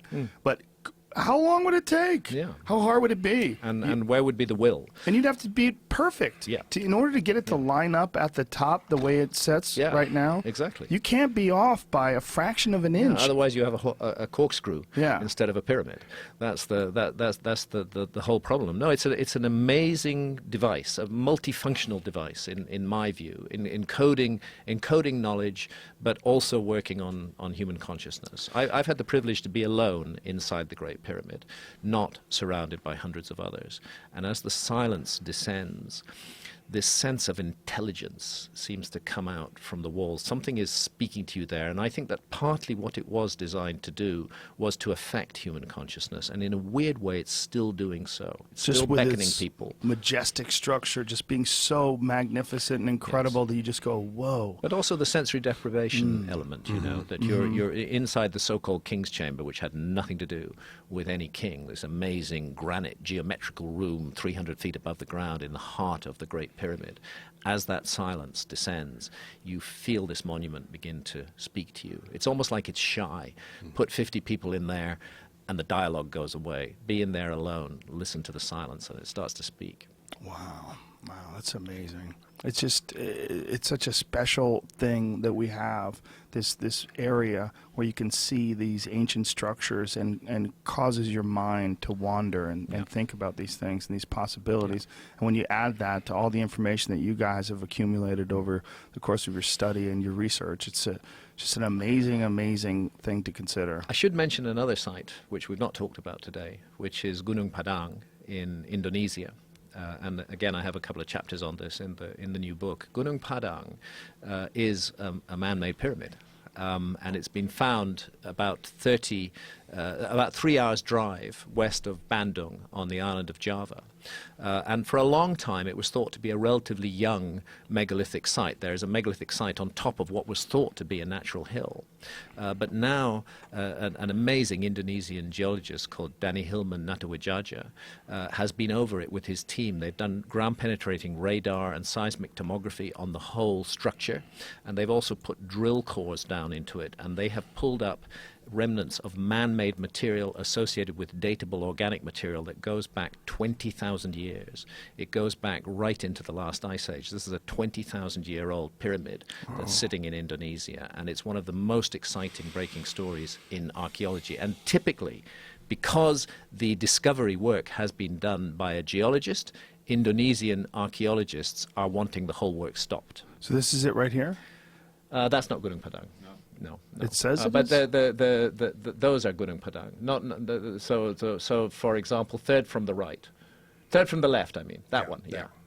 That's the known megalithic site on top of what is now understood to be a completely man-made pyramid. So this is accepted only by geologists, not by archaeologists? Yeah, the archaeologists say, oh, we know that site. It's 2,500 years old. There's nothing of interest there. We would like the resources that are being spent on this to be spent on our projects instead. And in fact, they've lobbied with the Indonesian government, and the excavations have been temporarily halted.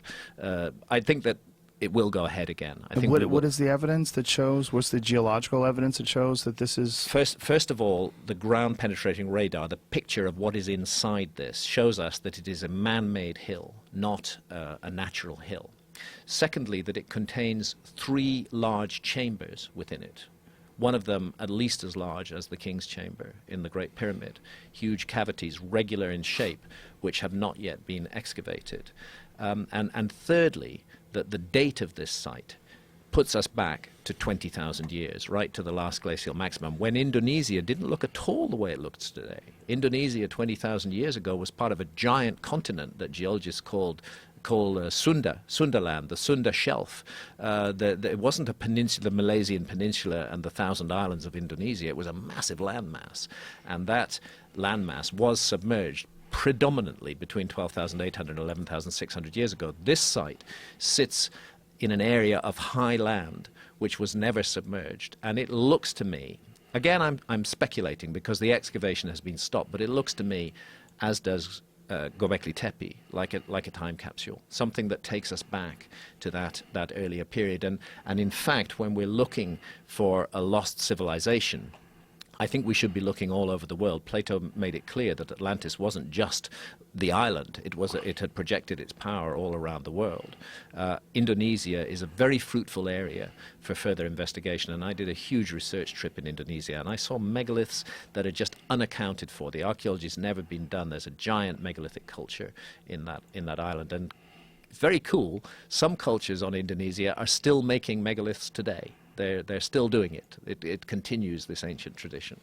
So when we're looking at this, what are you guys seeing? I'm seeing a hill. I'm seeing a bunch of rocks. Yeah, that bunch of rocks is the known megalithic site, which has correctly been dated to 2,500 years ago. But when you say megalithic site, this is a material called columnar basalt, which forms naturally, by the way, into regular patterns. The Giant's Causeway in Ireland is columnar basalt. Columnar basalt, when it forms naturally, forms in vertical formations. It's a very useful building material. It can be broken up into blocks, and when you see them laid out horizontally like this, you know absolutely that human beings have been involved and that they have made this site. But what's really interesting is what's underneath what we're seeing there, what's been revealed by the ground-penetrating radar and the drill cores. That is really fascinating, because that has not been taken into account by archaeology at all, and that's where we need to do this work. If we're going to recover our lost past, Indonesia is one of the places we need to be doing it. So to someone like me that's looking at this, I'm just seeing a bunch of stones. Yeah, that's what you're seeing. Yeah, so... but 2,500-year-old site. But what it appears to be the case that site was put there because there was an ancient memory that this was a sacred site. The name Gunung Padang in the Indonesian language doesn't seem to mean very much. It means mountain field. But in the Sundanese language, which is the language that is spoken around Gunung Padang, what Gunung Padang means is mountain of enlightenment. Whoa. Suggestion that it's connected to an ancient system of knowledge. It's one of many sites that are appearing around the world now that don't fit with the mainstream picture. So this sort of parallels some of the ideas about the old kingdom in Egypt and the ancient structures where the new structures are built on top of them. And as they dig deeper into the sand, they find different construction methods that represent an older time. Exactly. But exactly. This is 20,000 years old underneath this? Yeah. That's right. Wow. And what can we? Is there any images that we could look at, or is there anything that we could see other than this? I have a lot in the book. I'm not sure what is where to that grab it. image above it? That's an artist's rendition. What it used to look like. That's an absolute artist's rendition, which I don't value. That almost takes the form of misinformation. Okay. We need to be looking at the real thing. That painting, you have your cursor just on it.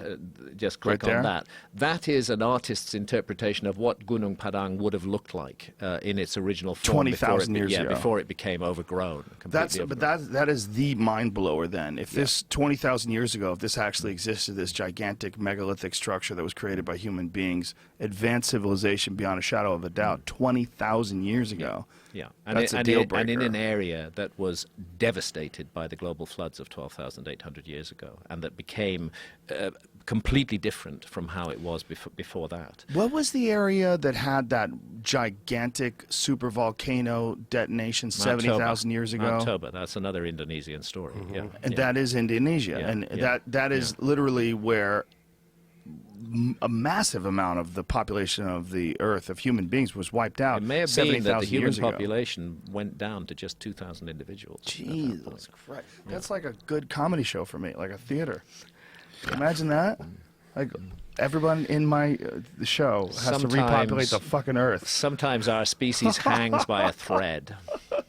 Sometimes we hang by a thread. That was one of those times. That is crazy. The idea that just the Earth can have a hiccup, and that's not even an asteroid. That's the Earth itself. That's just the Earth spits itself. up, Belching, yeah. belches, destroys the environment to the point where it creates nuclear winter, kills all the crops, most of the animals die, Yeah. and 2,000 people scratch and claw their way to existence.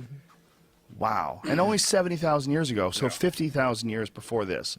Yeah. So 50,000. So there's been a series of these. Yes, there have been a series of these, and we as a species have kind of danced in and out of them, and from time to time they have radically changed our story. Our hubris in creating hard drives and flash drives and computers and phones, and no one remembers anything. I maybe know 4 phone numbers, you know? Yeah, we don't use the power of memory anymore. And we don't write anything down in anything that's going to survive any sort of a disaster. Yeah, absolutely. It's Well, that's where the systems like Freemasonry come in, because here you have a body of symbolism that's been handed down at least since the Middle Ages, and you have a lot of currently active Masons who, in order to become Master Masons, have to memorize a tremendous amount of information. Most of them don't have a clue as to what it means, though, even though they're told right into ritual, if you want to understand this, you have to understand astronomy. First of all, you have to understand geometry and a number of other things, but a tremendous amount of memory work is involved. And this is the ancient system. The oral traditions involved memory on a massive scale, being able to recite verbatim things that might take you hours to recite. And we've, like you guys have just discussed, we're losing that ability. And this is, to me, it's regrettable that Freemasonry has gotten such a bad rep with all of these silly conspiratorial things in the age of the internet. I can't tell you how many times on Facebook or the internet somebody, and they express it as an accusation. Yeah. Graham Hancock is a Freemason. Well, first off, I'm not a Freemason.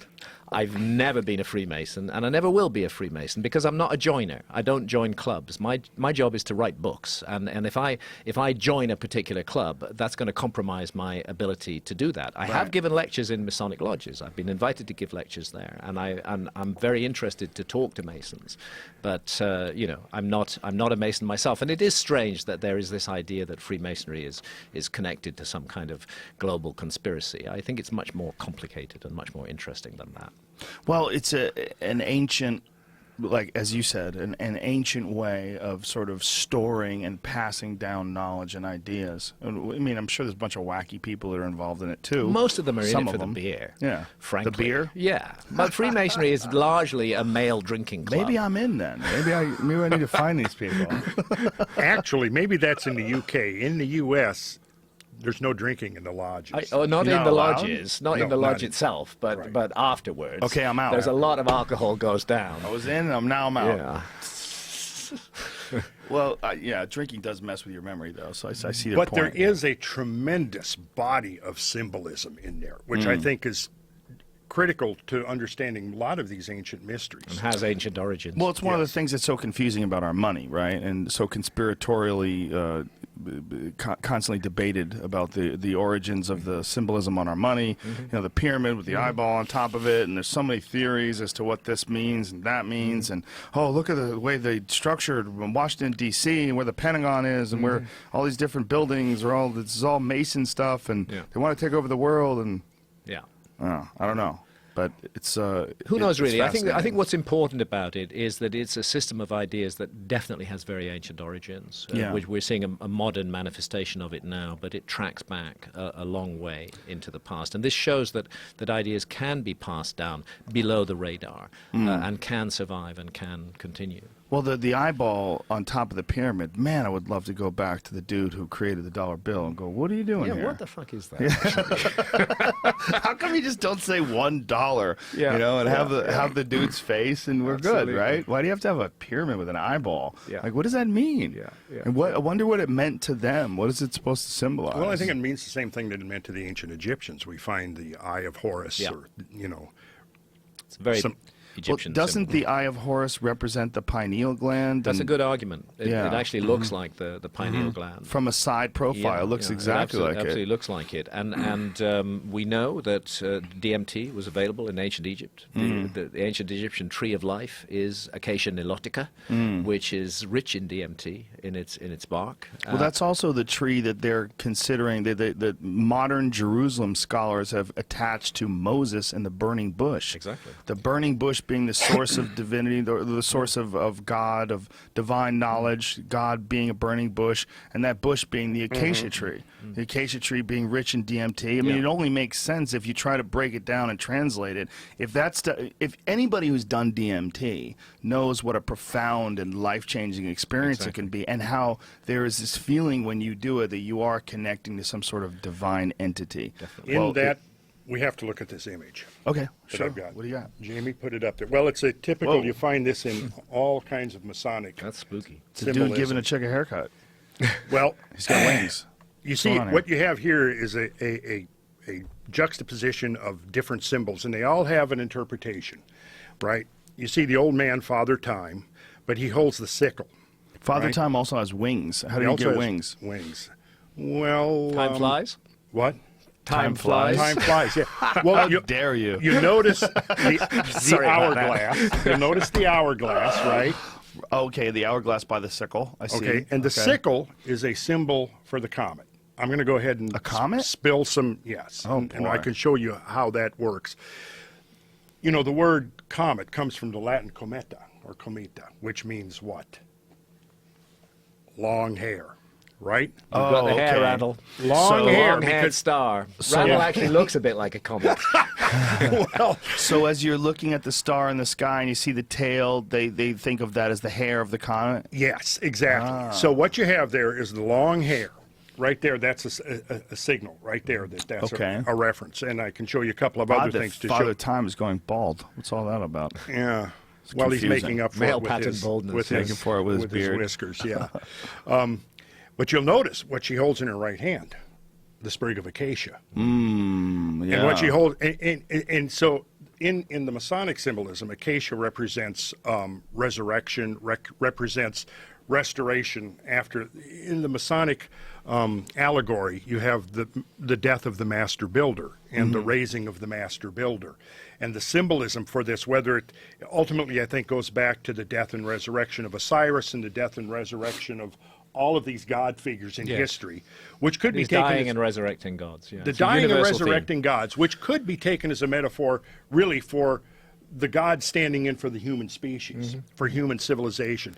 And she's actually weeping. She's holding in her left hand a ciborium, which was a symbol from alchemy. And in the Masonic sense, it's in that container that she's holding that the alchemy takes place, which you might speculate is maybe the extraction of the DMT from the acacia. Well, that's what I was going to say. It looks almost like one of those incense holders. You know, you get an incense cone, you put it in, you put the lid on that, and the incense comes through that. Right. And she's looking at a book. And she's looking at a book, right? And then the book is sitting on a broken column.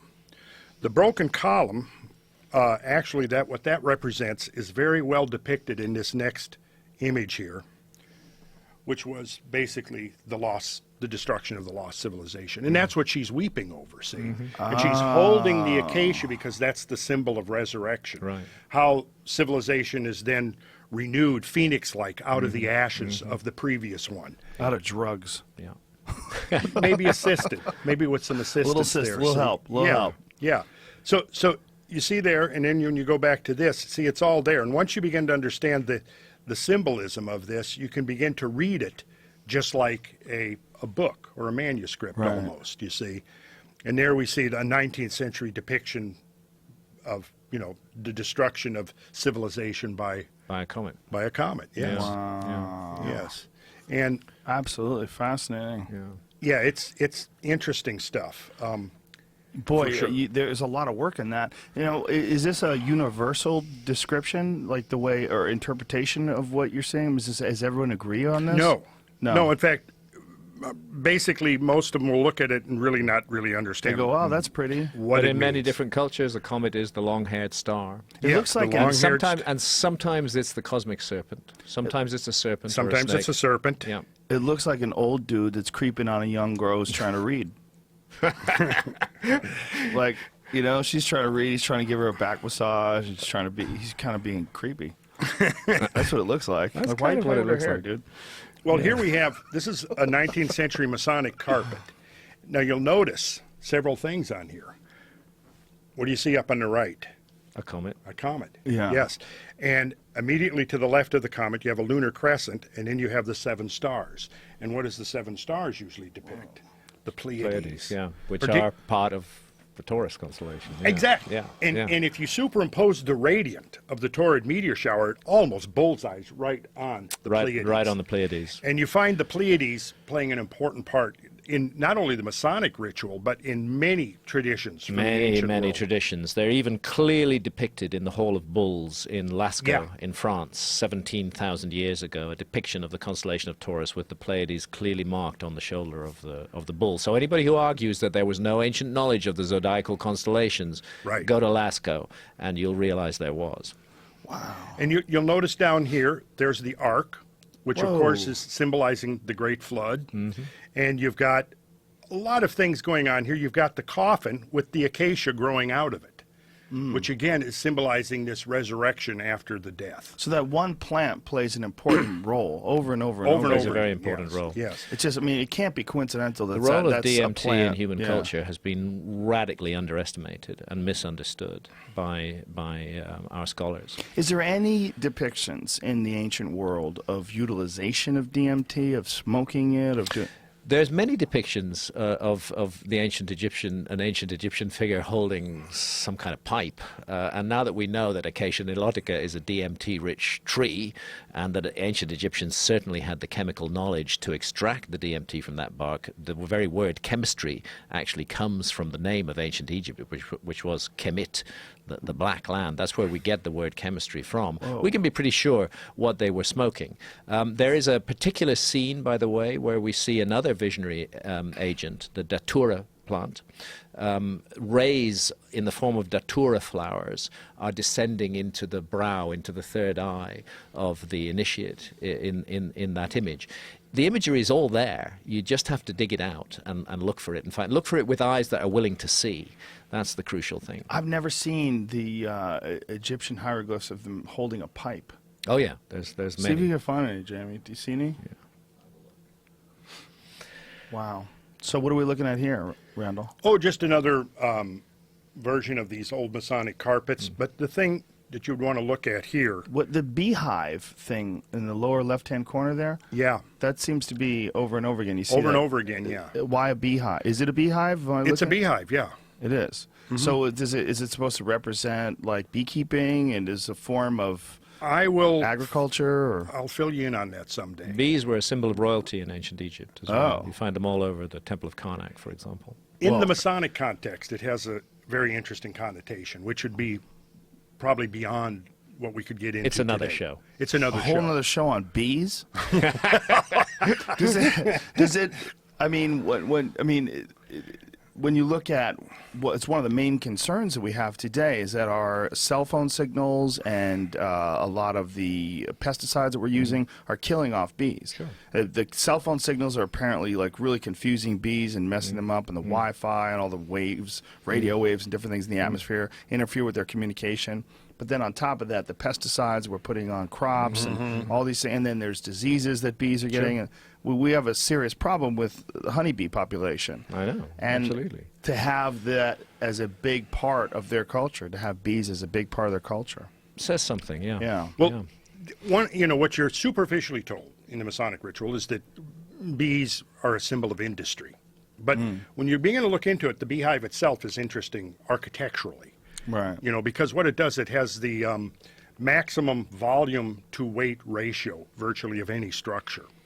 But there's other considerations there as well, which again is another show. But if you look carefully, right up in here, you'll notice there's a twin comet, twin stars. You see the tails? And you'll notice that you know that comets, their tails are always pointing away from the sun. They're not like trails behind, like the wake of a boat.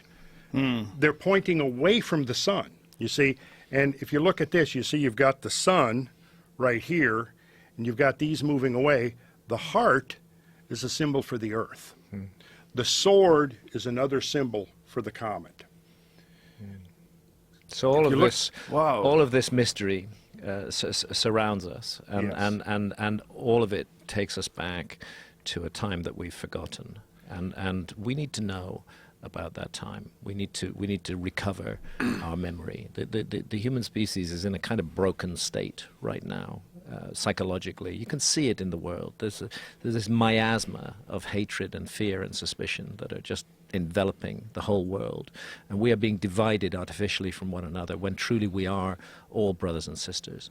And we need to recover that knowledge if we're to move forward to the future.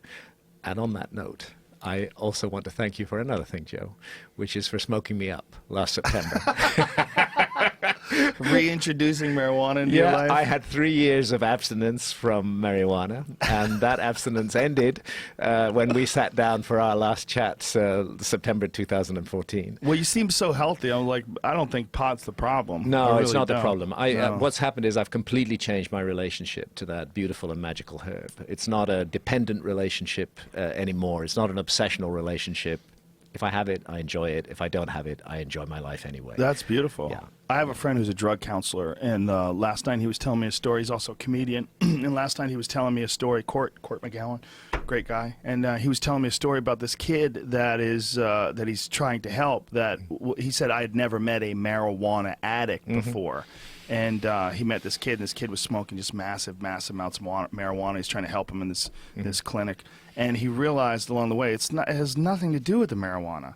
Like he's got some crazy psychological issue that's going on, and the marijuana just happens to be the thing he's using to try to fill up, to medicate them. Yeah, it's not that he has this physical addiction that's impossible to. There is no physical addiction. No. If the marijuana wasn't there, he'd find something else. Yes, that's what it is. And then when he dug deep into it, this poor kid has just a devastating childhood, and there's all sorts of issues psychologically. Always the case with addiction. Yes. It's the pain in the individual that's the source of it, not the substance that's well, being I think we can all relate to a certain amount of madness, and I know I certainly can, because I think we're all capable of going down spirals and paths, and then that the concept of hitting rock bottom. Like sometimes you have to hit something where you can't continue your momentum, and you must regroup. And in that regrouping, you reassess or reevaluate. And it's one of the reasons why I'm so addicted to sensory deprivation tanks. Yeah. Because that's my regrouping. It's an amazing place to regroup, and thank you for introducing me to that as well. I am so grateful that there's people out there that have continued that tradition of building those things, from the Samadhi tanks from the early 60s, from John Lilly to today, Crash and the Float Lab, and and the zero gravity in Austin. I mean, they've done some amazing work in making sure these things are like up to date and the most modern technology as far as filtration systems and insulation, and now they're magical. I mean, Yeah, absolutely. And you went to Crash, right? I Down went to in Crash, the float lab? and I had a He's the best.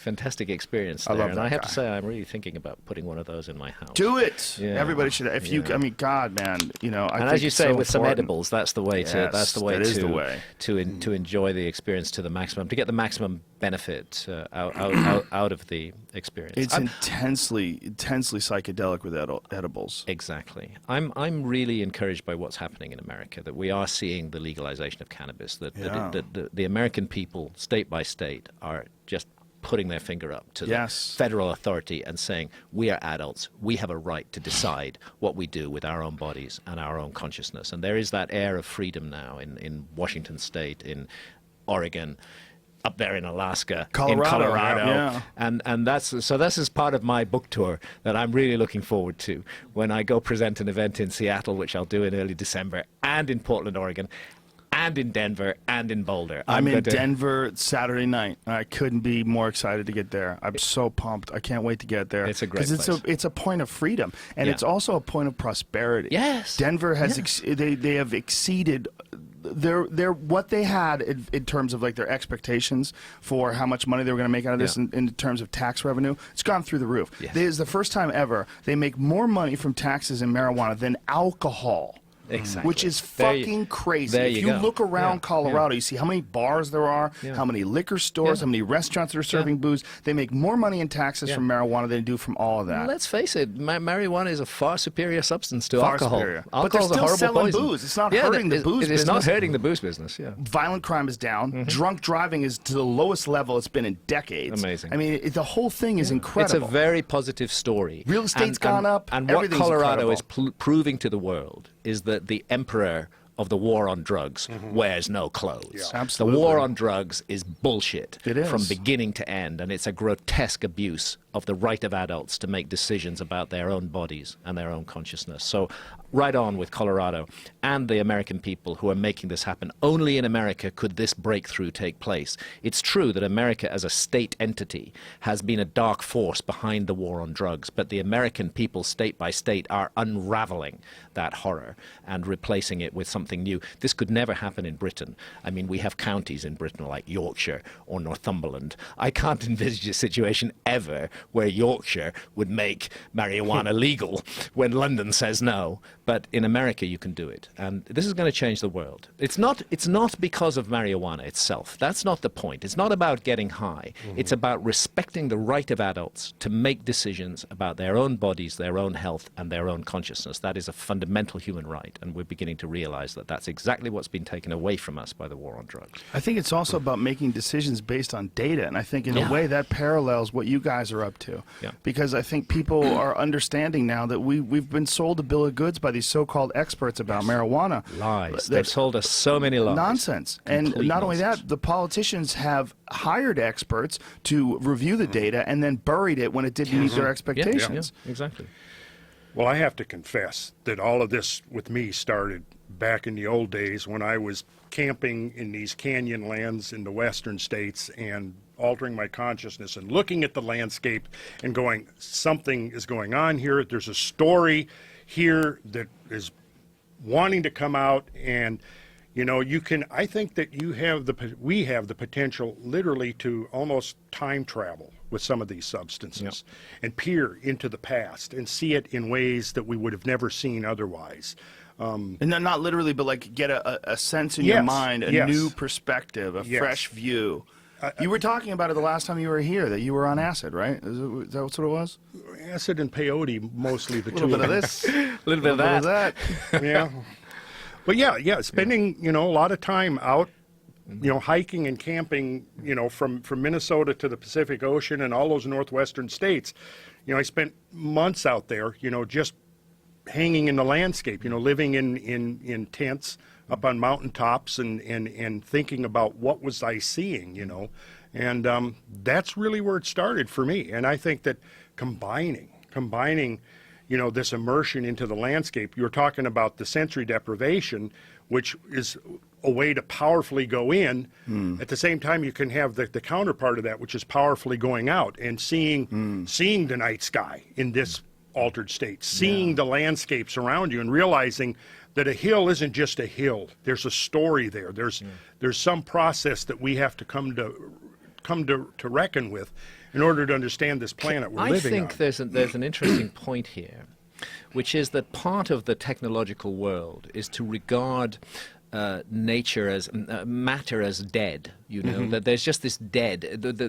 We're the only consciousness on the planet in the universe, and they refuse to consider the possibility that nature may be highly conscious and highly intelligent. That there may be intelligence in nature, and it seems to me what the psychedelics are nature's way of speaking to us when we've closed our minds and shut ourselves down, when we've taken the soul out of the universe and just turned it into a huge machine. The psychedelics are coming back and saying, hang on, you monkeys don't know everything. Listen to us. We got something to teach. And with that, we just ran through 3 hours. Yeah. That's it. How crazy is that? That was 3 hours. It seems like it was 20 minutes. It was probably more than 3 hours, right? We overtime? We're over.